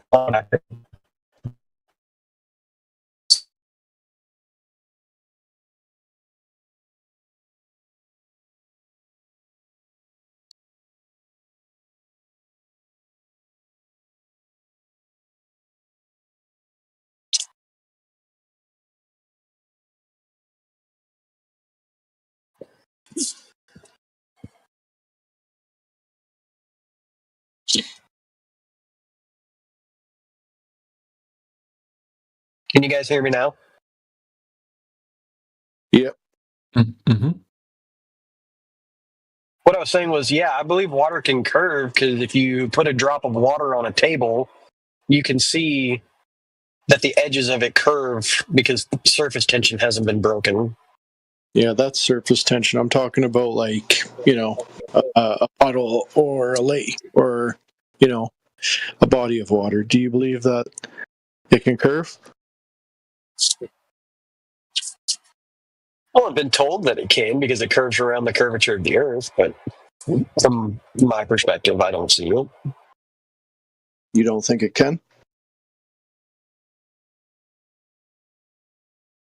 I know what you've been told, but I'm asking what you think. Well, I think it can because that's what I've been told. I see. Okay, Because well, I have no other way to prove otherwise other than my own perspective. From my perspective, it doesn't, but enough information. well, now that you've got a little bit more information and knowledge, just keep an eye on the water, man, and see if you can ever see it curving or anything like that.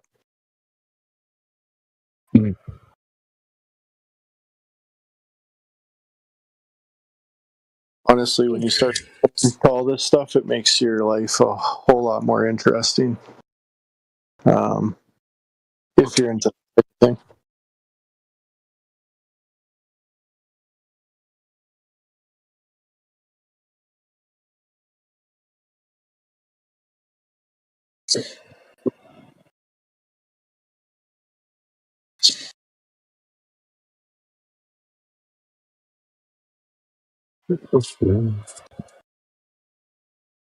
The truth is a weird thing. I ruined family dinner this weekend with one photo.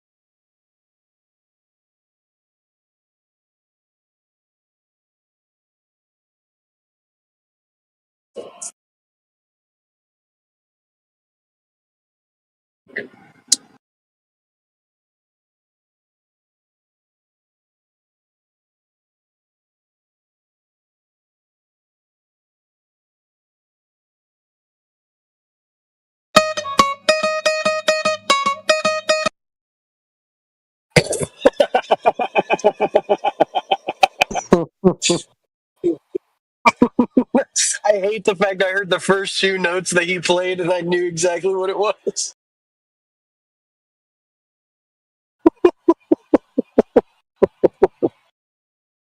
Oh man, that's funny. Thank you. Come again.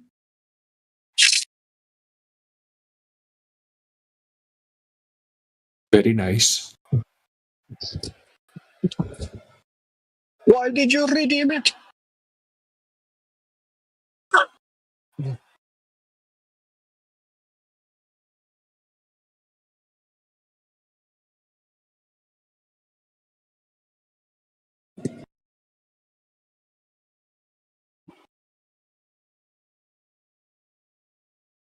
So while I'm driving on my way out here, I raise another question. If the Earth is flat, then how are satellites traveling above us? How does that work? Because you can see them. That's kind of a malformed question, being that is the Earth is flat. Okay, so then I'll rephrase the question. There's different types of, well, and it depends what you think a satellite is. I mean, there's all sorts of different types of satellites, from high altitude drone satellites to balloons that have satellites attached to them, to platforms, all sorts of different, technologies in the sky. Mm-hmm. So my RC plane use satellites. I have a satellite. Yeah, so a satellite transmitter. Exactly. And so if you want to claim that that's a satellite that's thousands of miles away or whatever, orbiting around a globe Earth, yeah, that's not what they are. That's impossible. Right. So what are they? Well, there's ones that I just mentioned. I mean, they've got a huge satellite balloon program. Mm-hmm. Like strataloons, you can look into like balloons that they sit in the stratosphere. that you can look at like platforms with tethering systems. There's high altitude drones and things like that, solar powered ones. Someone, Toby Dog, just put a good illustration in the side chat there. Probably can't look at it now if you're driving. It's up there in the sky. Yeah, you also got to remember that over 99% of communication is just done via undersea cables. Right, that's most of the communication is just ground towers and undersea cables, right? Like the internet, for example. And then, satellites are only a very tiny percentage of what's actually used for communication. So, I mean, when you get a chance, have a look at what Toby Dog put in the side chat there. There's tons of footage of satellites with, and then you zoom in and you can see a big balloon attached. They've also got sort of transparent style balloons that are very difficult to see, and black ones. So when you look up into the blackness of the sky, right, you can't see it. NASA's first satellites were literally claimed to be balloons. When satellites crash to Earth occasionally, there's always a balloon attached. So yeah, a lot of this stuff, when it comes to things that are too high for us to validate, like too high in the sky for us to actually check, it's inconclusive, right? It's like speculation to a certain extent. We can't prove exactly what's going on that's too high for us to check. We can speculate about it, and then we can work out what it couldn't possibly be, right? And that would be satellites in a space vacuum orbiting around a globe. That's not possible, right? Because you're going to need Earth curvature for that to begin with, and then you're going to have to defy natural laws and claim that you can have a space vacuum adjacent to this high pressure gas system that we're using here on Earth to breathe. Yeah, it's a whole nother rabbit hole, that question. The International Space Station. How does that work? Not sure. It's we definitely see something up there, but whether it's the distance and the size that they're telling us, that's very hard to validate. Maybe it's not going 17,000 miles per hour, and maybe it's not really 250 miles up in the sky. What we see is a little light going across the sky, right, when they tell us that it would be going across there. Now, why is there so much faked footage from the ISS? That's the crazy thing. Like, why are they... Like, I don't know if you've looked into the fakery behind the ISS footage, but there's like a 6-hour compilation that just shows like stuff-ups of them getting caught in cables, right? Like harnesses, cables, wearing hairspray, using green screen technology, all sorts of crazy glitches and things like that. Bubbles in space on their spacewalks, and they just so happen to have mock-ups of the ISS under pools, right? And they have cameramen under there filming them doing their so-called training. And then when we see the space walks that they do at the ISS, we see like bubbles and like like the scuba diving. And then you can zoom in. There's shots where you can zoom into the helmet of the astronaut, and you can see like a guy wearing a black diving suit with an oxygen tank and holding a camera in the reflection. And then you have a look at the footage from the Neutral Buoyancy Lab, which is the ISS mock-up in a pool, and you'll see that the cameramen wear that exact same thing, like a black suit, with a scuba tank and holding a camera. There's just so many inconsistencies. I mean, the women literally have like what looks like hairsprayed hair, like it's up in the air like a troll doll. And when they move their head around, it just stays stiff. And then you have a look at that hair compared to like what a woman's hair looks like in a like a 0G flight, right, where they simulate no gravity, like a parabolic flight. Put them up next to each other, and you see that their hair just flows around very naturally, right? It's like obvious how the hair would behave in that situation, but nope.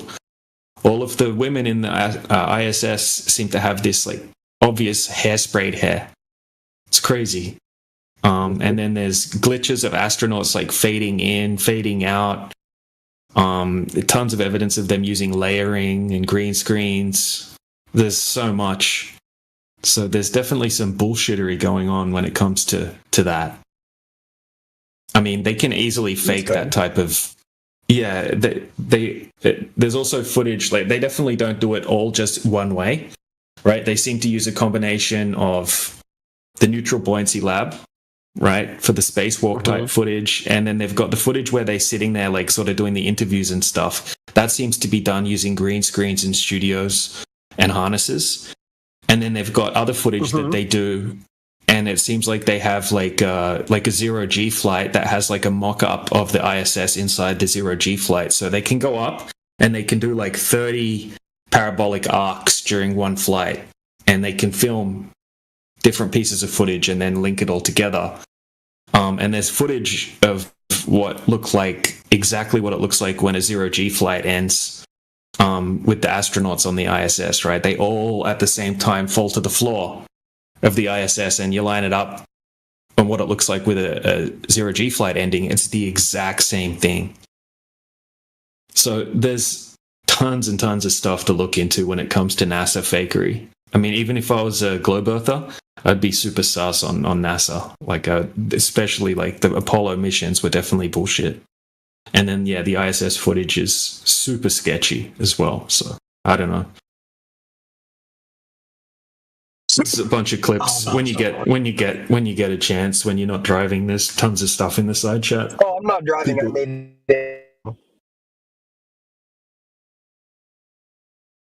I'm here, so I'm doing distance calculations right now.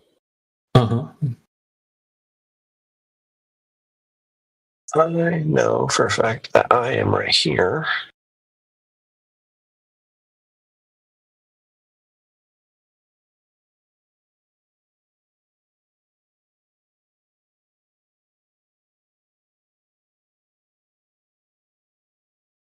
So are you at that spot where you said where it's like 2,060 feet or something? Yep. So if you can find a landmark that's 55 miles away, approximately, right? That's where the horizon should be on a globe. Yeah, I'm looking at the radio towers to point it out on my map. Because I can see the lights from the towers. Mm-hmm.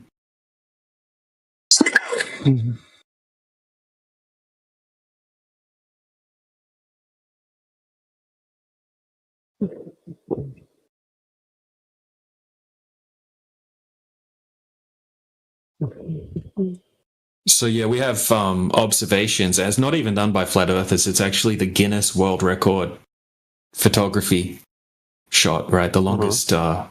And the guy used an infrared camera, and he was able to see, like, he went up a mountain, and he was looking across at the French Alps from Mount Canigou, I think.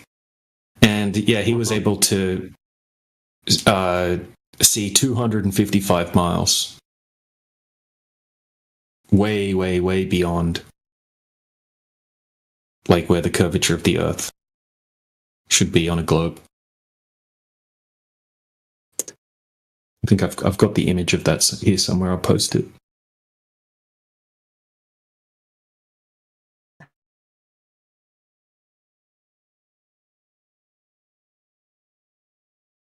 Yeah, I think you'll find that's 275 miles in the Guinness Book of Records. 275 or 273 exactly. 273, that's it. Okay, so it says this right here is true north. Right there. Okay, so that is where north would be. So where would I go on the map? So if I'm looking true north, then let's see.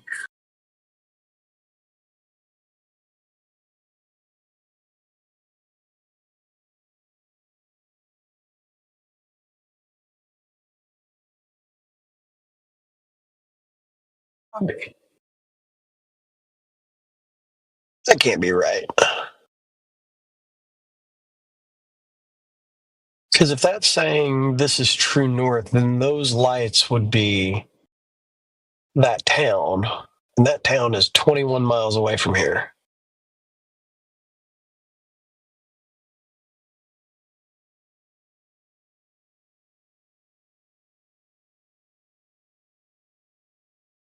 And I said visibility was only 9 miles. That's double the distance. Yeah, but you got to remember that when you're going up higher, the air is thinner. So I mean, maybe the visibility from a lower height is 9 miles.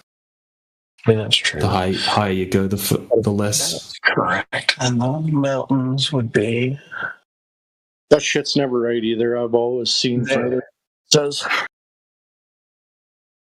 Well, if this is right, then if the information that I'm reading is right, then the mountains I'm looking at are 50 miles away from here.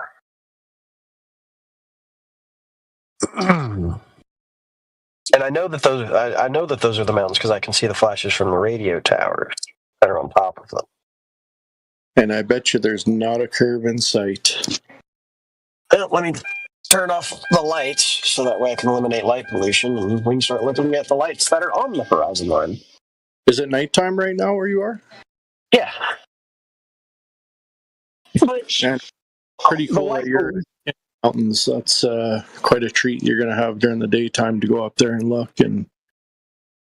through. The last time I was up here, I was launching potatoes off the top of the mountain with a potato cannon.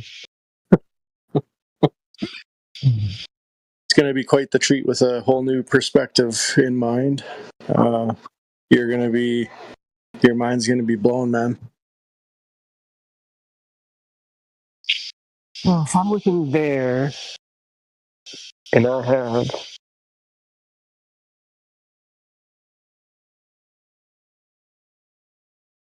I don't remember what you answered. Did you say you think water possibly could curve? I said that I don't have enough information to make the determination, but based on small scale, like water droplets with surface tension, it shows that it should. Like I said, I'm talking about a bigger body, but larger bodies of water. Yeah. I don't know. No, that's a valid answer and a respectable one. I wish I had a good enough camera. There we go. Sorry, my eyes are adjusting to the lack of light. If I could give one piece of advice to really anybody, if you don't know something, just say you don't know it. There's no harm in not knowing something, but you'll find ballers all the time that they will not admit they don't know something, and you just end up looking like a fool when that's your position, pretending to know shit when you don't. It never works out. Just be honest. Be honest to yourself. Trust your senses, and you're gonna see the world through whole new eyes, man. It's gonna be pretty cool. Now, here's a question. Since I'm up here in the middle of nowhere,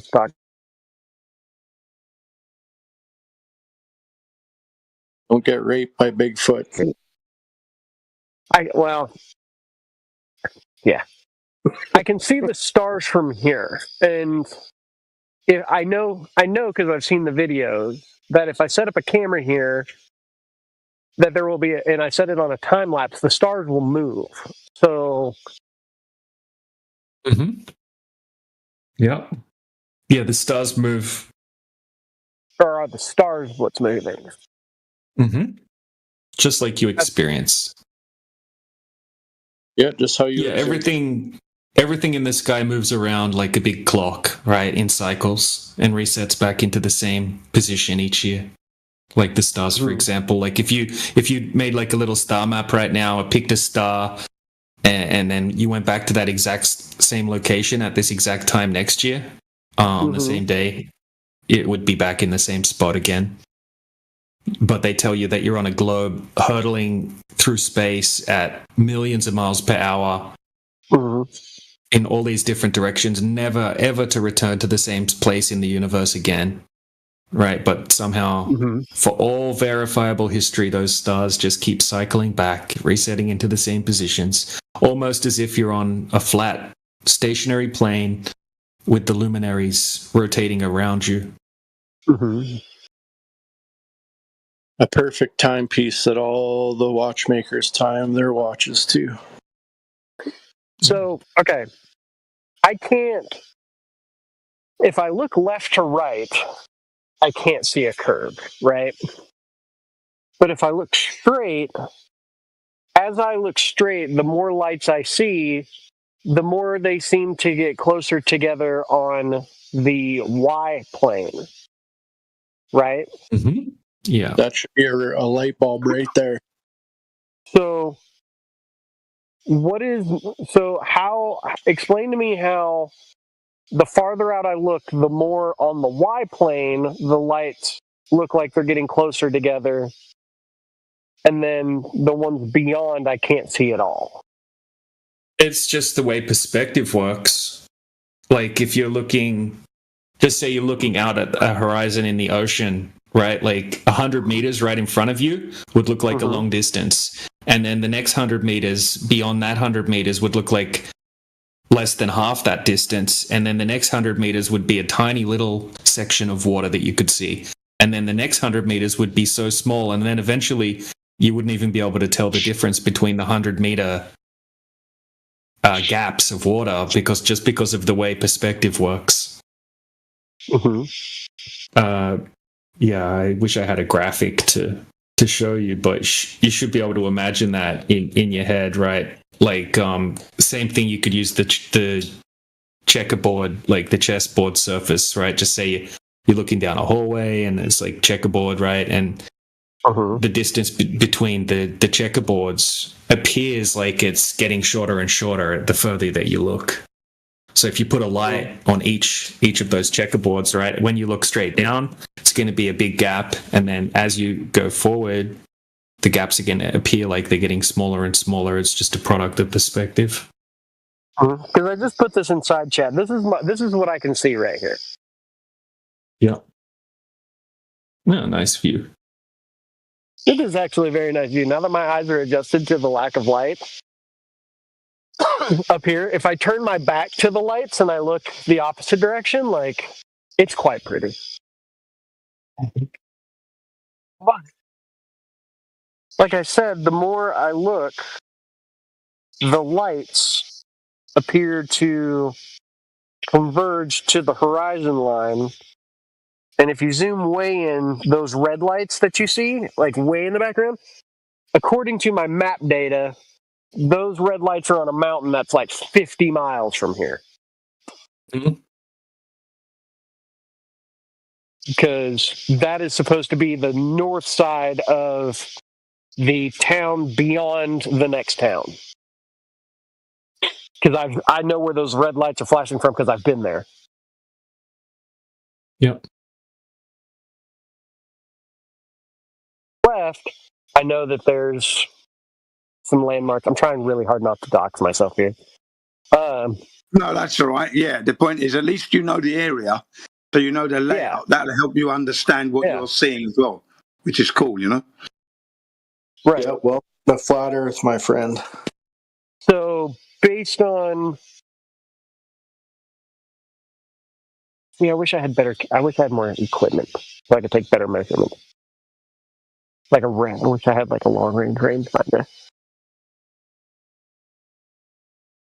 You can rent that stuff. Might help you out. Instead of having to go buy, you can rent those things. Right.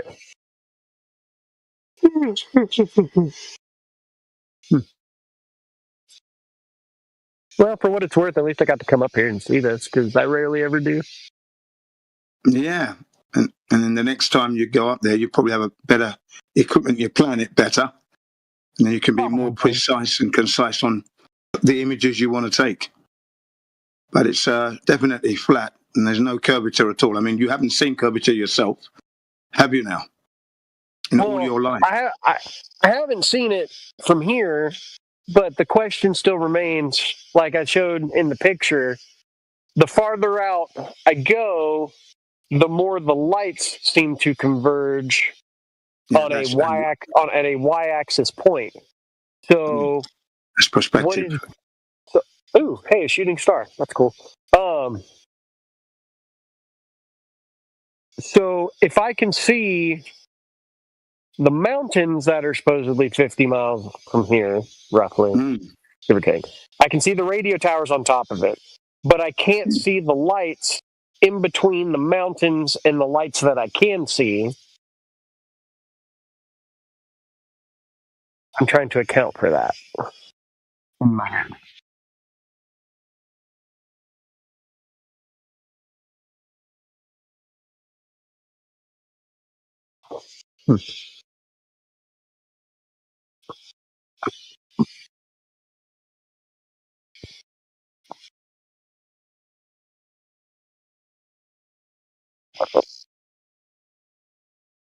The one thing you got to remember too is like if you're on a ball, that curve is curving away from you in every direction. 360 degrees. Yeah. Yeah. That's you know. Well, I have trees blocking me. If I was on a singular point, like I was on top of the, Burj Khalifa or something like that, then just keep that in mind because perspective is how they got us. Like it looks like it's kind of curving when you look away from you. So people just ate it up. They told us a boat goes over the horizon, and everybody believed it. But don't forget, it has to curve in every direction from you. So perspective is kind of hard to learn, but once you get into it and it makes sense, it just keeps making more and more sense. So in the side chat, I put a 360-degree pan shot from the top of, I think it's the top of Everest. Mm-hmm.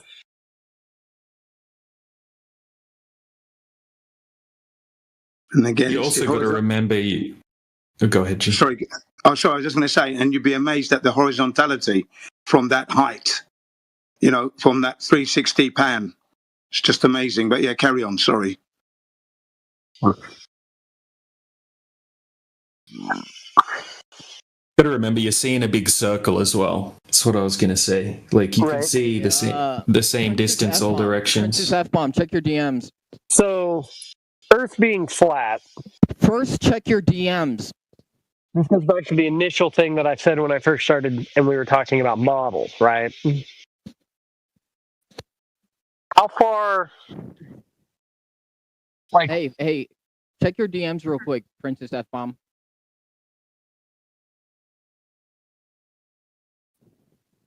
Totality. I said check your DMs. Watch your mouth. Nigga, who the fuck do you think you're talking to? See you later. Go on mute, bro. Somebody talking that I can't hear? You just broke TSA. Yeah, turn your camera off, dumbass. No one wants to look at your stupid face. Oh, I think I muted for some reason. And he dropped the N-bomb. Yeah, he's banned. Bye. Yeah, I think he was trying to get the young man to look into his DMs, that's all. Maybe a little bit overzealous doing that, but that's what he was trying to do. I think you've got a message in your DMs. Okay? He may have sent you something. He hasn't sent me anything. Yeah, that's why he was saying to look in your DMs for a second, quickly. That's what he was saying. So he may have sent you something. I'm not sure. I don't know. I haven't muted. Why can't I still see him? I can still see his camera. Yeah, he's probably like already banned, and I'll fix it up. All right. Enjoy your last moments on camera. Soy boy, you look extremely soy. Why are you going on camera? Yeah.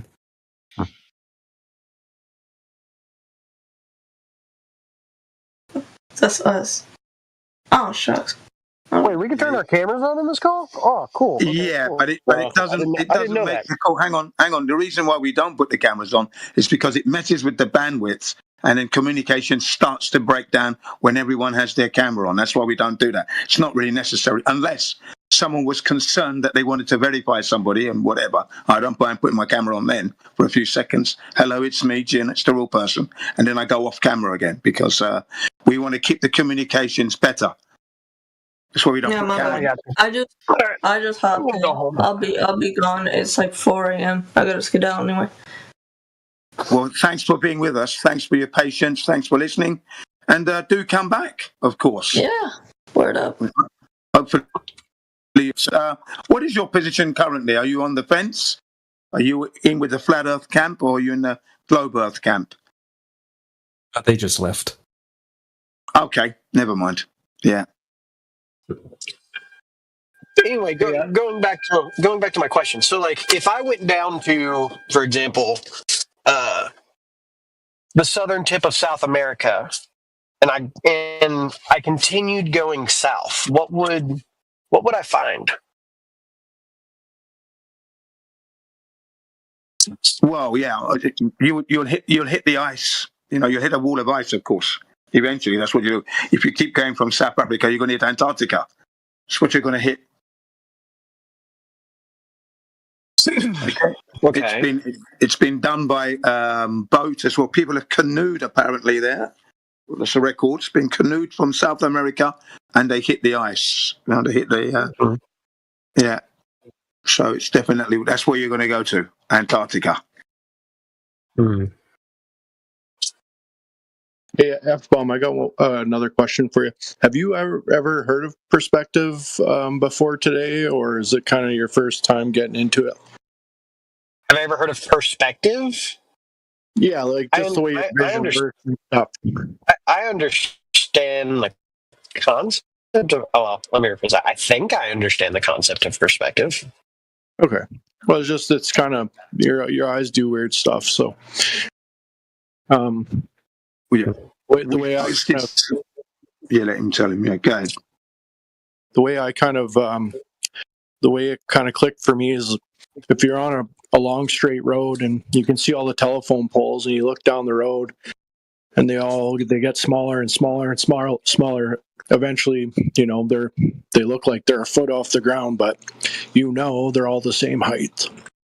That's kind of what helped me, I guess, kind of put it into perspective of how it works a little bit. Yeah, basically. Yeah, when you look down the street, it looks like everything's going into a vanishing point. I did post that image that you just mentioned in the side chat. So if you look in the side chat, I've posted two.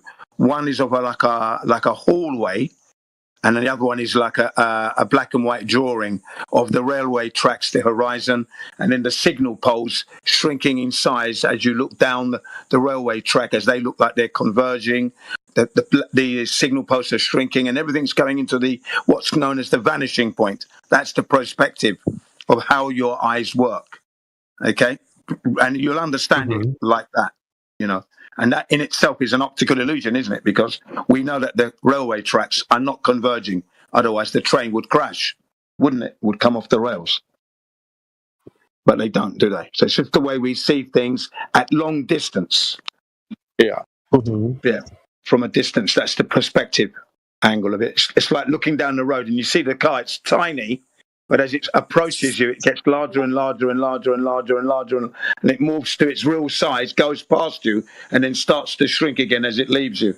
That's shrinking, that's your angular resolution from your perspective, and it's an optical illusion, isn't it? Because, you know, the car is actually the same size. It's just that the distance between you and that vehicle is being increased as it moves away, and it starts to shrink in size again. That's how we see things. Angular resolution from your perspective. Another cool little experiment you can do just with your phone is if you set up your video on a table, right level with the table, and just take a coin and slide it away from the camera slowly and video it, and it'll disappear from the bottom up. Now you know your table is not curved, but it appears that it is. But it's doing the same thing like what the sun does. It just goes away from us. It looks like it's going behind a horizon, but really it's just going away from us.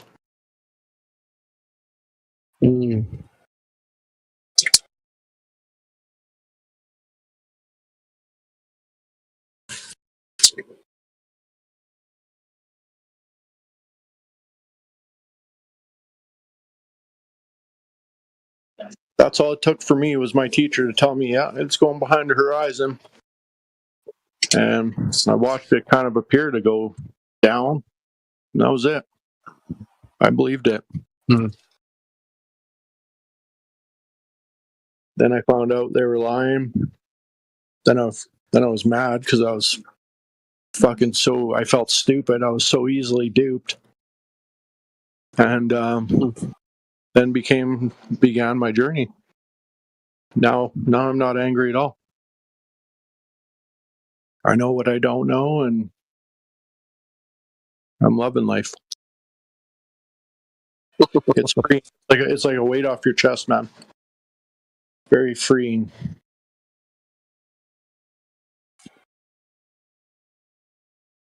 I always knew, though, deep down inside, that it wasn't adding up. I just never questioned it because my teachers, why would they lie to me? Why would my parents lie to me? But they weren't lying. They just didn't know any better. Just like me, they were told the same thing.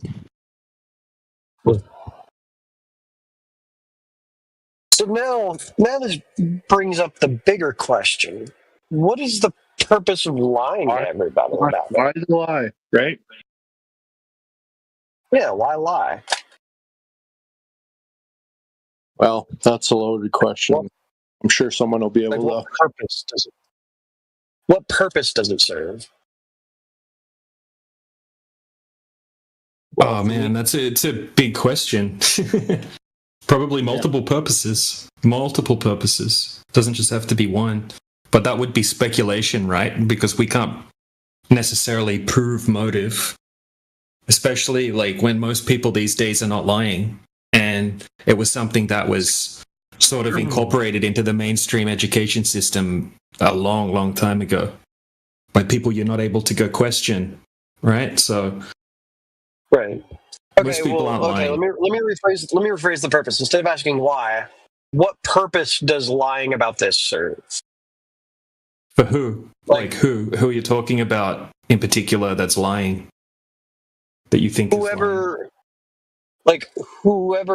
in the higher authorities of our society that know the truth but continue to spread the misinformation. What purpose would it serve?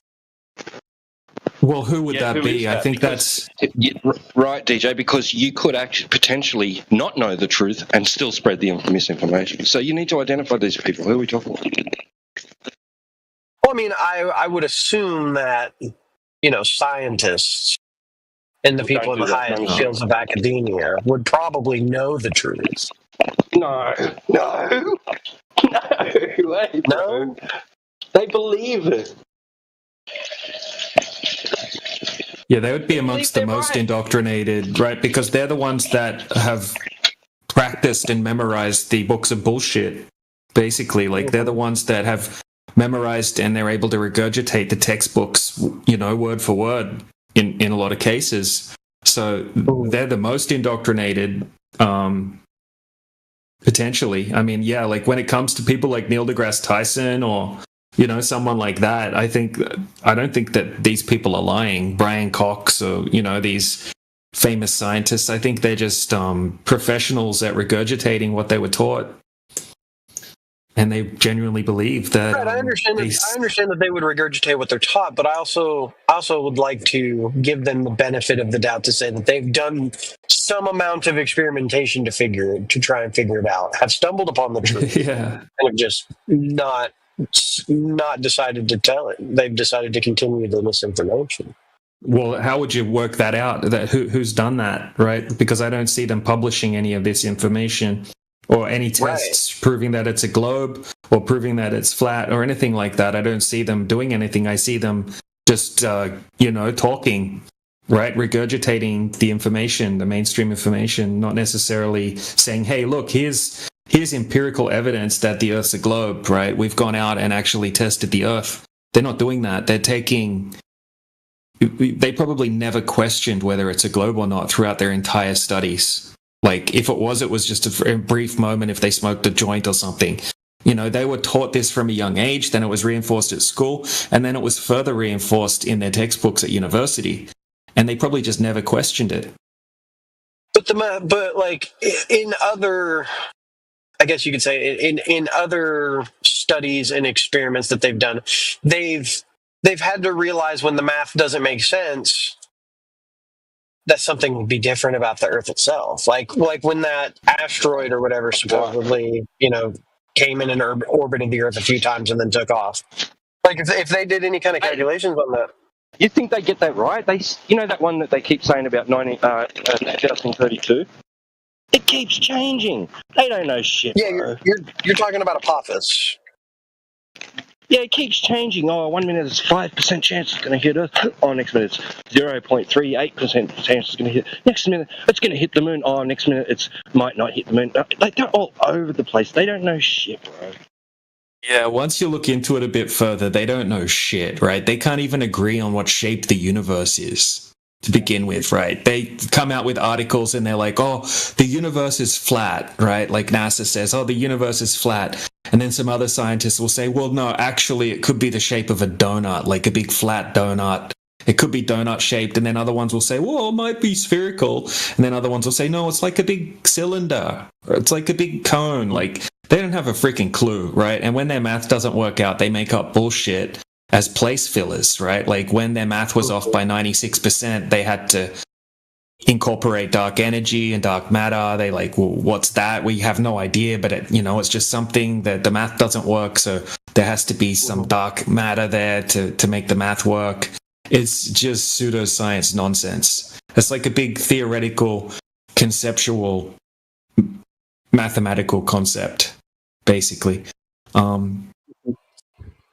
Yeah, I don't know. Like in practical use, like when aerospace engineers are designing aircrafts and things like that, they treat the Earth as flat and stationary for all of their calculations when designing, commercial aircraft, military aircraft, jets, all that sort of thing, right? It's in all of the manuals, right? In the instruction manuals, all of the documentation, right? And they say it's for simplification purposes.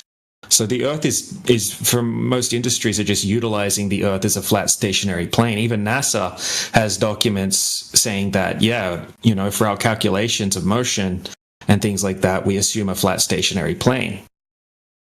So even astronomers use something called the horizontal coordinate system with the celestial sphere model, which is the Earth being an infinite plane stretching out from the observer's point, in which the observer is at the center of this infinite plane, above him being this dome of objects in the sky, right? That's just the way it's perceived, right? It's just because that's kind of our perception of it, our perspective, right? But that's what they use. They utilize that in practicality. They treat the Earth as flat and get elevation angle measurements to stars and things, and then start mapping the sky. Right, using with planispheres, and now that's how they make the planispheres and the ephemerises and all that. That's the underlying principle of astronomy is treating the Earth as flat, right?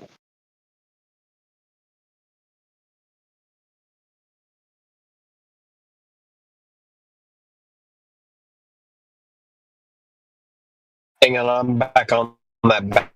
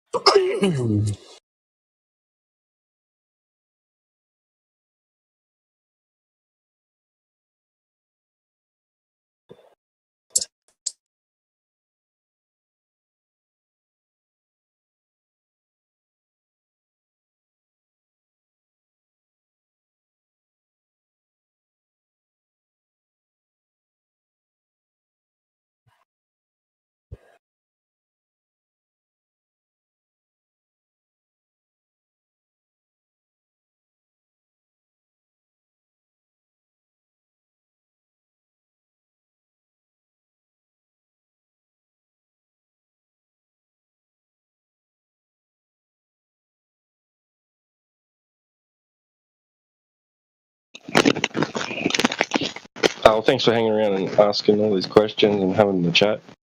Anyway, man, it's you've helped fill some dead air. Yeah, sorry, I'm on the back road where it's hard to. I'm almost home.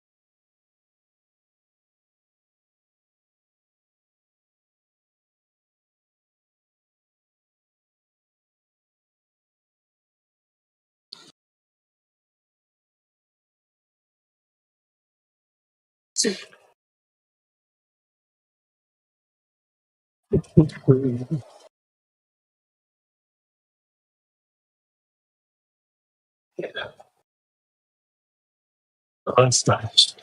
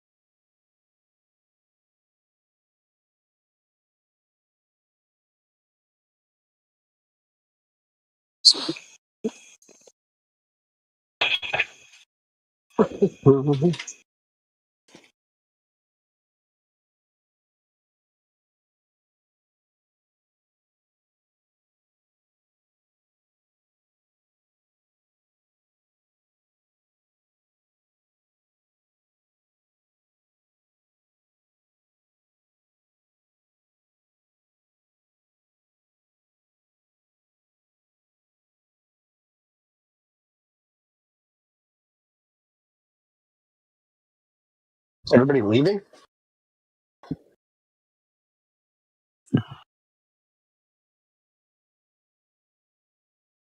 Nah. Seems to be dying off a bit. Okay, sometimes. I'm back. I'm on my PC now. Cool, man, cool.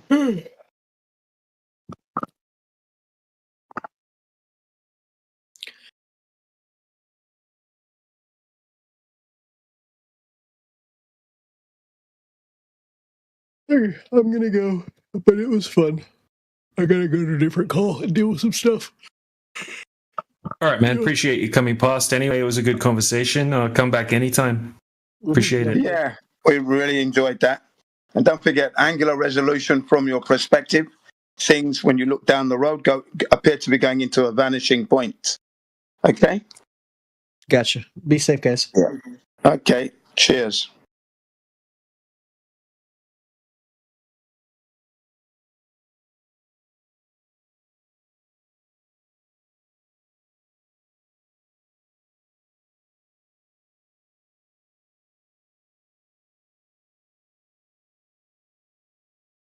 Yeah, good job there, DJ. You kept him occupied, kept his brain working, backed him up with some images. I put some images in there.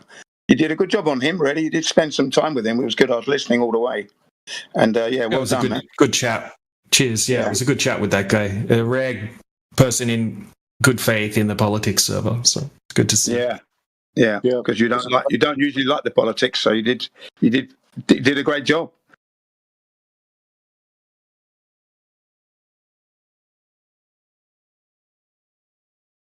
Of course, by that I mean you don't like those who come in good faith, without good faith, sorry. You know, just dismissal of everything. That can get you a bit annoyed. So I do understand. Yeah. Yeah. Yeah, you could see his wheels turning in real time.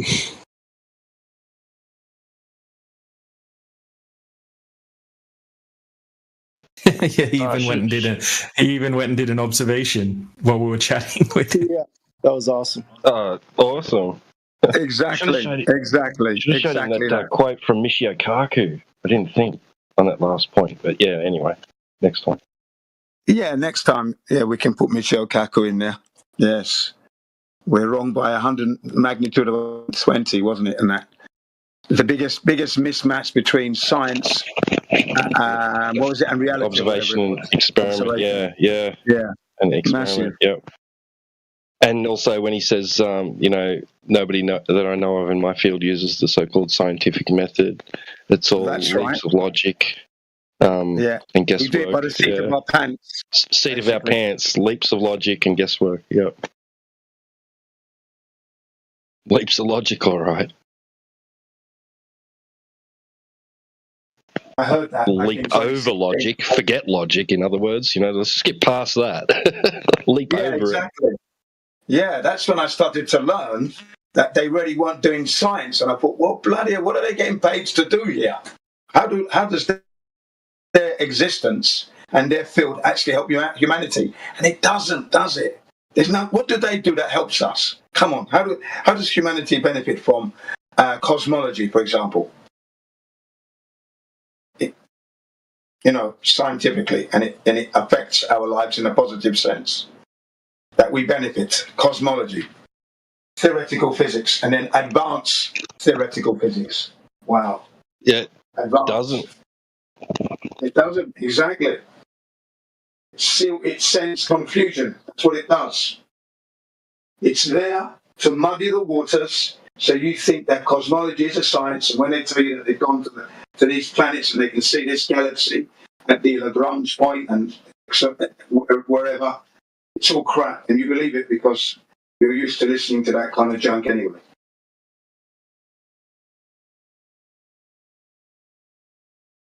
Yeah.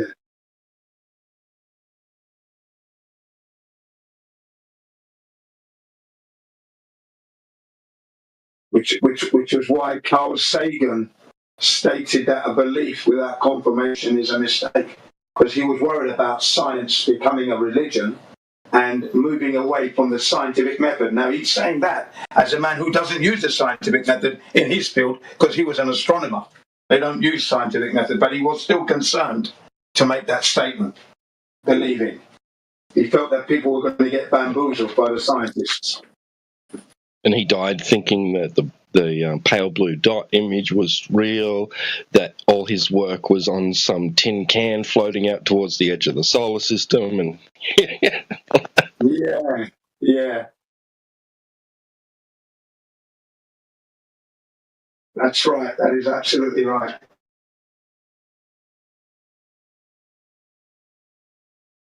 All on a golden record. Do you remember that? They put it on a golden record, didn't they? And just sent it out.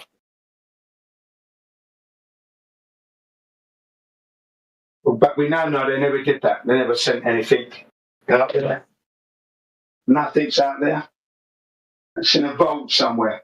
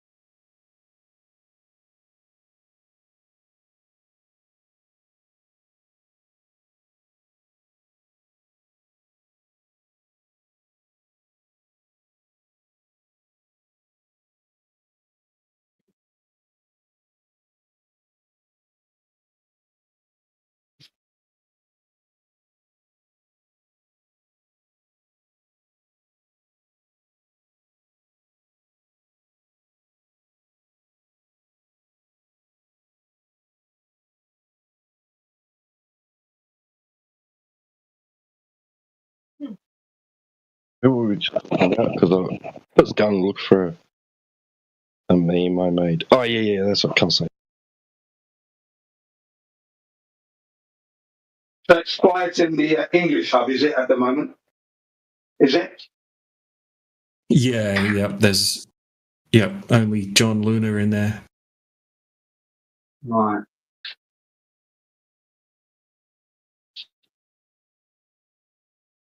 Very entertaining as well as informative as well, but mainly entertaining with these the Asian mob coming in very hot.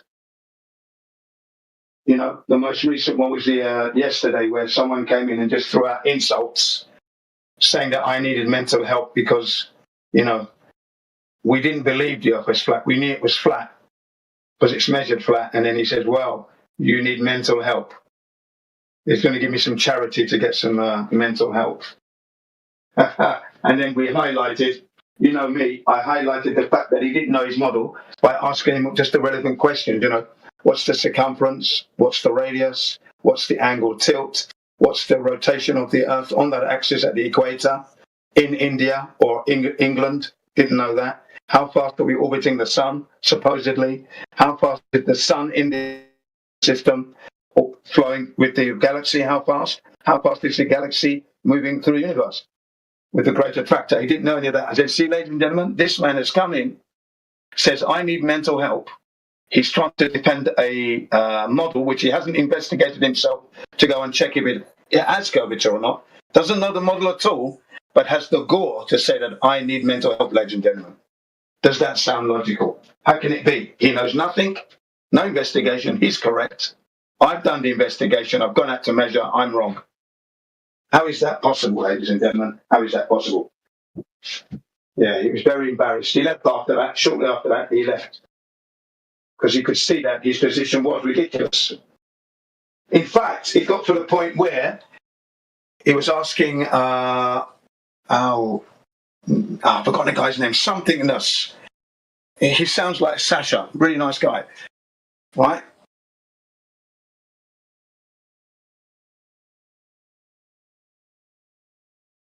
Sounds like a regular old day at the baller office.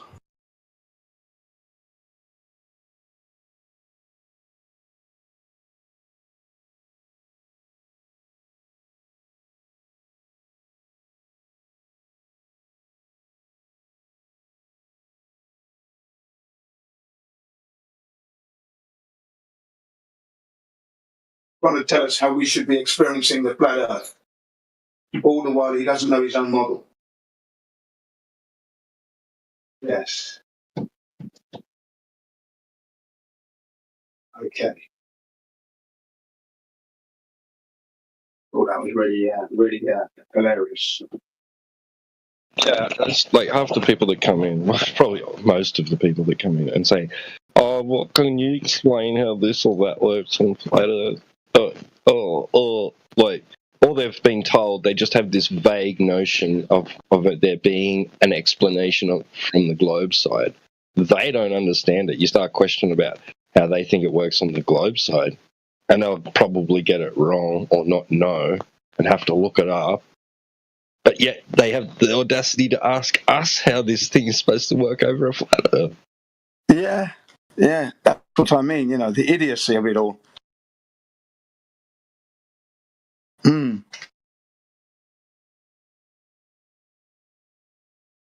You know, it's cringe, isn't it? You feel sorry for them.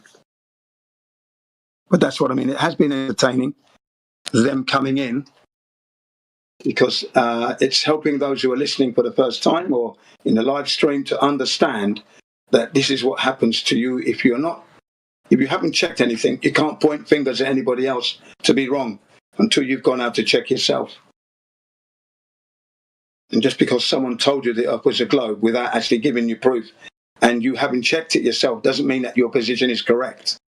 Even though I thought that myself for 48 years, mind you. So there you are, 48 years thinking I was on a globe. I didn't check it. I just thought we were. Didn't check it at all. And all the while, my life has been nothing but existing on nothing but a horizontal plane Earth. All the clues were there. I just missed them. The clues were definitely there. right in plain sight. Yeah, the truth is in plain sight, and it was. It's right there. It's there every day. Just didn't connect. There you go, Jim. Cheers, man. There you go.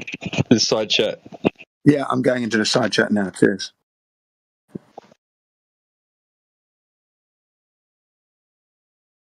Yeah. Yeah, that's a good meme. I posted that meme myself. I am looking at my meme, am I? Oh, okay, hang on. Something's odd. I'm not getting what you posted in the side chat. Okay, let me get out and come back in. Hang on a sec. All right.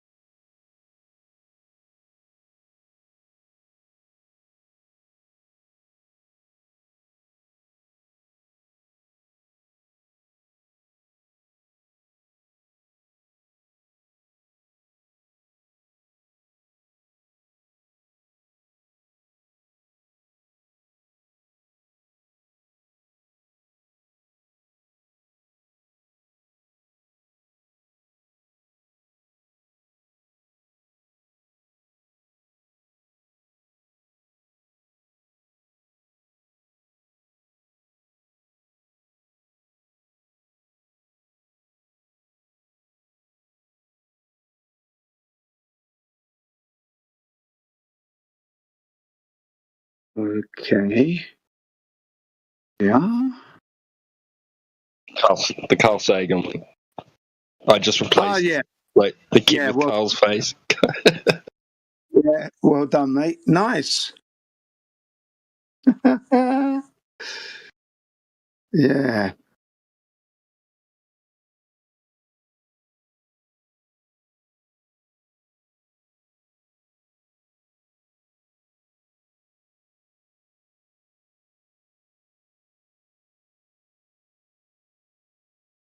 Billions and billions and billions and billions was his other famous expression, yeah? Everything was billions and billions. Billions and billions of miles. Through the universe, through the cosmos.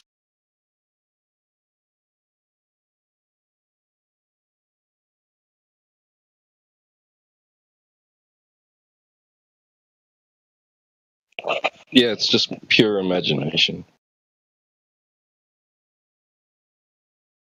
Yeah, brilliant one.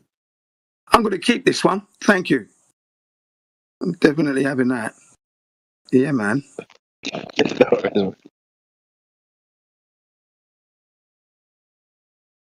Forwarding it to Jin's Flat Earth Gallery of Facts.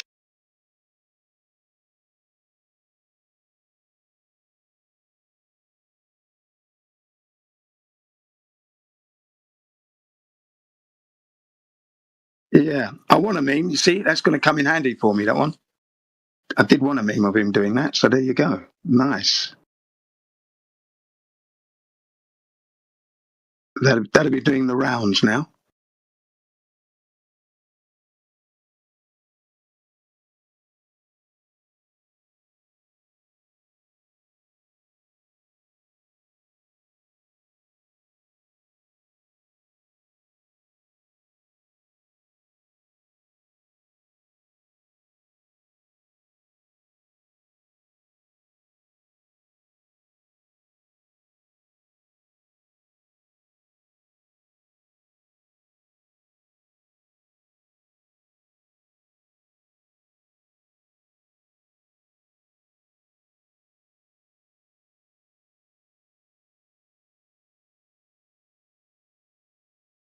Yeah, very, very smartly done, that one. I like that. Yeah, I'm just looking at it again and again.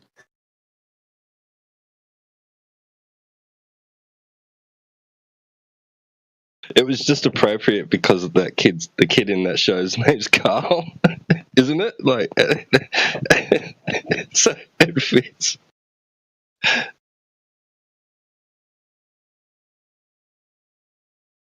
Yeah, this is going to be doing the rounds.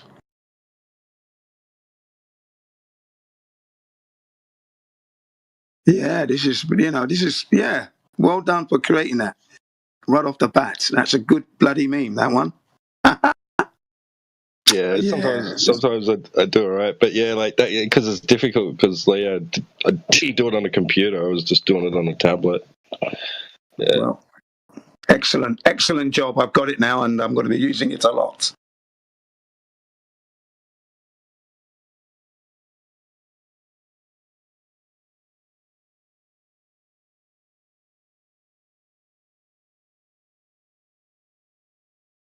But I thought it was quite poignant. Sorry, I was going to say I thought it was quite poignant that towards the end of his life that he actually said that. That a belief without confirmation is a mistake. That's quite a statement. Yeah, I bet a lot of them on closer to their deathbed or whatever. Like they start questioning, like thinking about things and going, "What if I'm wrong? What if I was wrong?" Yeah, that's right. Yeah, and he stated that like you said, Michio Kaku letting it loose, but no one in his field uses what's called the scientific method. We go by the seat of our pants, basically. Right. I bet when he said all that stuff back in the day, I bet he never thought that, a couple of decades later, flat earthers are going to be quoting the crap out of him. Exactly. It's going to come back to haunt him. He also lied. He also said that there is no force. We lied about gravity as well. There's no force pulling me down. We lied to you, he said. We lied to you. Yeah.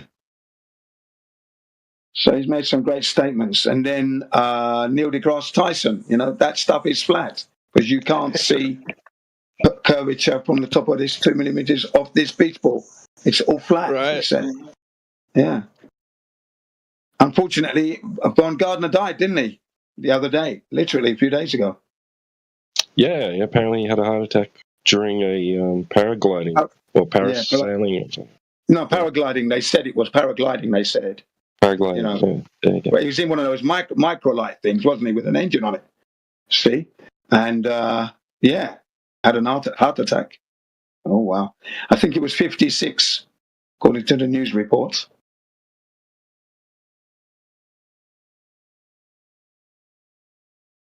Wow.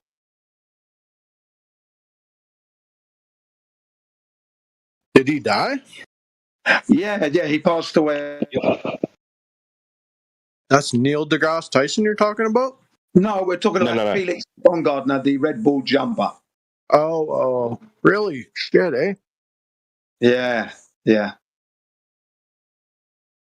Apparently he had a heart attack. That's too bad. He was pretty young. Yeah, 56 he was, but he did bullshit us about seeing the curvature of the Earth. Line no good.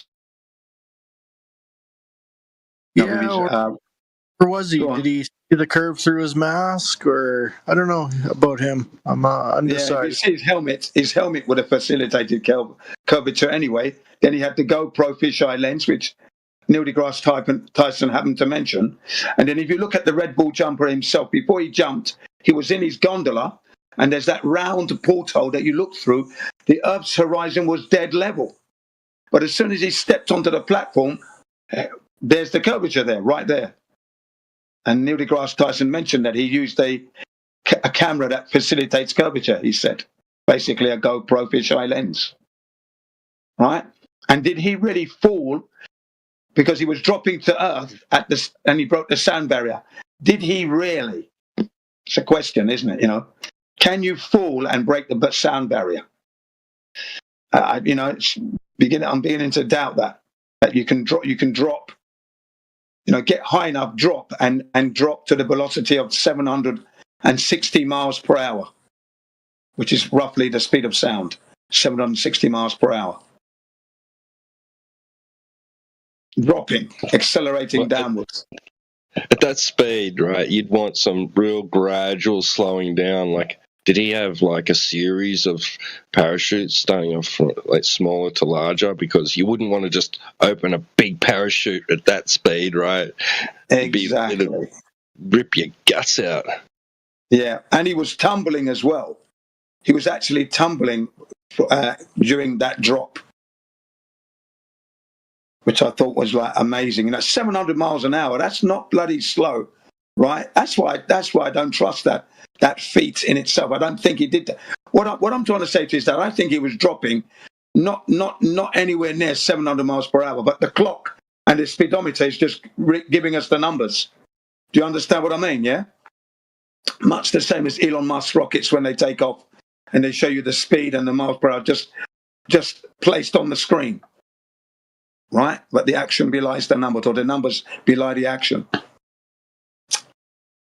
That's what I think. I don't think he did break the sound barrier through falling through the earth, falling to earth. Just can't imagine that. Yeah. If that was the case, how comes we don't have objects that have been dropped for such height being recorded at those speeds? We've got them flying at those speeds, but we haven't got anything dropping at those speeds. Objects dropping at the speed of sound. Because that would have been a record, wouldn't it, first and foremost? Wouldn't it? Well, they say that we get meteors into the Earth's atmosphere at like, what? It's just unbelievable speed. 23,000 kilometers an hour. Yeah. It's just all very hard to believe all that stuff. Really is.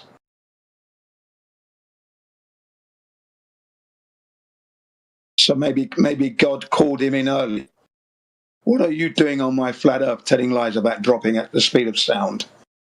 Felix, what were you doing? And the devil's waiting for him. Send him down now! Send him down!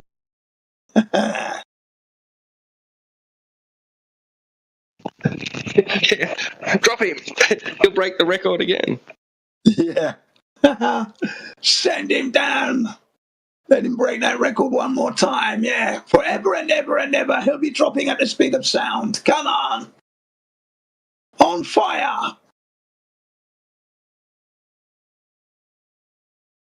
But I swear I saw the carbon dissolve the Earth. Yeah. Hey, you were looking for a curved helmet, buddy. Yeah. I always thought that was a bit too amazing. The speed, falling at the speed of sound is not a slow speed. He was tumbling. He did have a sturdy space, which is what you would need for such a jump anyway. Something sturdy. You know. The equipment looked robust enough. But then to be dropping at that speed was my question. Did he really fall at 700 miles per hour?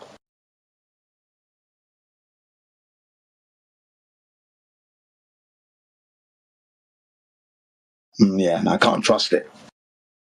Never did.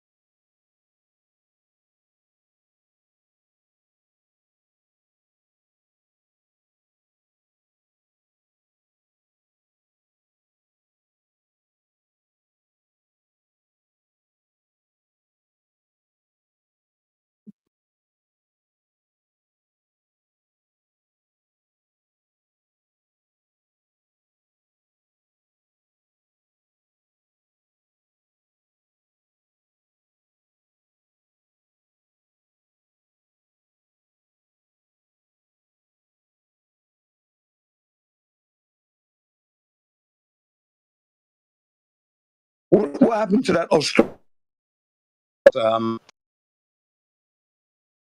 The measurement of the curvature and how they measured the oblate spheroid, etc., etc., and the India I was chatting with for a while. What happened to him? Do you know?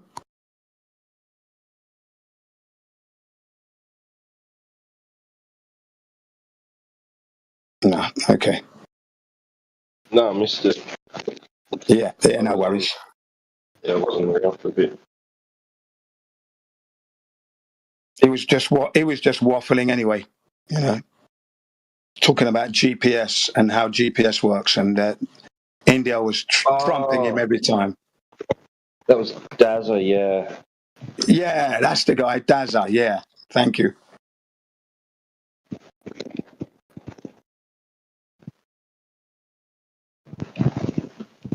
I didn't catch the end of it, but I noticed that though I think India was getting a bit tired, sleepy, started to slow down a little bit. Getting late, yeah.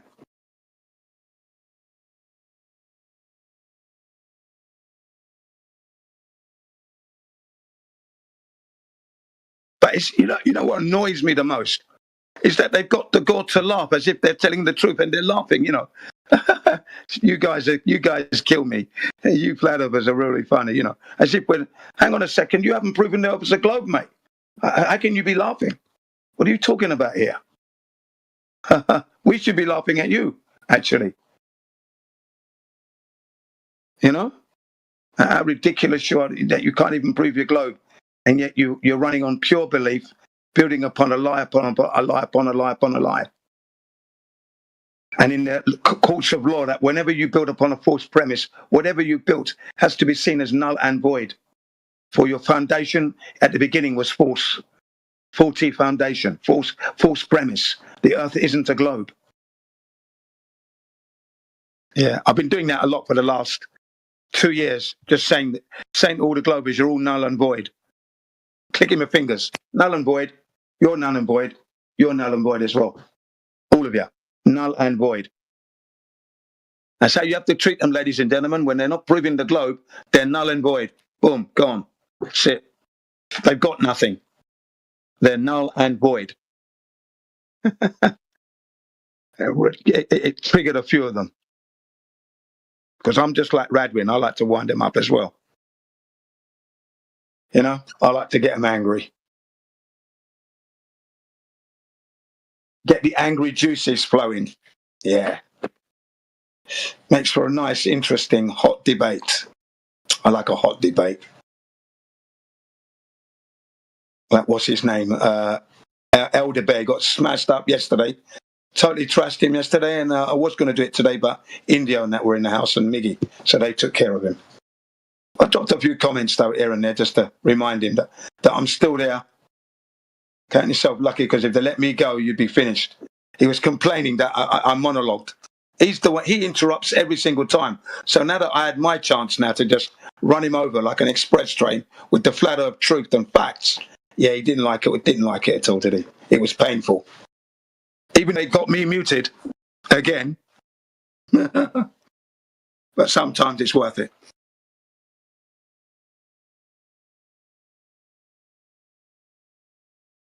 Elder Bear. Anyway, I'm glad I understand his psychology. He's got nothing.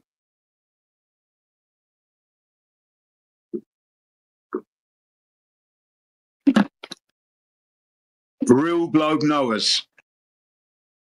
That's what they call themselves, yeah? Real globe knowers. Get those guys. I mean, like, we're not really against each other. I mean, you know, you ask any one of them, you know, from Bev's side, you know, if they think that they live on a spinning ball in outer space, they'll say, no, there's no evidence of that. Right? That's right. Okay, cool.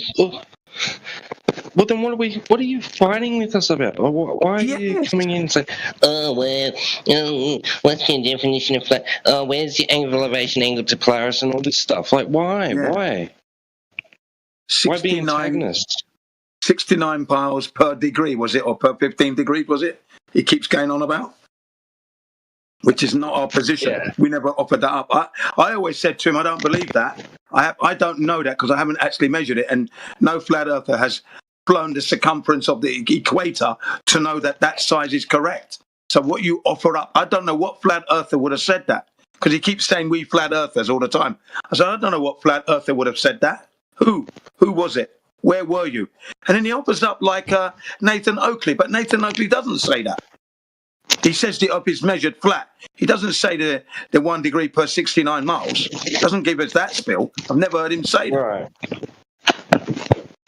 Right. Yeah. Well, yeah, I've heard it referenced, but I mean, like, it's, you know, either way, if it's true or not true, it doesn't matter. They're still going to need a flat Earth. Thank you. And it's still measuring flat anyway, which is what I said to them. I said, you know, because this is a live stream, I said, ladies and gentlemen, we're not concerned about the equator at this moment. We're concerned about the measurement of curvature of Earth. This is what we've been talking about all along. As for the equator, and it's 24,900 odd miles, no one in the flat Earth community has validated that. I haven't flown the whole, so I don't know if that number actually exists as a number. But since it's been put up, and we're using it because it's a number we've been given, we're finding no curvature at all with that number, actually, in whatever destinations we fly to. And the in-flight telemetry data proves that, ladies and gentlemen, plus my spirit level, plus my senses. That's a 3 triangulation point there, showing that there is no way we've got curvature going on. So all this talk about 1 degree per 69 there, that's talking about rotation again. That's not our position. What is this man doing here? It's a red herring. It's a non sequitur here. Yeah, and then when he's trying to butt in, I just keep talking, though. I raise my voice. So now he's blocked. Now he's forced to listen. He runs out of breath. He doesn't have the stamina. No one does. Not when I go into that mode. You better have done your exercises today and every day. You better be good at singing. Because you've got to be a good singer too. You know the breathing exercises that singers do? Yeah. Yeah, you better be good at doing that. Because if you ain't good at doing that, you're not going to survive when I'm in the ring with you. Because I'll talk you down. I've done it non-stop for 8 hours. 8 hours. I'm on record on that. 8 hours I destroyed. Snacks to the Future was the guy I was trying to remember. His name is Snacks to the Future. And he used to hang out on the Hangouts. And he made a reappearance recently in the Earth Awakening server. And everybody remembered it, especially Flat Earth Dude and, what's his name, New Perspective. Because, yeah, do you remember when Jim did that? Fucking never knew anybody could do that, he said. 8 hours of just totally trashing them with Flat Earth facts, proof. Without a breather, without a break. 8 hours. I'm not proud of that, actually, but the point is it had to be done. I was insulted. And Snacks to the Future got annihilated. In fact, he had his people coming to try and rescue him, other Globers, and they all died there. Took them all on. Yeah. So don't ever think you can beat me on that one. You'll never do it. And I'm 63 now. Funny how I'm getting younger as I'm getting older, ladies and gentlemen. Funny that, isn't it? Yes. The Jin CBR1, that black anomaly. Yeah.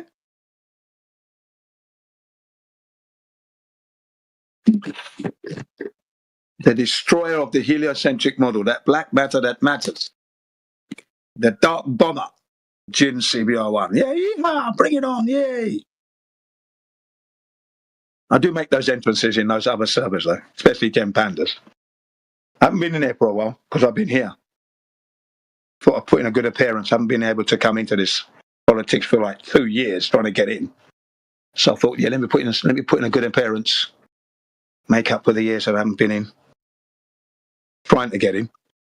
I get in on the home server, but on the politics, I was given the link to politics 3 years ago, and then 2 years ago, Flat 24/7 moved to politics, and I was never able to join. But on this new smartphone, I was able to join the politics.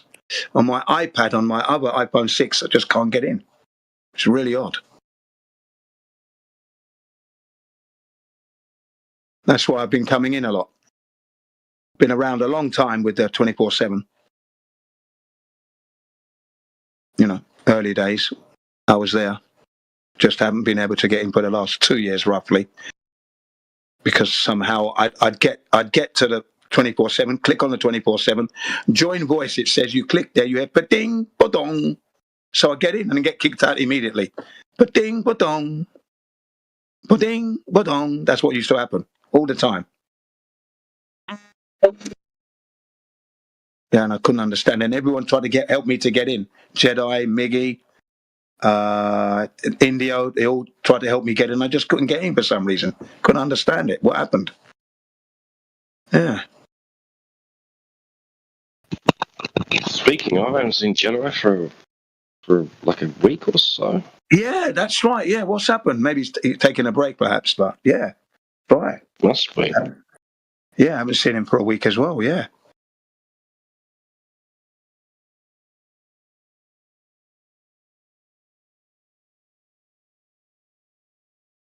Yeah, I wonder what he's doing. But it has been really entertaining these past 3 weeks, 4 weeks coming up now, yeah. Especially with the Asian group. The Asian community has been coming in rather a lot from Pakistan and India. Yeah. Yeah, really enjoyed that. With their beliefs and their, they really do feel proud that they've got a space agency, They really are proud of it. I said, your country is stealing your money. You don't go to space. Okay? Taxpayers are losing out here.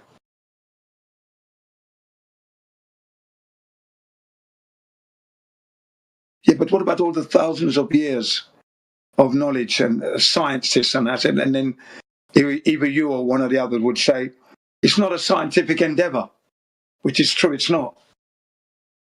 Yeah. That one is like a Mike Tyson punch when you tell them it's not a scientific, because they've drowned you with buckets of science. Yeah, what about the science of this and the science of that?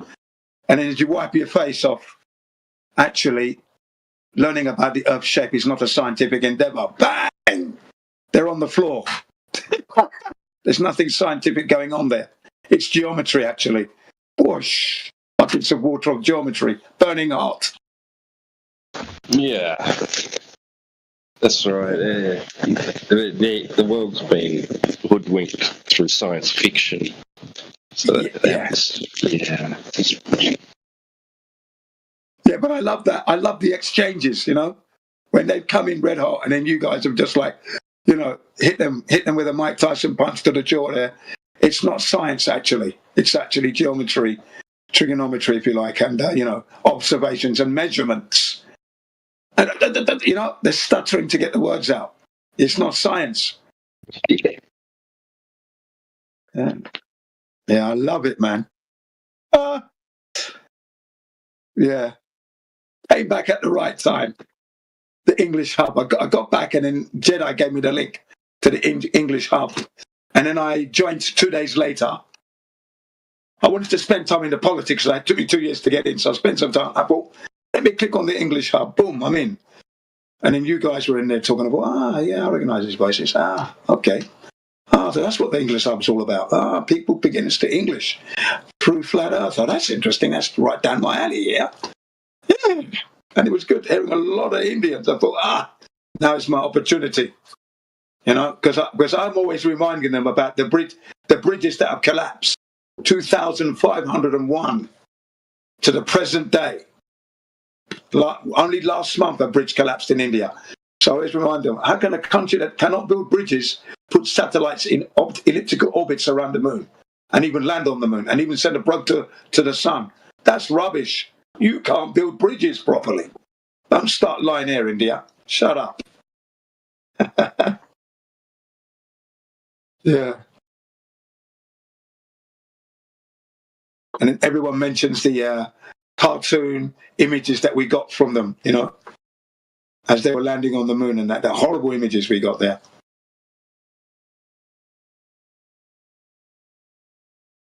At mission control. Right. I mean, at this point, right, so they say that, you can lose network signal and still receive GPS, still get, be able to know your exact position through GPS satellites, right? Yeah. So there's allegedly no black spots for GPS coverage, so, anywhere. So you could be anywhere out in the middle of the ocean, and you could have no network coverage, but your phone will connect to it receive a signal from a GPS satellite or GPS satellites and tell you where you are, right, and give you your exact coordinates, right? Yeah. Yeah, well, why aren't they using that technology to make sure you do have network coverage at all times, right? If you lose signal from a cell tower, you've got that as backup. At this point, there's no excuse for black spots. Yeah, black spots and dropping calls. That should not be happening. Exactly. No, absolutely. Yeah. And why would you need Starlink? Do you know what I mean? For example, you wouldn't need that, would you? Really? Right. And again, Starlink, ladies and gentlemen, it's not a modern technology. They had it in the Second World War. All right, so it's nothing new. Elon Musk is just borrowing. He wasn't the inventor of the Starlink idea. That's been around a long time. Oh, and from what I understand, he bought the idea from Google Loon anyway. Yeah, because it was Google Loon's idea to go to these far out regions where they couldn't get internet and give them internet via these balloons.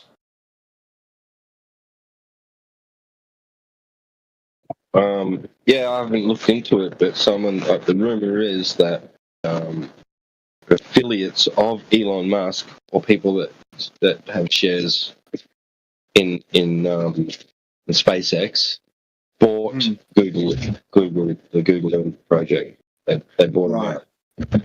So apparently SpaceX owns that project. Yeah, they just refurbished it, called Starlink or something. I don't know. Maybe. Yeah, they call it Starlink now, don't they? Yeah, and everyone's up in raves about it. Well, look, it's an old technology. Balloons. It's not actually a satellite machine. Deployed by a rocket. No, it's not. And get carried away now. I mean, there's another one for you. We were talking about, the quotes from these guys. And Elon, when he's like reviewing the footage of his own project to put a Tesla in space, live on camera, says you can tell it's real because it looks so fake. Yeah. It looks so ridiculous, he said. Yeah. He said we got better CGI than that, he said. Didn't he? That's what he said, He said we got better CGI, much better CGI than that, he said. He's looking at it, you can just see the look on his face as you can see him, he's looking at the screen, he's watching the footage, and he's just shaking his head. You can see the look on his face. He's like, oh my God, you guys, you're making a fool of me. What am I going to say? What have I done? Right? Yeah, what have I done? What have I done here? That's what he was saying to himself. Oh, fuck, what have I done? So he had to say that. He had to say that. Damage control, wasn't it? That was an attempt of damage control. Exactly, yeah. You can tell he's telling the truth, ladies and gentlemen, because he's a lying bastard. Yeah. That's my version.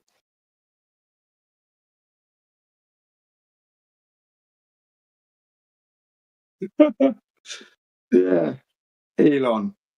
And the Japanese love him, They love him. They love him to death, the Japanese. I'm thinking now, everybody's talking about Elon. I said, Elon is a lying bastard, is what he is. He's deceiving everybody. I think that he's got all that money, yes, but he hasn't made it through moral means, okay? Immoral earnings is what that is. Yeah, on the Joe Rogan podcast, right? So yeah, Joe's like, what do you think about all these Earthers, right? People saying the Earth is flat. And Elon's like, oh, it's just a troll. They're trolling, right? Yeah. And Joe's like, no, there's people that actually think it's true, right? And Elon just was like looking at him, just smiling, just grinning. He didn't come out and get like all puffy and say, oh, well, that's ridiculous. Of course, we know it's not, and blah, blah, blah. Like, he didn't. He just let Joe Rogan ramble on about it. He did not try and defend the Logan, not one bit. Yeah, he didn't want to get embroiled because he would have come under attack. Didn't want that, did he? Didn't want his Tesla to get hurt, so he had to be very careful there. And he was. It's a good point you made there, yeah. I remember that.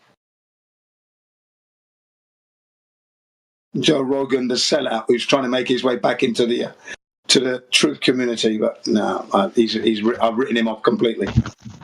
But he flip-flopped again, did he? He's back with saying the moon landing was fake. Yeah, That's what I mean. You know, I've written him off, so it doesn't matter if he's telling the truth now. Never mind. Keep telling the truth. But you know, you've lost all respect from me anyway. And if you want to do a bit of jiu-jitsu, let's have a go. I'll give you some jiu-jitsu. I don't mind. Yeah. I couldn't believe it was the same guy from going back in the day. He did that show called the X Factor? Is it not X? Yeah. Was it the X Factor? I think it was the X. What was that one? Oh, There was one called the X Factor. And he'd make contestants had to do all those crazy things to get the money. Had to do release. Fear Factor. That's Fear it. Factor. Fear Factor. Thanks. Yeah. Yeah, the Fear Factor.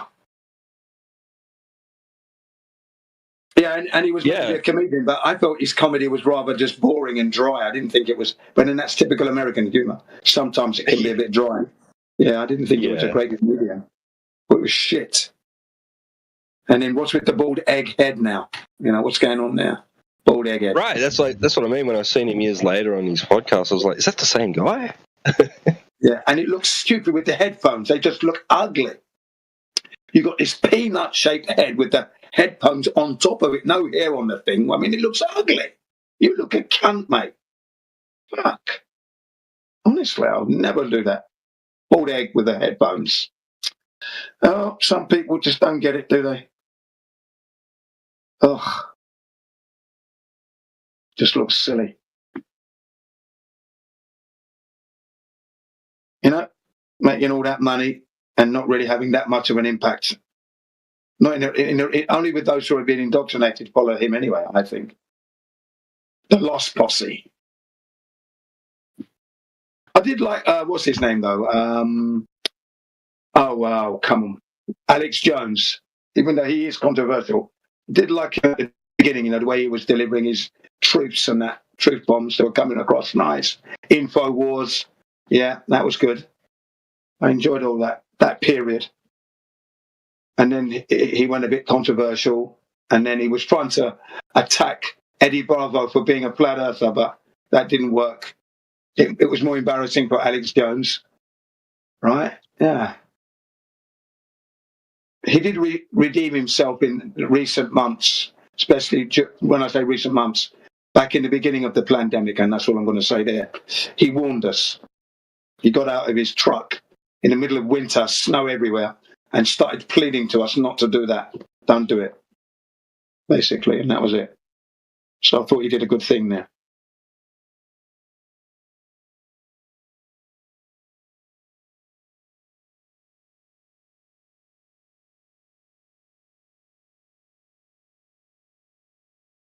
He went over to Britain, didn't he? And met that guy, Brian Hoare, who was protesting against the Afghanistan war. And he had his loud hailer there shouting out, "Do you think some men in a cave could have NORAD stand down?" Loud hailer, loudspeaker, giving it some. I liked him for doing that. He did a good thing there.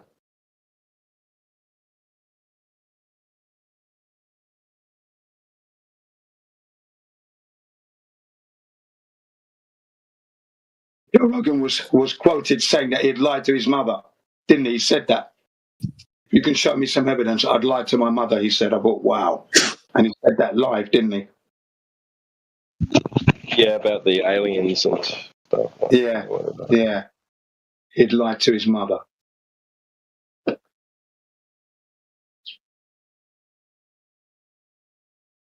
there's a lot of that going around at the moment in, like, you know, like this discussion of the declassified files, you know. Yeah, I've never been into it. Never been into it. I stopped that when I was 10 years old. I knew it was bunk back then. I'm 63 now. So for 50 years, I have not looked into the UFO nonsense. Although, yeah, you know, America's had their aeroplanes that they've developed. And of course, you can classify them as unidentified because it's a new shape. You know, they're new bombers and that. When they were building those and test flying them, yeah, that made sense. It was man-made. Okay, fine. But aliens from out of space, from another region coming into Earth, that's never happened and it never will happen. So there you are. That's all BS. on it. And they've changed that now, haven't they? The UFO, they've given it a new classification, haven't they now? What is it? Come on. Unidentified flying projectiles or something? They've changed it, haven't they? UAP. Thank you. That's what I was looking for. UAPs now, ladies and gentlemen. What does that stand for again? Unidentified artificial projectiles. Aerial phenomena. Aerial phenomena. Thank you. There you are. There you go. Creating it on the fly now. This is a new thing to believe in for you people. Honestly. Talk about lifting the goal up and running around with it. They're not even planting the goal now. You've got to chase the goal now. Not only are they moving it, they're running with it now. My new version on moving the goalpost, running with the goalposts, what they're doing. So you can't even score a goal. Fuckers. Do you like that one? Running with the goalposts?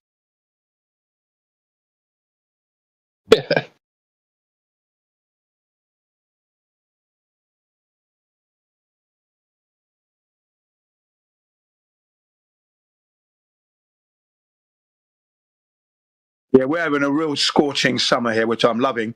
Most people are complaining, you know, that it's hot. I just get on with it. It's nice. I love the heat. Better to be hot than cold. Don't mind the cold either. Even my neighbours know. They say, you don't mind the weather at all? No, I don't mind it at all. It's the season. It's got, you have to, you know, if I start worrying, I'm going to start wondering, and then going to cost me money in the air conditioning. I'm going to start worrying. Yeah, no. That's expensive. I can't afford that kind of worry. You know?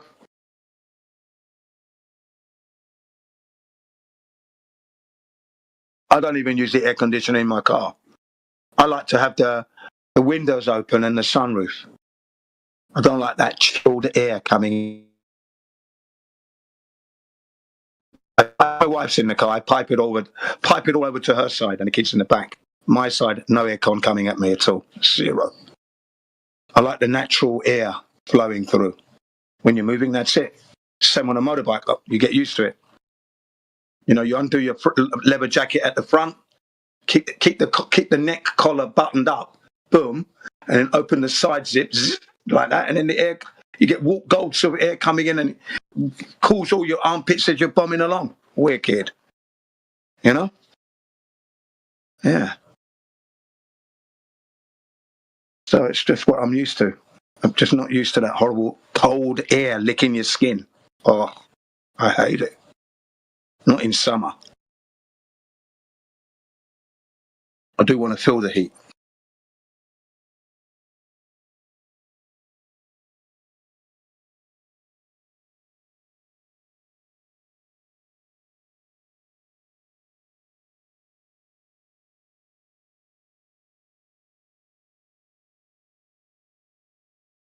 Upstairs, my family upstairs, they leave their aircon on and they go out the house. I think, how can you do that? You left the TV on, the aircon on, the lights on, no one's in. Fuck, got to turn it all off. How to waste money.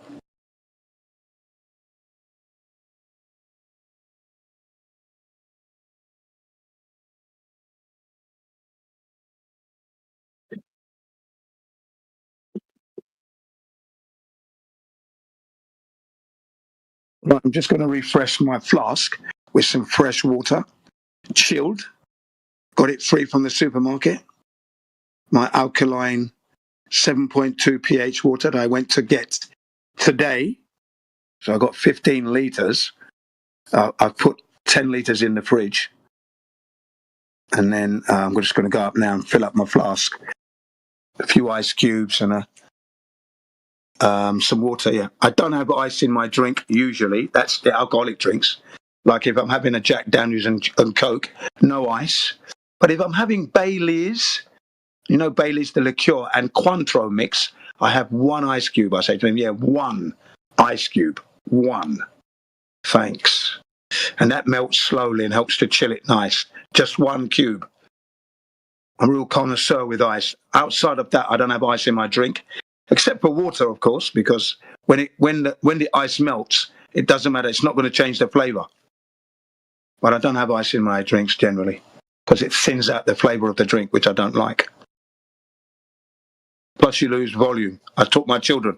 I said, when you ask for orange juice, okay, don't say you don't want any ice, and you get more orange juice to drink, because when you put the ice cubes in there, then you only get a little bit of orange juice. And I showed them, demonstrated it in the kitchen. Okay, can you see the difference? Okay, so and the drink is already cold anyway. You don't need the ice, do you? Right. So you say, kori nashide. Kori nashide in Japanese, in English means without ice. Kori nashide. Orange juice kudasai. Kori nashide. Yeah. Those were the first words I learned when I got to Japan. Without ice. Kori. Kori is ice. Nashi, without. Kori nashide. Yeah. So my kids learn. They learn to order their drinks without ice so they can maximize on the volume.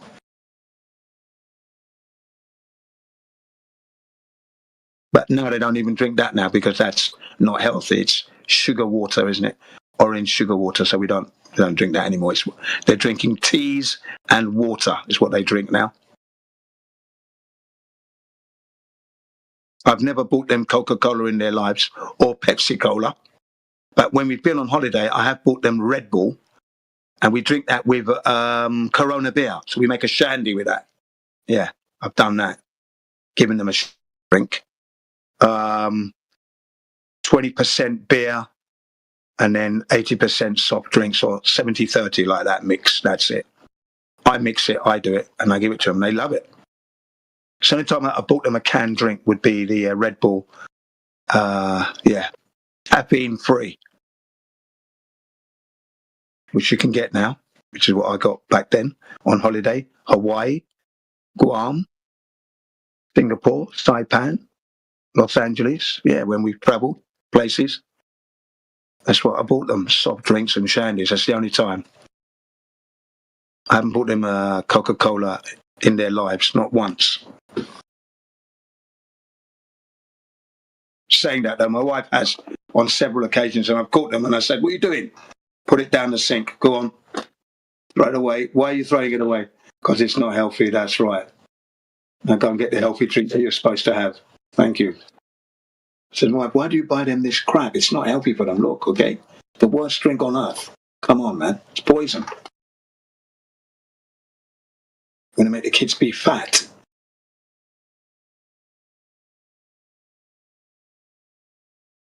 Speaking of soft drinks, I think Coca-Cola are going to use sugar cane instead of fructose syrup, okay? Sugar cane to put into their Coca-Colas, but it's still going to be one can is the equivalent of 4 donuts, apparently. There you go. So it's still losing out anyway.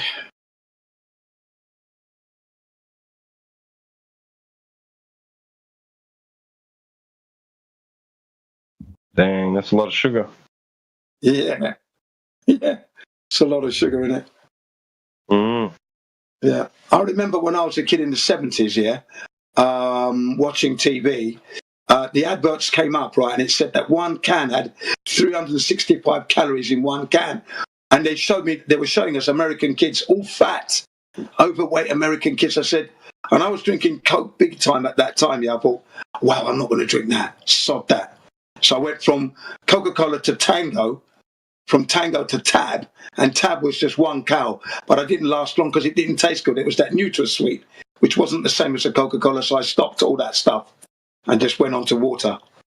Haven't looked back.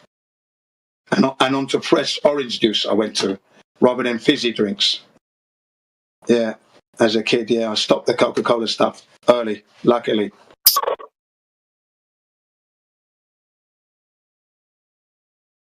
But I do remember consuming it in Africa. Hot. You know, the bottle, the glass bottle, yeah. Oh, I used to love drinking it, man. Yeah, as a kid growing up, I used to love drinking Coke. Yeah. You called me. Who was that?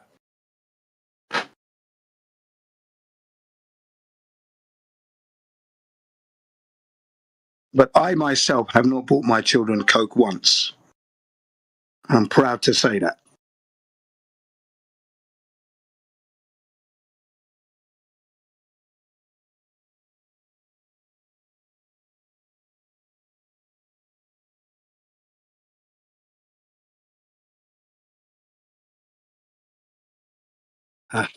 There we are.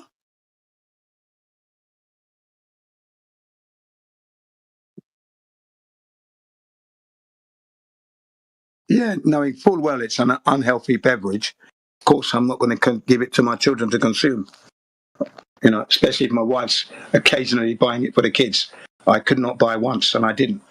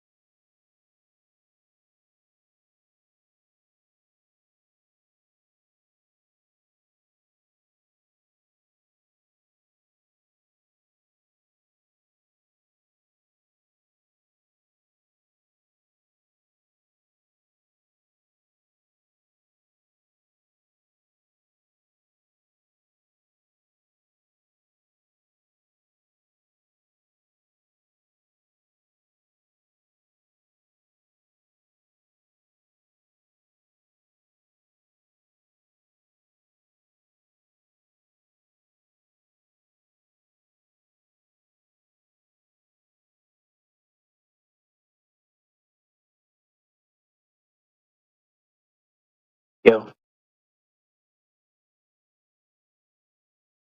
Hello? How's it going? Going. Did anybody prove it yet? What's it? The globe.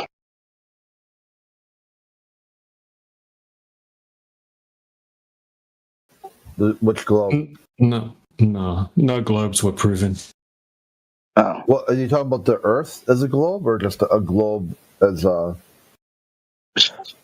global variable? Yeah, the globe Earth. Yeah.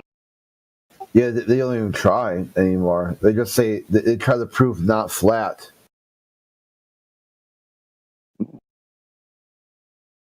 They've given up.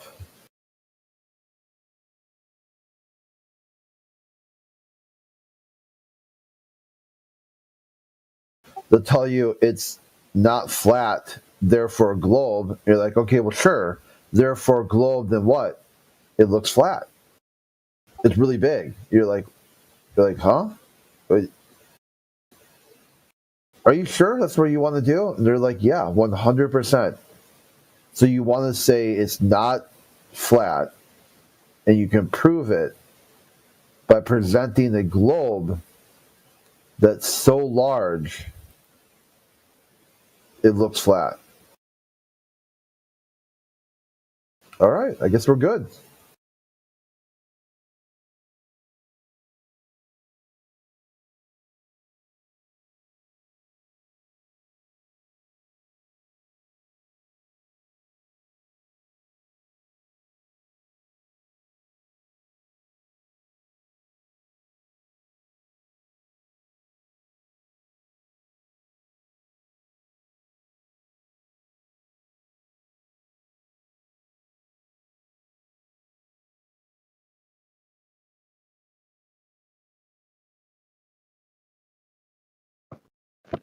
I like that, DJ. No globes were proven in the making of this live stream.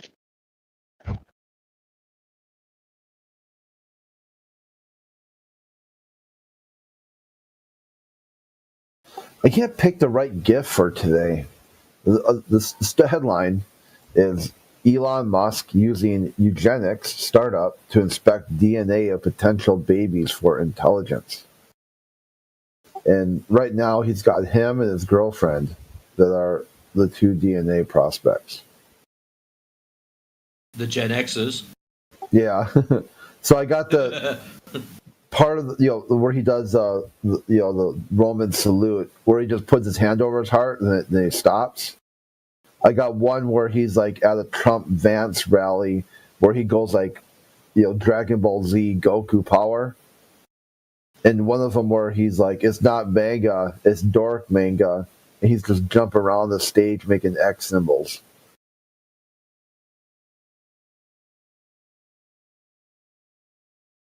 I can decide. I think that the first one encapsulates it because eugenics tying back to World War II Germany, but the other two are more relevant, I think, to the.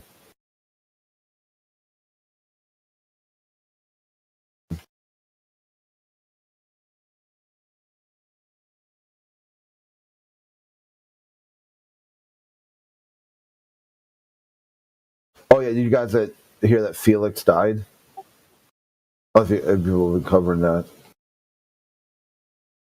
Yeah. Yep. We were just talking about that earlier. Suddenly, well, in the sky. All right. I just saw the thing that Daz posted. All right. So which GIF is best? My inklings to go with the third one because of the whole eugenics talking point. But the other two show he's just a retard. He's not super intelligent.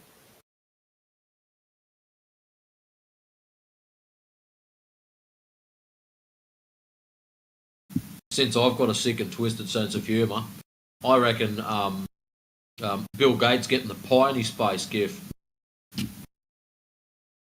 Oh yeah. Eugenics, that's you bastards. I always call that his evil villain origin story. The funny part too, people know about the one pie. He got hit 2 more times after that. Yeah, he's been done a couple of times. I mean, that one day, he got triple pied. Oh wow! Yeah, like I didn't know it was on the same day. I knew he'd been done a couple of times. He got, it happened more than once, but on the really famous one, where the guy comes around like a corner of the building or whatever, like a pylon, and hits him. 2 other people get him, like a triple pie.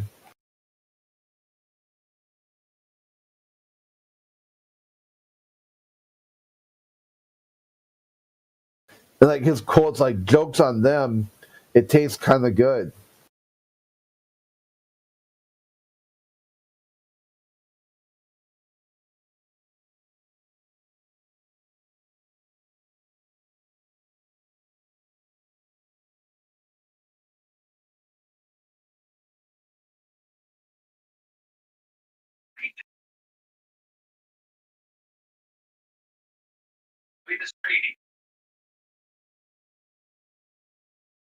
Areas nation sleep age income of antioxidant now which you say rebound starts antioxidant now final Well, DJ how much?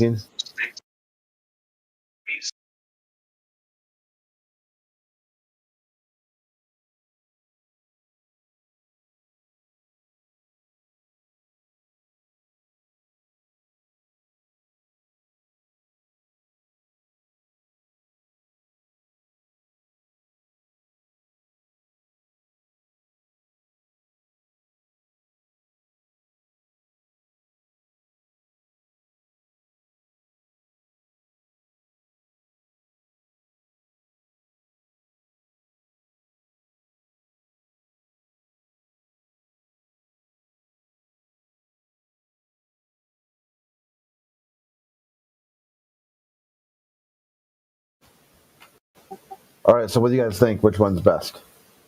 It looks like Daz likes the first one.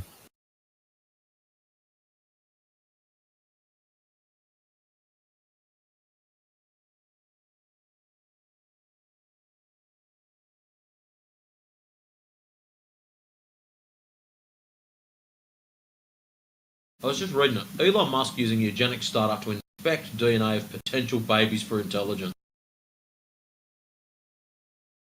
You know that what's it called? That shit-looking cartoon thing. I'm a globe earther. You need some kind of sticker like that to go with it. Because remember, most of the guys that you send this to are all victims of this room. Oh well, no, I mean not all of them. There's other rooms and other servers like Paul. I try to keep it somewhat generic. All right, yeah. Yeah, so there are other servers and other topics and whatnot. I like to tie it in the flat Earth global Earth debate a little bit, like like this one's got Elon Musk or science and space news. But yeah, if you just like straight up be like, I'm a globe earther, they're like, what the fuck does that mean? Like it'd be kind of all the context. Nah, fair enough.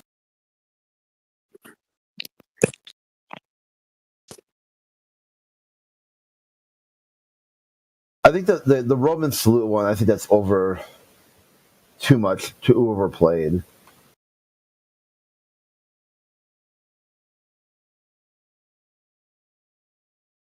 Yeah, I think I'll just go with the first one. Fuck it. Yeah.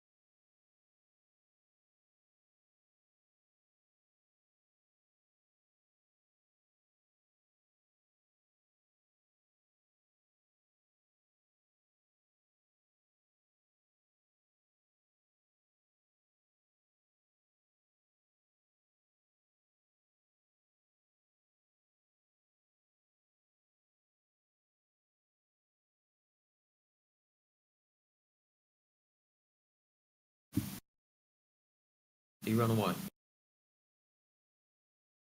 Just remember, ladies and gentlemen, no Globers were harmed in the making of this show.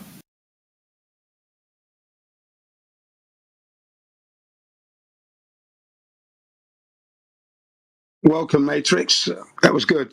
Yeah. Crack myself up now. That's sad. But it was a good one, wasn't it? You know, no Globers were harmed. We haven't harmed any of them. No. We seek to inform, and then hopefully they'll go and investigate what they were told at school and compare what we're telling them, and realise for themselves that they were duped, and that's we've assisted them in breaking the indoctrination. Simple as that. That's all we seek to do at this point.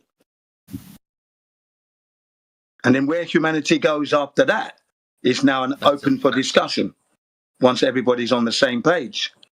Obviously, case number one would be, let's stop the schools teaching the wrong stuff to the children. Let's stop that.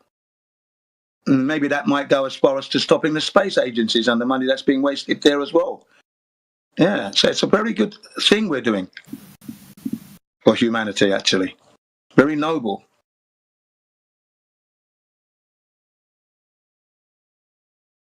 Yeah.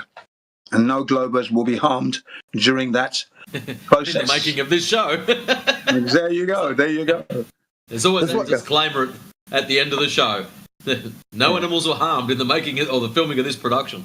That's what we could get that as a recording. No Globers have been harmed in the making of this production.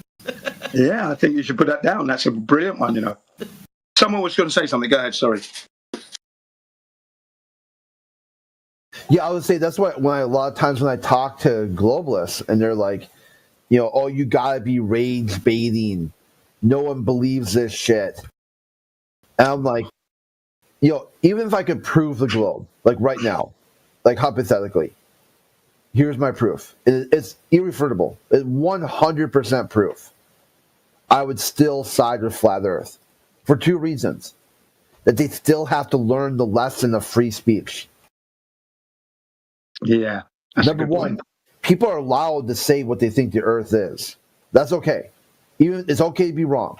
If someone's all upset that someone's wrong on the internet, they're wrong on the internet. Would they think they're Jesus? Like they walk the earth without sin? Get the fuck out of here. So there's number one. Even if I could prove the globe, I would still go with Flat Earth because free speech is more important than being right. That's a good point. Yeah. Yeah. And number two is I would rather be wrong than I forgot how I phrased it. Being right about the globe. If I know I got it now. If I'm wrong, I don't want to be right. and what I mean by that is when you look at the Globetard, it was supposed to offer this giant leap forward for mankind. A giant leap forward. Things are supposed to change, and things are supposed to change quick, really quick. It was going to get better. Everything was like, this is it. We made it. We passed the finish line. We got past nuclear destruction. So now it hasn't changed. So then if this is the Globetard that they talked about, if this is a giant step forward, fuck that. I would rather live in the flat earth where you can explain. You can explain all this, like the world's so fucked up that people stop noticing. You can see that, and you can explain it on the flat earth. You can't on the Globetard. No. So if it is a Globetard anyway, then holy shit, we got some bigger problems. That these giant leap forwards are giant steps backwards. Their leap forward was actually a giant leap backwards. Yeah. Whilst they've amassed a lot of wealth during that process. So who was the giant leap forward for? They said mankind. Yeah.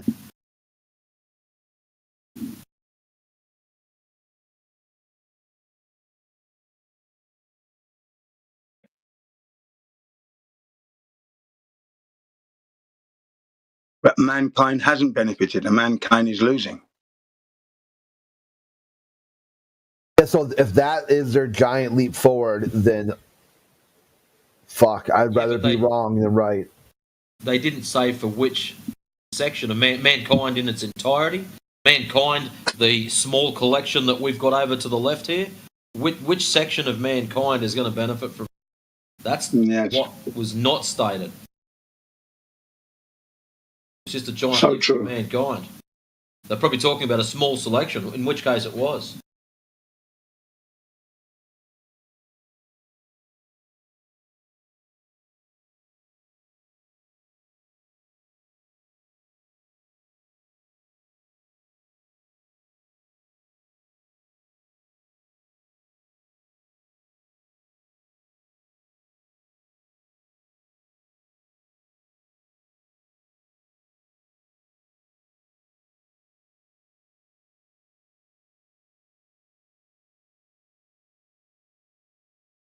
It's surprising that how NASA was not prepared to go to space.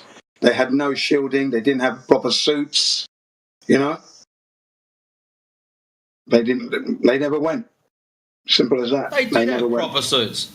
They had all space age shit going on. They had Velcro fronts on them and zippers too. Velcro, yeah, and zips, press studs, ladies and gentlemen.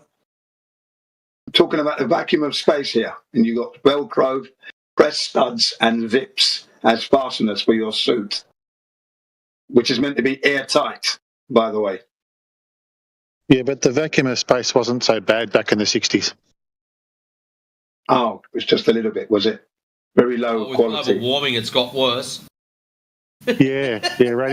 Radiation and the vacuum have increased because of global warming. Correct. I thought the vacuum had increased because of space expanding. And as it expands, the air pressure that's in that given volume now decreases due to the expansion of the size of it. Yeah. We can have too much fun with this shit. Yeah, sticking with the spacesuit, a guy by the name of Ronnie Strong, who is the narrator of the video called What Happened on the Moon's Part 1, 2, and 3. So he's the main voice, the narrator, right? And you see him. He says that suit was just a glorified linen suit, right, on the lunar surface. A glorified linen suit, he described it as. I thought, wow, that's it. That tells you it all.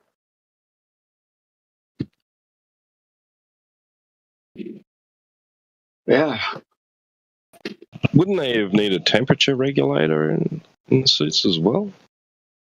Yeah, that's correct, because, when they're on the lunar surface, and they supposedly went at the hottest time, when it was daytime, supposedly on the moon, right? So, yeah, they would have to have had some means of cooling down, right? And they reckon that PLIS, the Portable Life Support System, PLSS, that PLIS was the radiator on the back was keeping the suit and the occupants cool. So inbuilt air conditioning. Right. But guess what? If that was the case, then we should have seen steam being emitted from that as it was in operation, and no steam was captured from any of the footage. Yeah, that's what they said. It would have had to vector out the heat, you see, and it would come out as steam, especially on the lunar surface. Yeah, go ahead.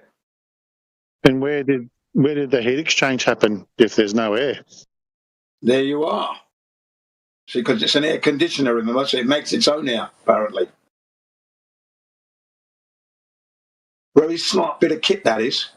And yet... Still needs air. Yeah, I think the astronauts and up would have weighed something like 360 pounds.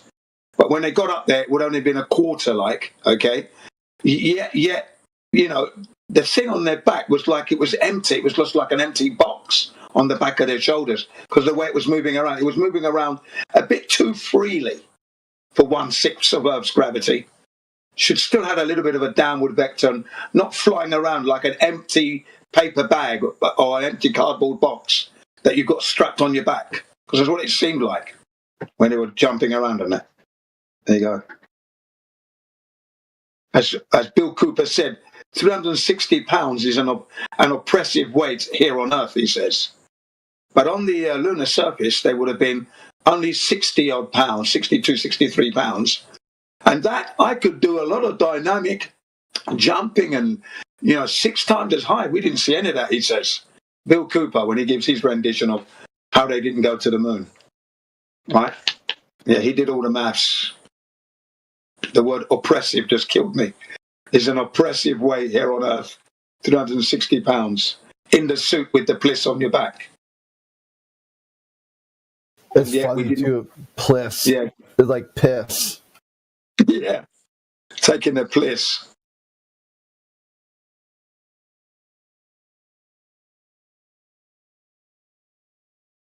Mm. And then again, that had to run off of batteries. How did the batteries last? Truly amazing technology they had back then. And they were on the lunar surface for 8 hours on some of those missions. 3 days. 12 days even.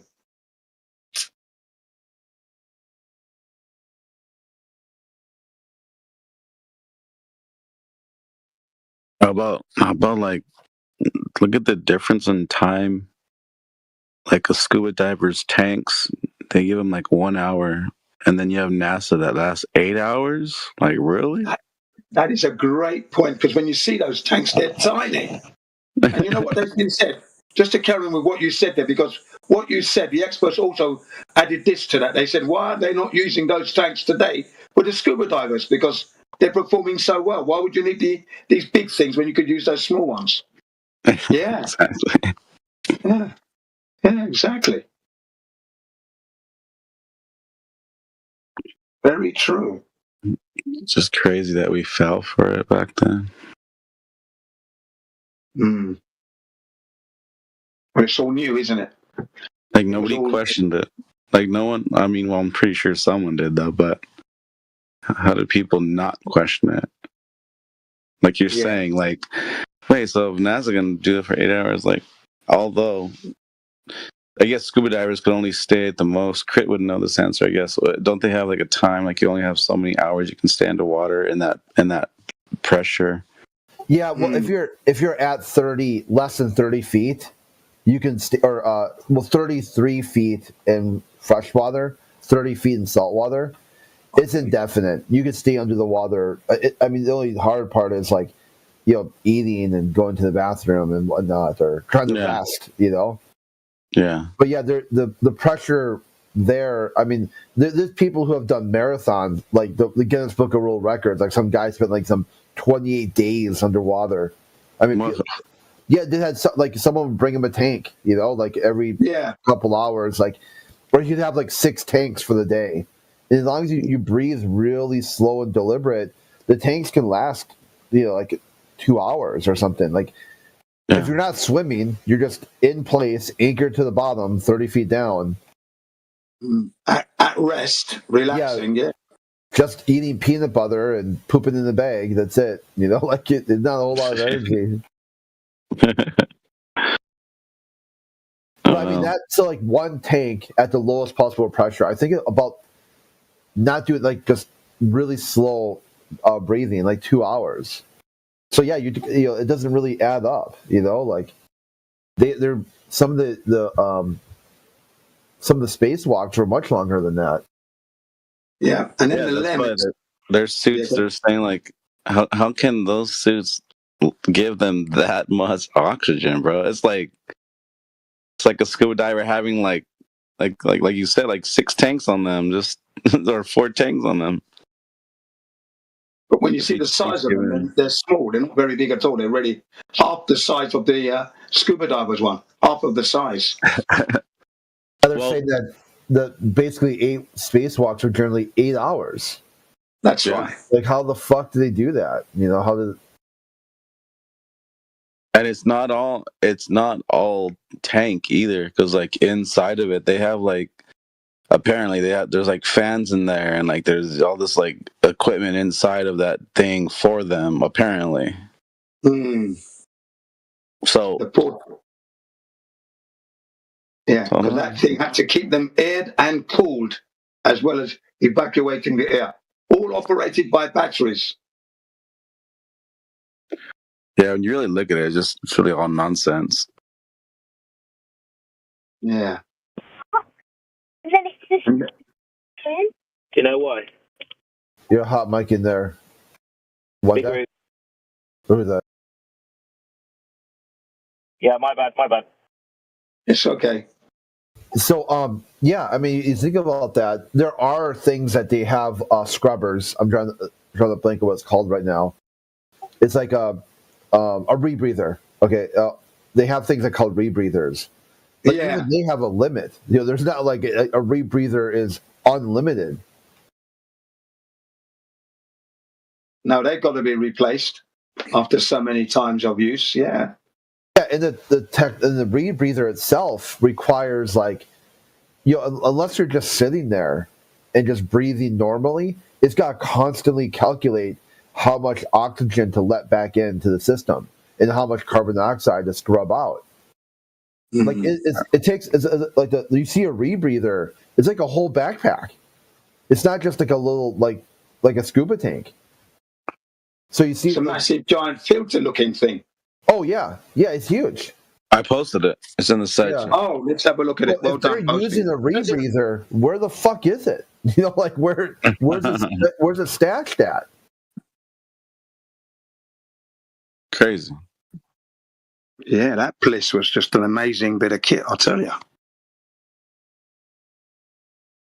It just goes to show you that tell you NASA's developing all this technology. Where is your electric, dune buggy? Where is this rebreather that can operate for some 10, 11 hours? Right. Where this miniature rebreather? Where the fuck is it? Where is this device that turns piss into drinking water? The fuck is it? Mm-hmm. Shit that they think that they're telling you they got. They got this shit in hand. They're using it. Where the fuck is it? The maintenance-free Where's it at? The maintenance-free O-ring. Where the fuck is it? Why aren't those on market? You think people don't want the maintenance-free O-ring? Exactly. 20-something years, they've got O-rings holding them from the vacuum of space, operating that that cupola that looks down at Earth. Mm. Never need to be replaced. They didn't even know how to replace it because they're even can't be done. It's called really, really good engineering. That's what it's called. Let's get that. Let's get that shit down here. Yeah. And the guy who supposedly invented that O-ring, those seals, when he was told where it was being used, the look on his face was one of surprise. Can't be true, kind of thing. I don't want to hear that kind of response. Yeah, right? It's not possible. I can't believe that design was just basically a concept. I don't know how they would get it done. It wouldn't work that way. That's right. Yeah, it was like he didn't want anything to do with it. No, that's not my I can't figure it out. I'm like, I want to design a cupola on the window here, but the best I can come up with is some O-rings that separate the mechanical switch, and that's not going to be sustainable. That might work for a little while, but that O-ring is going to degrade every time you turn that motherfucker. Yeah. And they're turning it for photo ops. Like, what the fuck? It was a horrible design mechanism anyway. Overcomplicated and just ridiculous in design. You wouldn't design a window you wouldn't want a window to be opening anyway in the vacuum of space. That should have just been a glass dome. That's all it should have been, with a 360 panable camera that rotates. Then that's it. What else do you want? All this twisting of the knob and that rubber seals, unnecessary. Why? Do you know what I mean? Well, they said they had to protect it from asteroids that aren't a threat anyway. All right. And you could have that reinforced. Imagine the amount of stress on those O-rings that you're talking about, Crit, going through those temperature changes from so cold to so hot. Yeah. Yeah, the fluctuation there. Exactly. That's going to stress out the rubber. Constantly, constantly. There's zip, like wow, dude. Yeah, the Just the outgassing phenomena paradigm of will it, and the probably become. paradigm to think if this is what's really going on. Like, no way, dude. That's not even. Like, how are they getting away with it? How's the lies? You know. Yeah, there was a guy who spoke with Mark Sargent, an expert in rubber seals, oil seals, and seals on actuators and that, and he said all that stuff would have been degraded a long time ago. They have to be replaced, and it's not happening. He's never heard of it. They don't even have a workshop. You know, like in a submarine, you have this little workshop room because even on a submarine, something goes wrong. You've got to fabricate something, yeah? No such room exists on the ISS where you'd expect to have one. Should have one. It's a must. But they do have, you know, like your grandma used to have in the garage, boxes of different costumes for the seasons and little, you know, celebratory. Every Super Bowl team, like every sports team, there's a they have that though. yeah. I noticed that. They would have had to have had that. Yeah. You're like, okay, if I'm looking at this right, you guys were last supplied some like 14 days ago. How the fuck are you wearing game jerseys of the team that just won the Super Bowl today? How did you know what team was going to win? Yeah, it's like, oh, well, we have both teams. Well, 2 weeks ago when you were supplied, there were 4 teams still in the, like you forgot the semifinals. You had no idea. How would you know what team was going to get to the finals and then what team, like, oh, yeah, we had 4 jerseys here. So you brought 4 jerseys up for every single person. And it costs so many $1 million a pound or whatever they call it. It's a lot of money. Yeah. Yeah, they can't keep their bullshit straight. It keeps, like, once they tell a lie, then they got to say, oh, fuck. Okay, well, you see, Yeah, remember that movie with those I think it's with it's giving congratulations or kudos to the black women that were doing the math. Yes, I remember that. Yeah. But remember they're like, oh, we got to make it lighter. We got to take this out. We got to take that out. Like they're trying to mathematically like lighten the load because the payload was too heavy and stuff. And then all of a sudden they just take a fucking golf set on there. Like what? Like what if that not have like they were like taking out important parts of the fucking ship for it to like mathematically work, and then they just all of a sudden could just take a fucking golf club set like it ain't no thing. Those things are not fucking light either. Like there's enough no weight there to. Well, the one that NASA offered up, it was a retractable type, telescopic type handle, and then you clipped on the other end. Okay, it's one of those folding type golf clubs, so it was easy to stow away anyway. Yeah, they have to be, I guess, at this point. Yeah, because it wasn't the regular golf club that we would be using to play golf. No, this had to shrink in size. So it was like a telescopic type. And then you clip the actual bit that hits the golf. You clip that on. So that's what I saw anyway. I think was it Alan Shepard, was it, or the other one? Not Alan Bean, was it? Alan Bean, Alan Shepard, one of them two.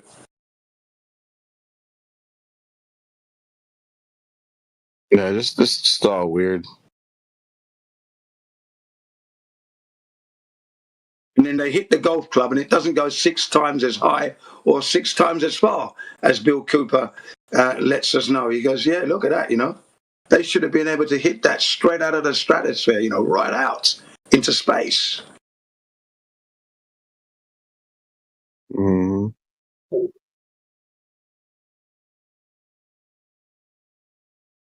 They're taking the piss. Definitely taking the piss. Big time. And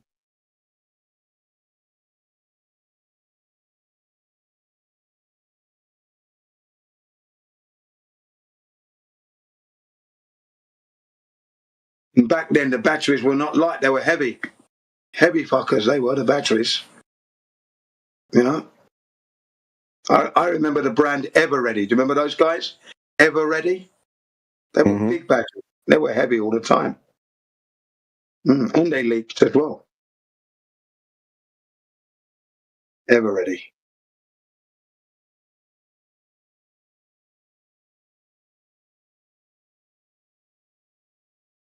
No longer on the market, replaced by Duracell. That's the Everready of the day, Duracell. And then Nico-Cardium type batteries. And what's the other one they're using now? Lithium. That's it. And others. There's one better than lithium out there now. Yeah?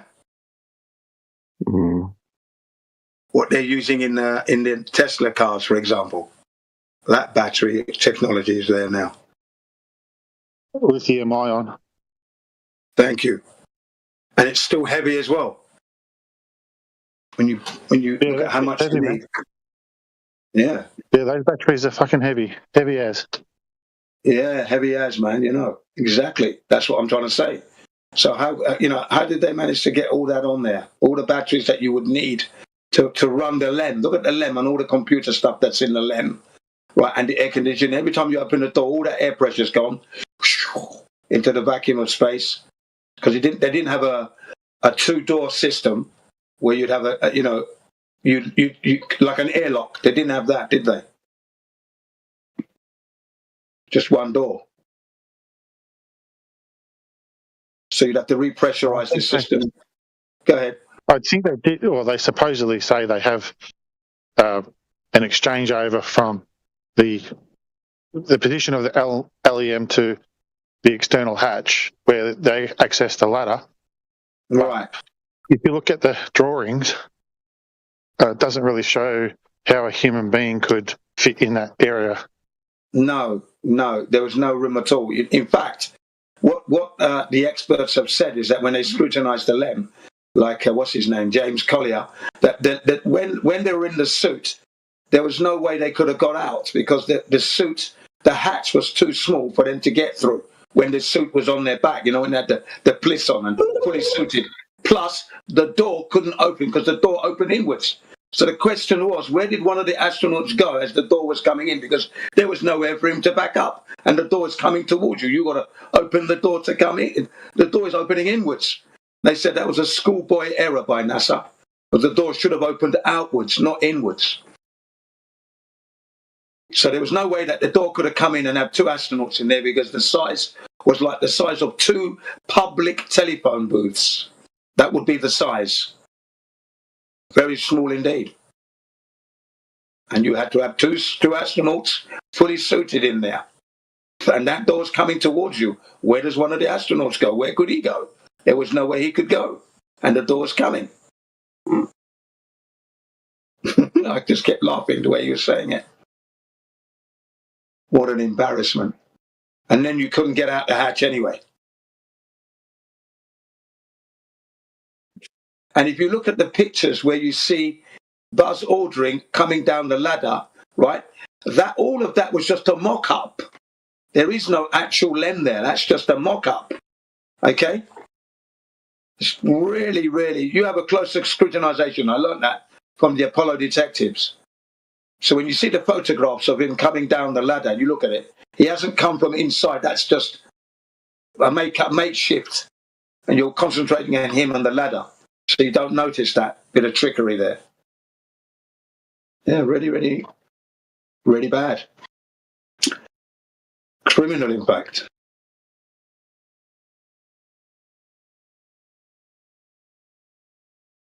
And they knew that there was extra light sources because the reflection on the boot heel, the heel protector of the boot was shining up. And what's his name? David Groves did the mathematical quantitative measurements and measured exactly where the camera would have been for that to shine on the boot. And he gave us the angle and everything. Very close indeed. There was another light source. No doubt about it, he said. And I can tell you exactly where it was. We can use the curvature. There you go, ladies and gentlemen. Using the curvature of the boot protector, the heel protector on the boot, which is curving, that was what they used. And then the angles at which the light would be coming off of that, and they worked out exactly where that light source was, which fails me at the moment. I've forgotten that number, but it was pretty close anyway, within a couple of feet, a few feet, should I say? Earth isn't flat, dumbasses. Okay. How do you know this?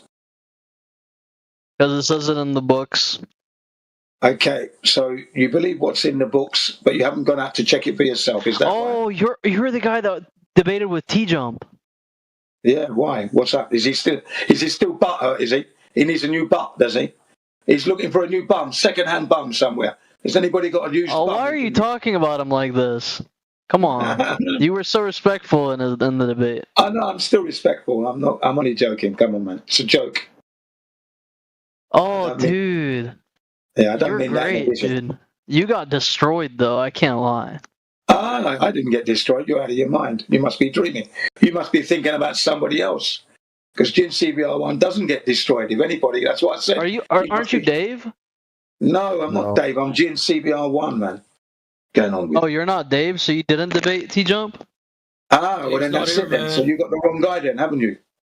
The Dave Murphy? Yeah, he's talking about Dave Murphy, yeah. Yeah, he does that all the time, by the way. Did Dave Murphy debate T-Jump? Allegedly Dave, yeah. Yeah. This is the debate right here. I thought this was you, dude. No, I'm not Dave. No, we sound alike, but we're not. Yeah, he's an idiot, but he destroyed Dave. No, he's not an idiot. You're the idiot because He couldn't destroy Caterpillar. He couldn't destroy. He's destroyed practically every one of his opponents except for Godless Girl. He hasn't destroyed anyone. Yeah, well, the Earth isn't flat though. Well, yeah, but you're not answering the question. The problem, young ladies and gentlemen. He hasn't answered the question. Jin, the issue he's got is he's coming in saying all these debaters destroyed so-and-so. It doesn't really matter. And the reason it doesn't matter is because this subject is not up for debate. You don't debate measurements, mate. That's it. That's true. I agree with you. So are we all done? Wait, Matrix, are we all done with this flat Earth garbage now that you've agreed on that? So you rule what? Are you all done? Can we rule out this garbage now, please? Like flat Well, the Earth? problem you've got, young fellow, is it's measured as flat. It's not measured as flat. Yeah, that's where all you've the come unstuck. scientists who So make you're here stroking it ballistic going, rockets and all I this think it's stuff for curved because military these and stuff, debaters They kept use fucking flat yabbering Earth on about measurements. debating, and you think you're all that in a bag of chips, and now you've just found out that it's measured flat, and you've got nothing. Yeah, Matrix, all the people who make intercontinental ballistic missiles, they use flat Earth measurements. Well, go get them. Correct. Go Yeah, get- they do. Yeah, go Yes, get they do. like. Oh, they do. Don't bring a T-Jump. Some guy who works at a sandwich shop. Oh, not this guy that speaks out of his nose. Why don't you get the guy who makes the missiles? Where's that guy at? So Matrix, the flat Earth is how things are measured, is what you're saying? No, bro, you don't get to ignore our staff, our moderators, man. Well, Chris speaks out of his nose. I'm not going to be engaging. Who cares? I don't care. Oh, I care. Well, Yeah, so you Matrix- might care. You might care to turn it back up, because if you don't, I'll boot you myself. Yeah, you don't do that. you can do that. That sounds like a dodge to me. No, it's fine. Yourself. I mean, if he's that triggered by a lisp, I mean, holy shit. Like Silly, really. Silly ass. Coming from someone that sounds like this.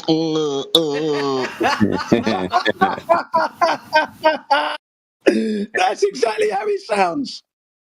Remember earlier when I was talking about if I'm wrong, I don't want to be right. Because if this is right, if that's what we just got demonstrated, the right position, fuck that. I'd rather be wrong. That kid's too retarded. No, thank you.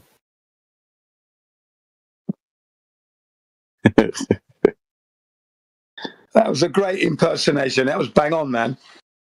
Oh. Yeah. He left. Yeah, of course he's going to leave. He's in an embarrassing position, you see. They don't prove anything, ladies and gentlemen, only that their stupidity is there. That's all they prove. Prove anything about the globe. T-Jump, like, holy shit. Yeah, He's done that before to me, where he's come in and thought I was Dave Murphy. It's not the first time. It's happened a few times. Yeah, go ahead. You didn't do the disclaimer when that kid left. Oh, no, Globers were harmed in the making of this production. Yes, in this production, in this episode, yeah. Yeah, I've debated that fool on modern day debates before. Well, there you go then. T-Jump did an event on this server once where he's like saying, "All flat earthers, if you're not scared, come talk." You know, we're like, fuck. "Well, sure." Like, you know where to find us. No one here wants to talk to you. Not one person gives a shit. We have to say, don't want to talk. I wouldn't walk out of my way to talk to you. Meanwhile, you want to talk to flat earthers, but you don't know where they are. And you do know where they are as you're posting where they are to come talk to you. If you want to talk to flat earthers, where would you go? Stay in your echo chamber or leave your echo chamber. They're like, wait, what? No, your guys are the ones in the echo chamber. Okay, so you know where to find us. Where would you go talk to us then? And just that alone will break their mind. It becomes fractured. They can't get it. They can't work it out. Well, keep thinking. Maybe something will pop out. Just keep shaking your head until something pops. Like a fucking bobblehead, huh? Yeah. It's quite impressive that they can't figure out what to do. We've got our own channel, the top channel on the server, and you still can't find where flat earthers are, and you've posted in their channel. So you've demonstrated you know where we are. You know where to find us.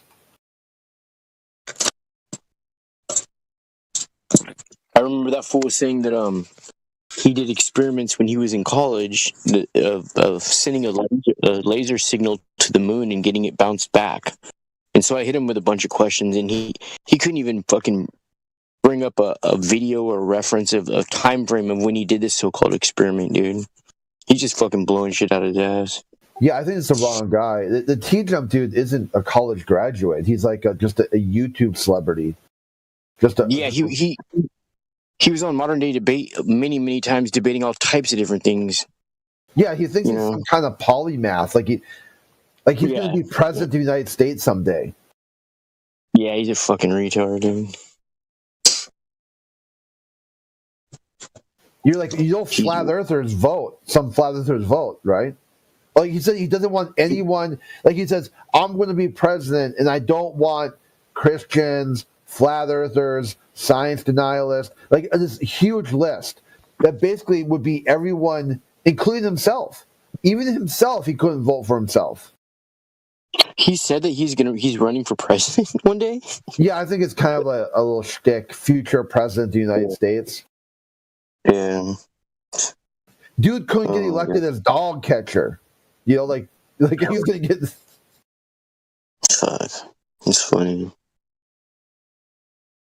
I had a whole argument about that myself, though. Like, I do not believe any votes are counted. I believe it's just to appease people. Like they already, I think they're already selected, not elected. But I'm a conspiracy theorist. You know what I mean?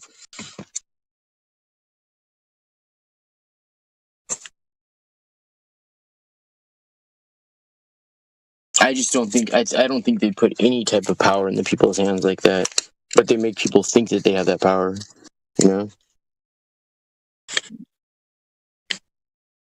But that's a whole nother topic.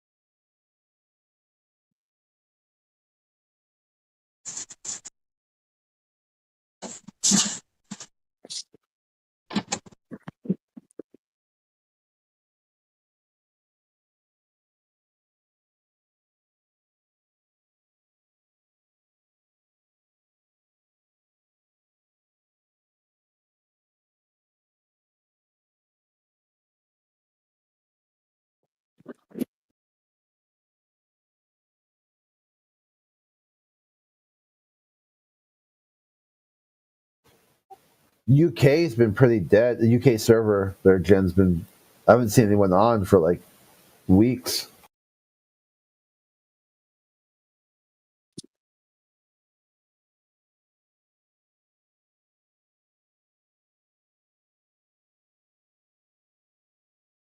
Or is Jen still here?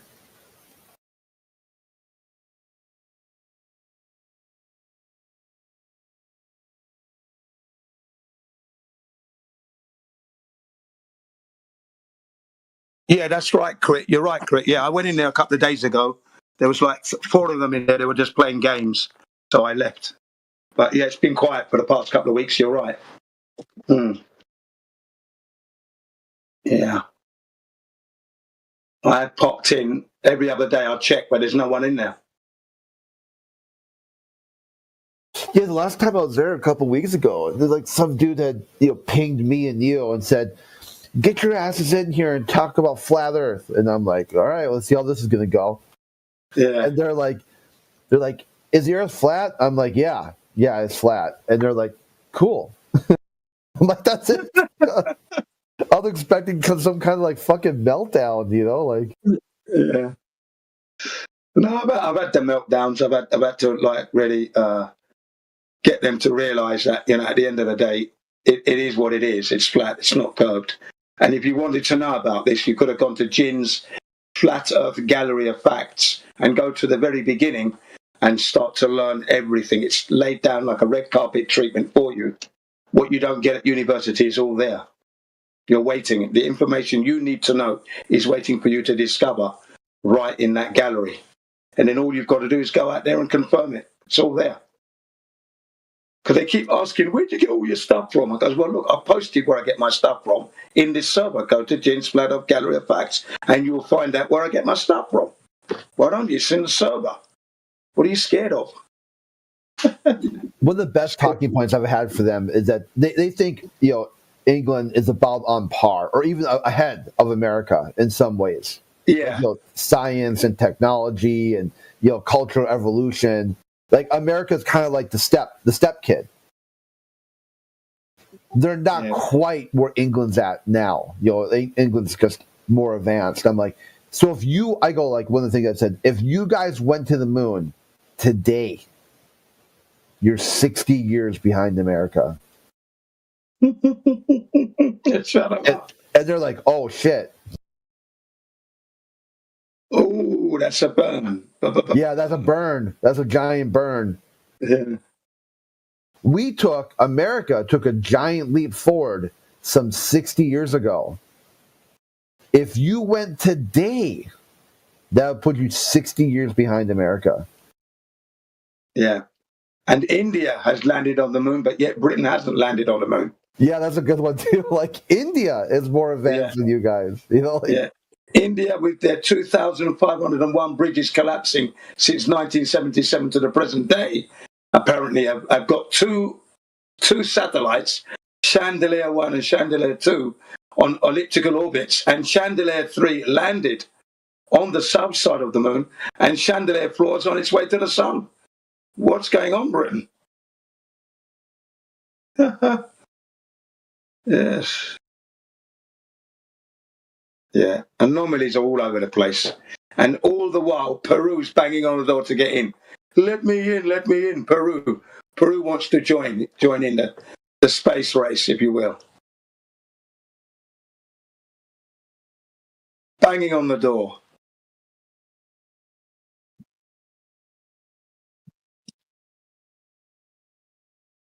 Tis funny, though. Tis funny. One has to laugh. That it is. They're taking the pliss. They're taking the pliss every day of the week.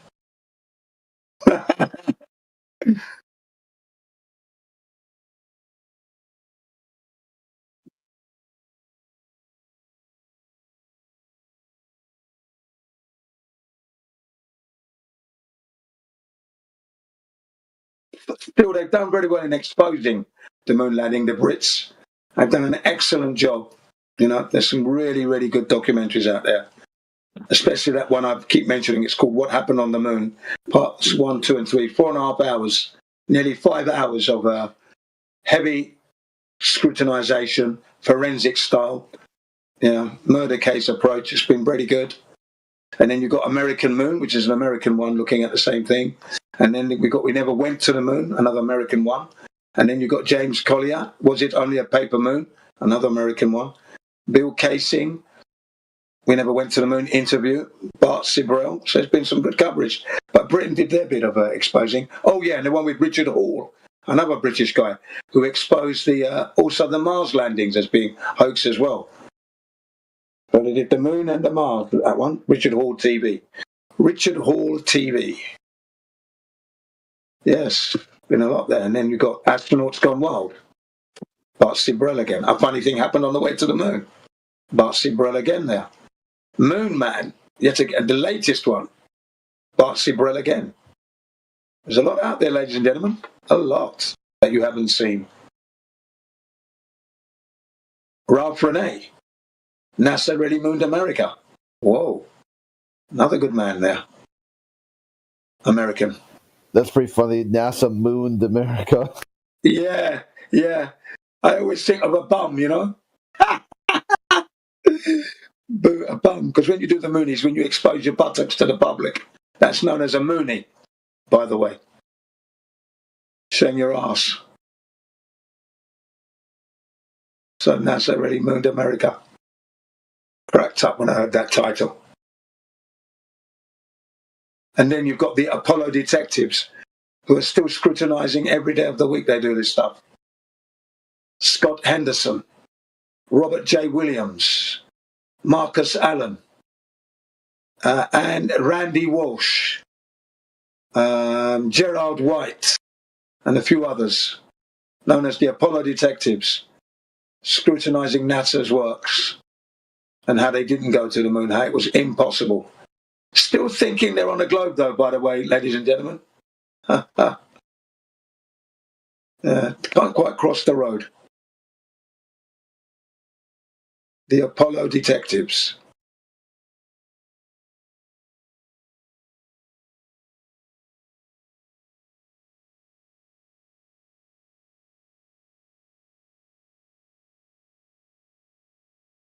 I especially like their work on the vacuum chambers and the vacuum of space. They did some excellent expose.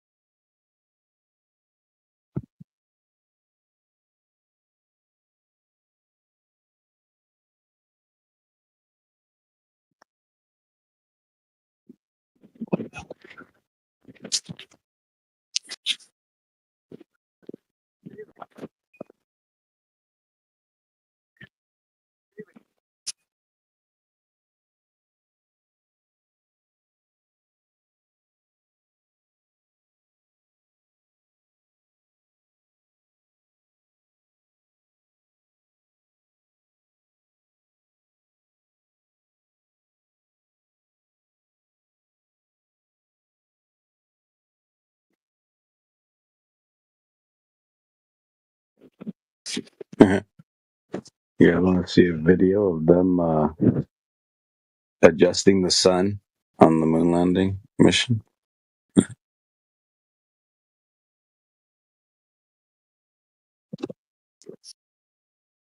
Get it right now.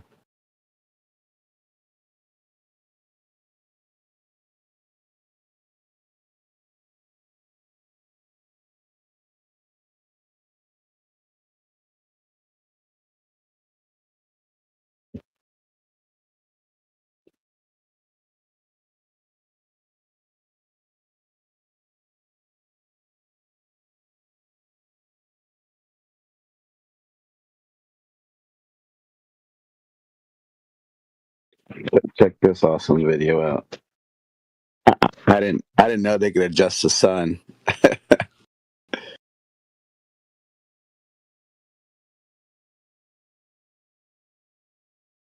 So, I guess you could say they adjusted the studio lighting. Like, we need a little brighter so we could see them.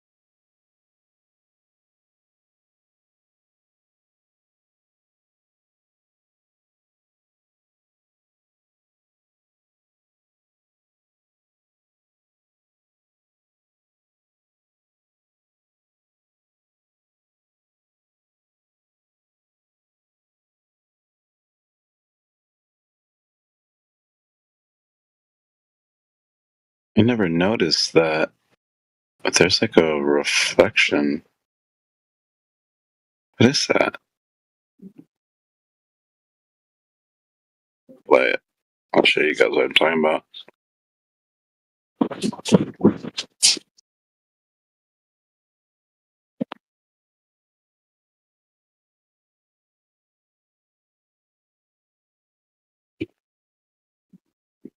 Oh, I never see that.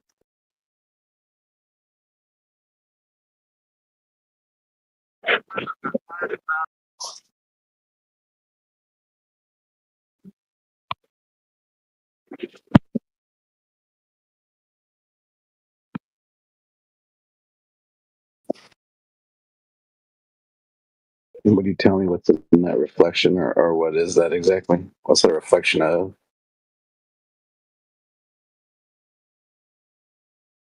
Never noticed that before.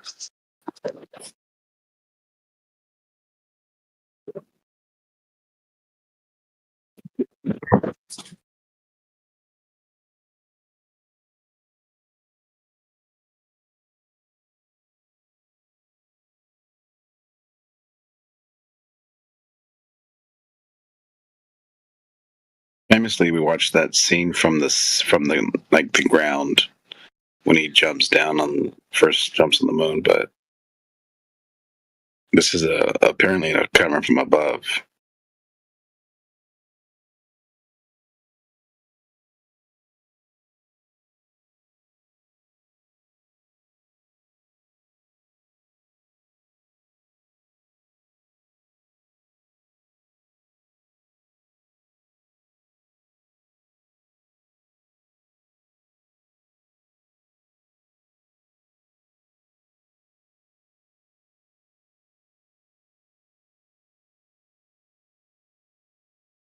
Oh, it's him. He's in the window. So he was filming it from inside behind the window.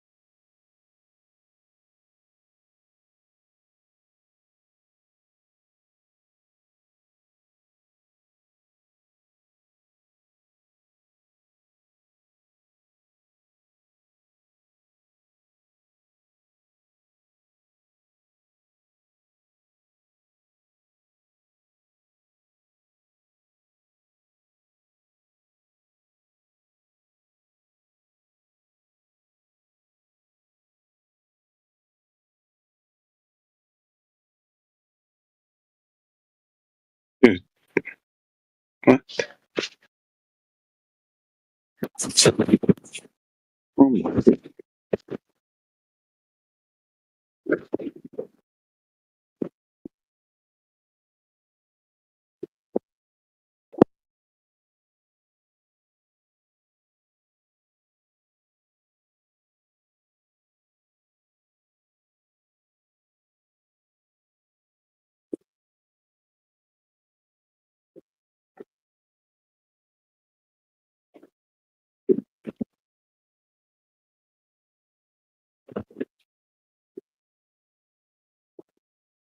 tell me, does that not look like wind? How's that? Look at the one on the right. Doesn't that, as he's tugging on the cord, that looks like there's wind, dude. Probably what moved the flag around too.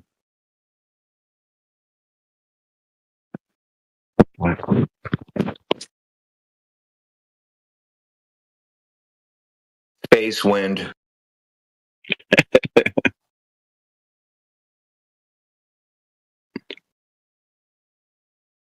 I thought they said there's no wind up there. Solar wind. It's must because of moons flying through the space at so many miles per hour. No, it's from the sun, the solar wind. Oh. That too.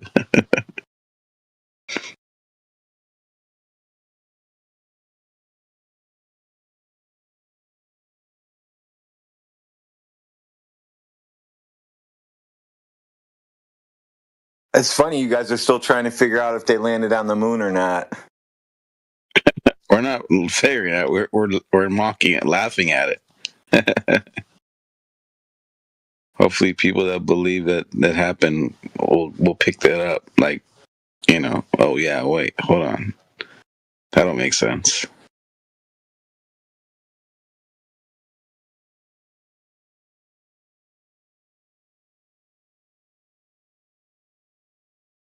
Jack Black's mom programmed the mission for that.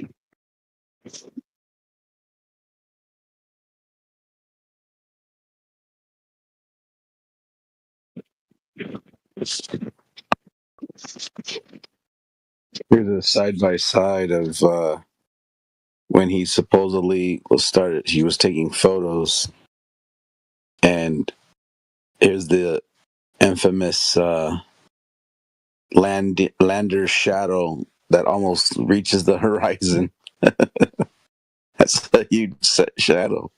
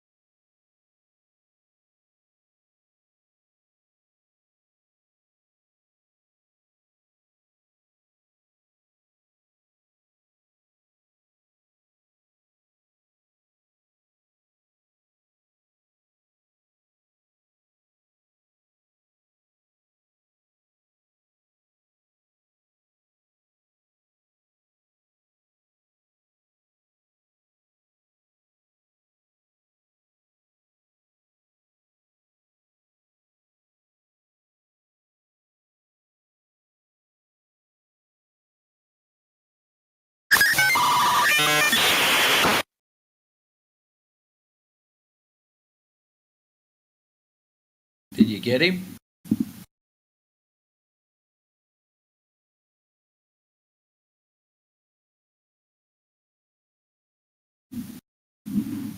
Sad part is, that poor child probably thinks that's a really cool sound. Anyone who grew up on dial-up probably doesn't like that sound.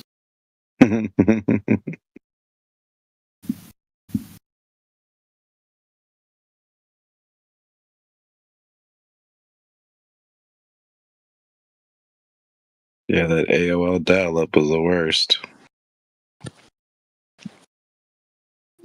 I only heard it when I'd call somebody years ago. I was too poor. I didn't have it.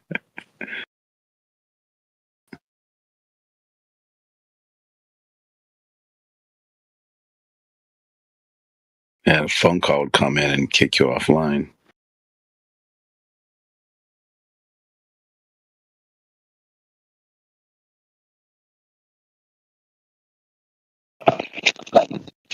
Or you'd call the fax number, a fax number. That's the sound you'd get. And it connects.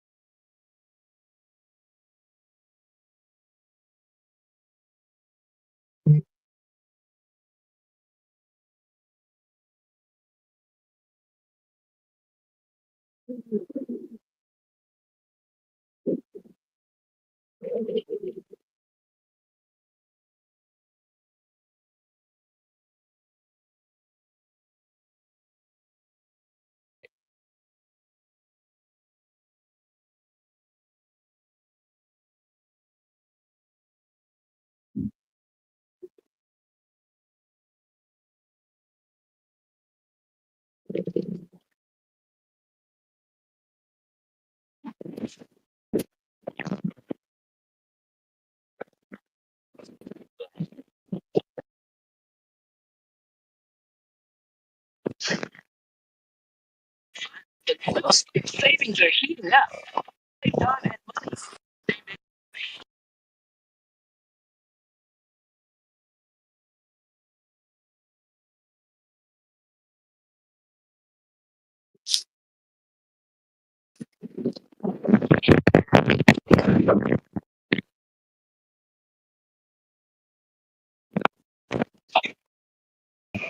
Is someone trying to talk?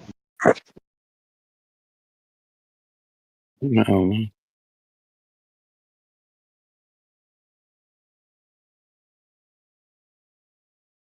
Hey, Pock, are you cuddling up to your phone again? I might be. Am I hot mic? Like, yeah, I'm holding my phone with my hand, so the sides of it. Yeah. Is it making a lot of noise? Sorry. Sound like you had it in your pocket and you were just like rummaging around looking at something. It's because I'm holding it like with my right and left hand, like sideways. So 2 hands for beginners? That's all right. And then the mic, the mic is on the bottom of the iPhone. So like with my finger, like when I grip my phone, it like makes noises. My bad.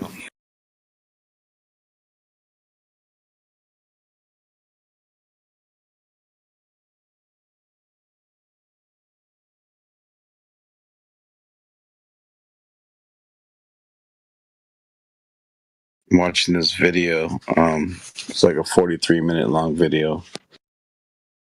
Here's Jin. Is Jin here? Here's some photos of them inside, coming outside the lander.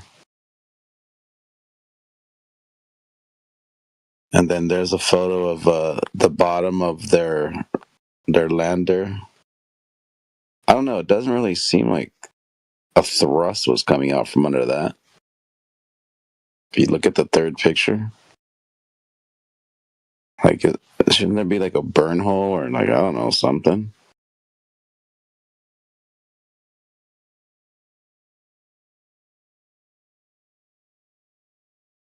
It's kind of weird.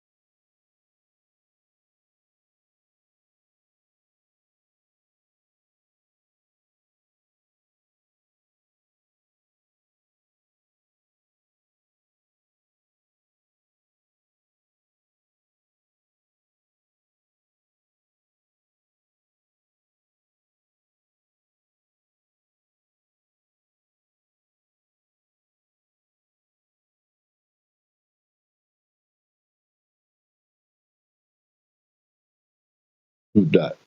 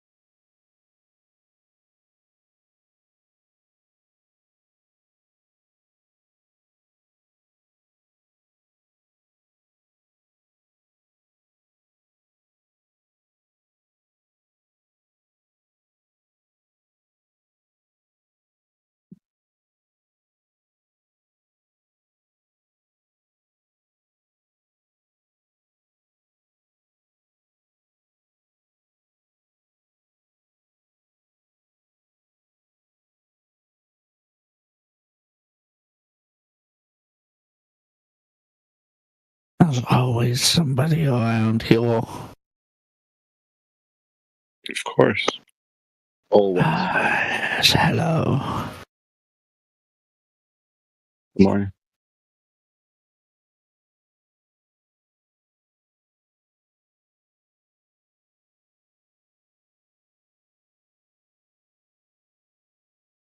This one's never actually dead.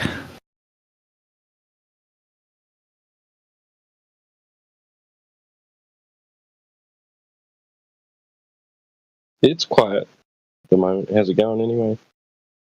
Well, quiet but not dead. Those are two different things. I've been a member of this channel long enough to know that they're just everyone's ready to debate. You know what I mean?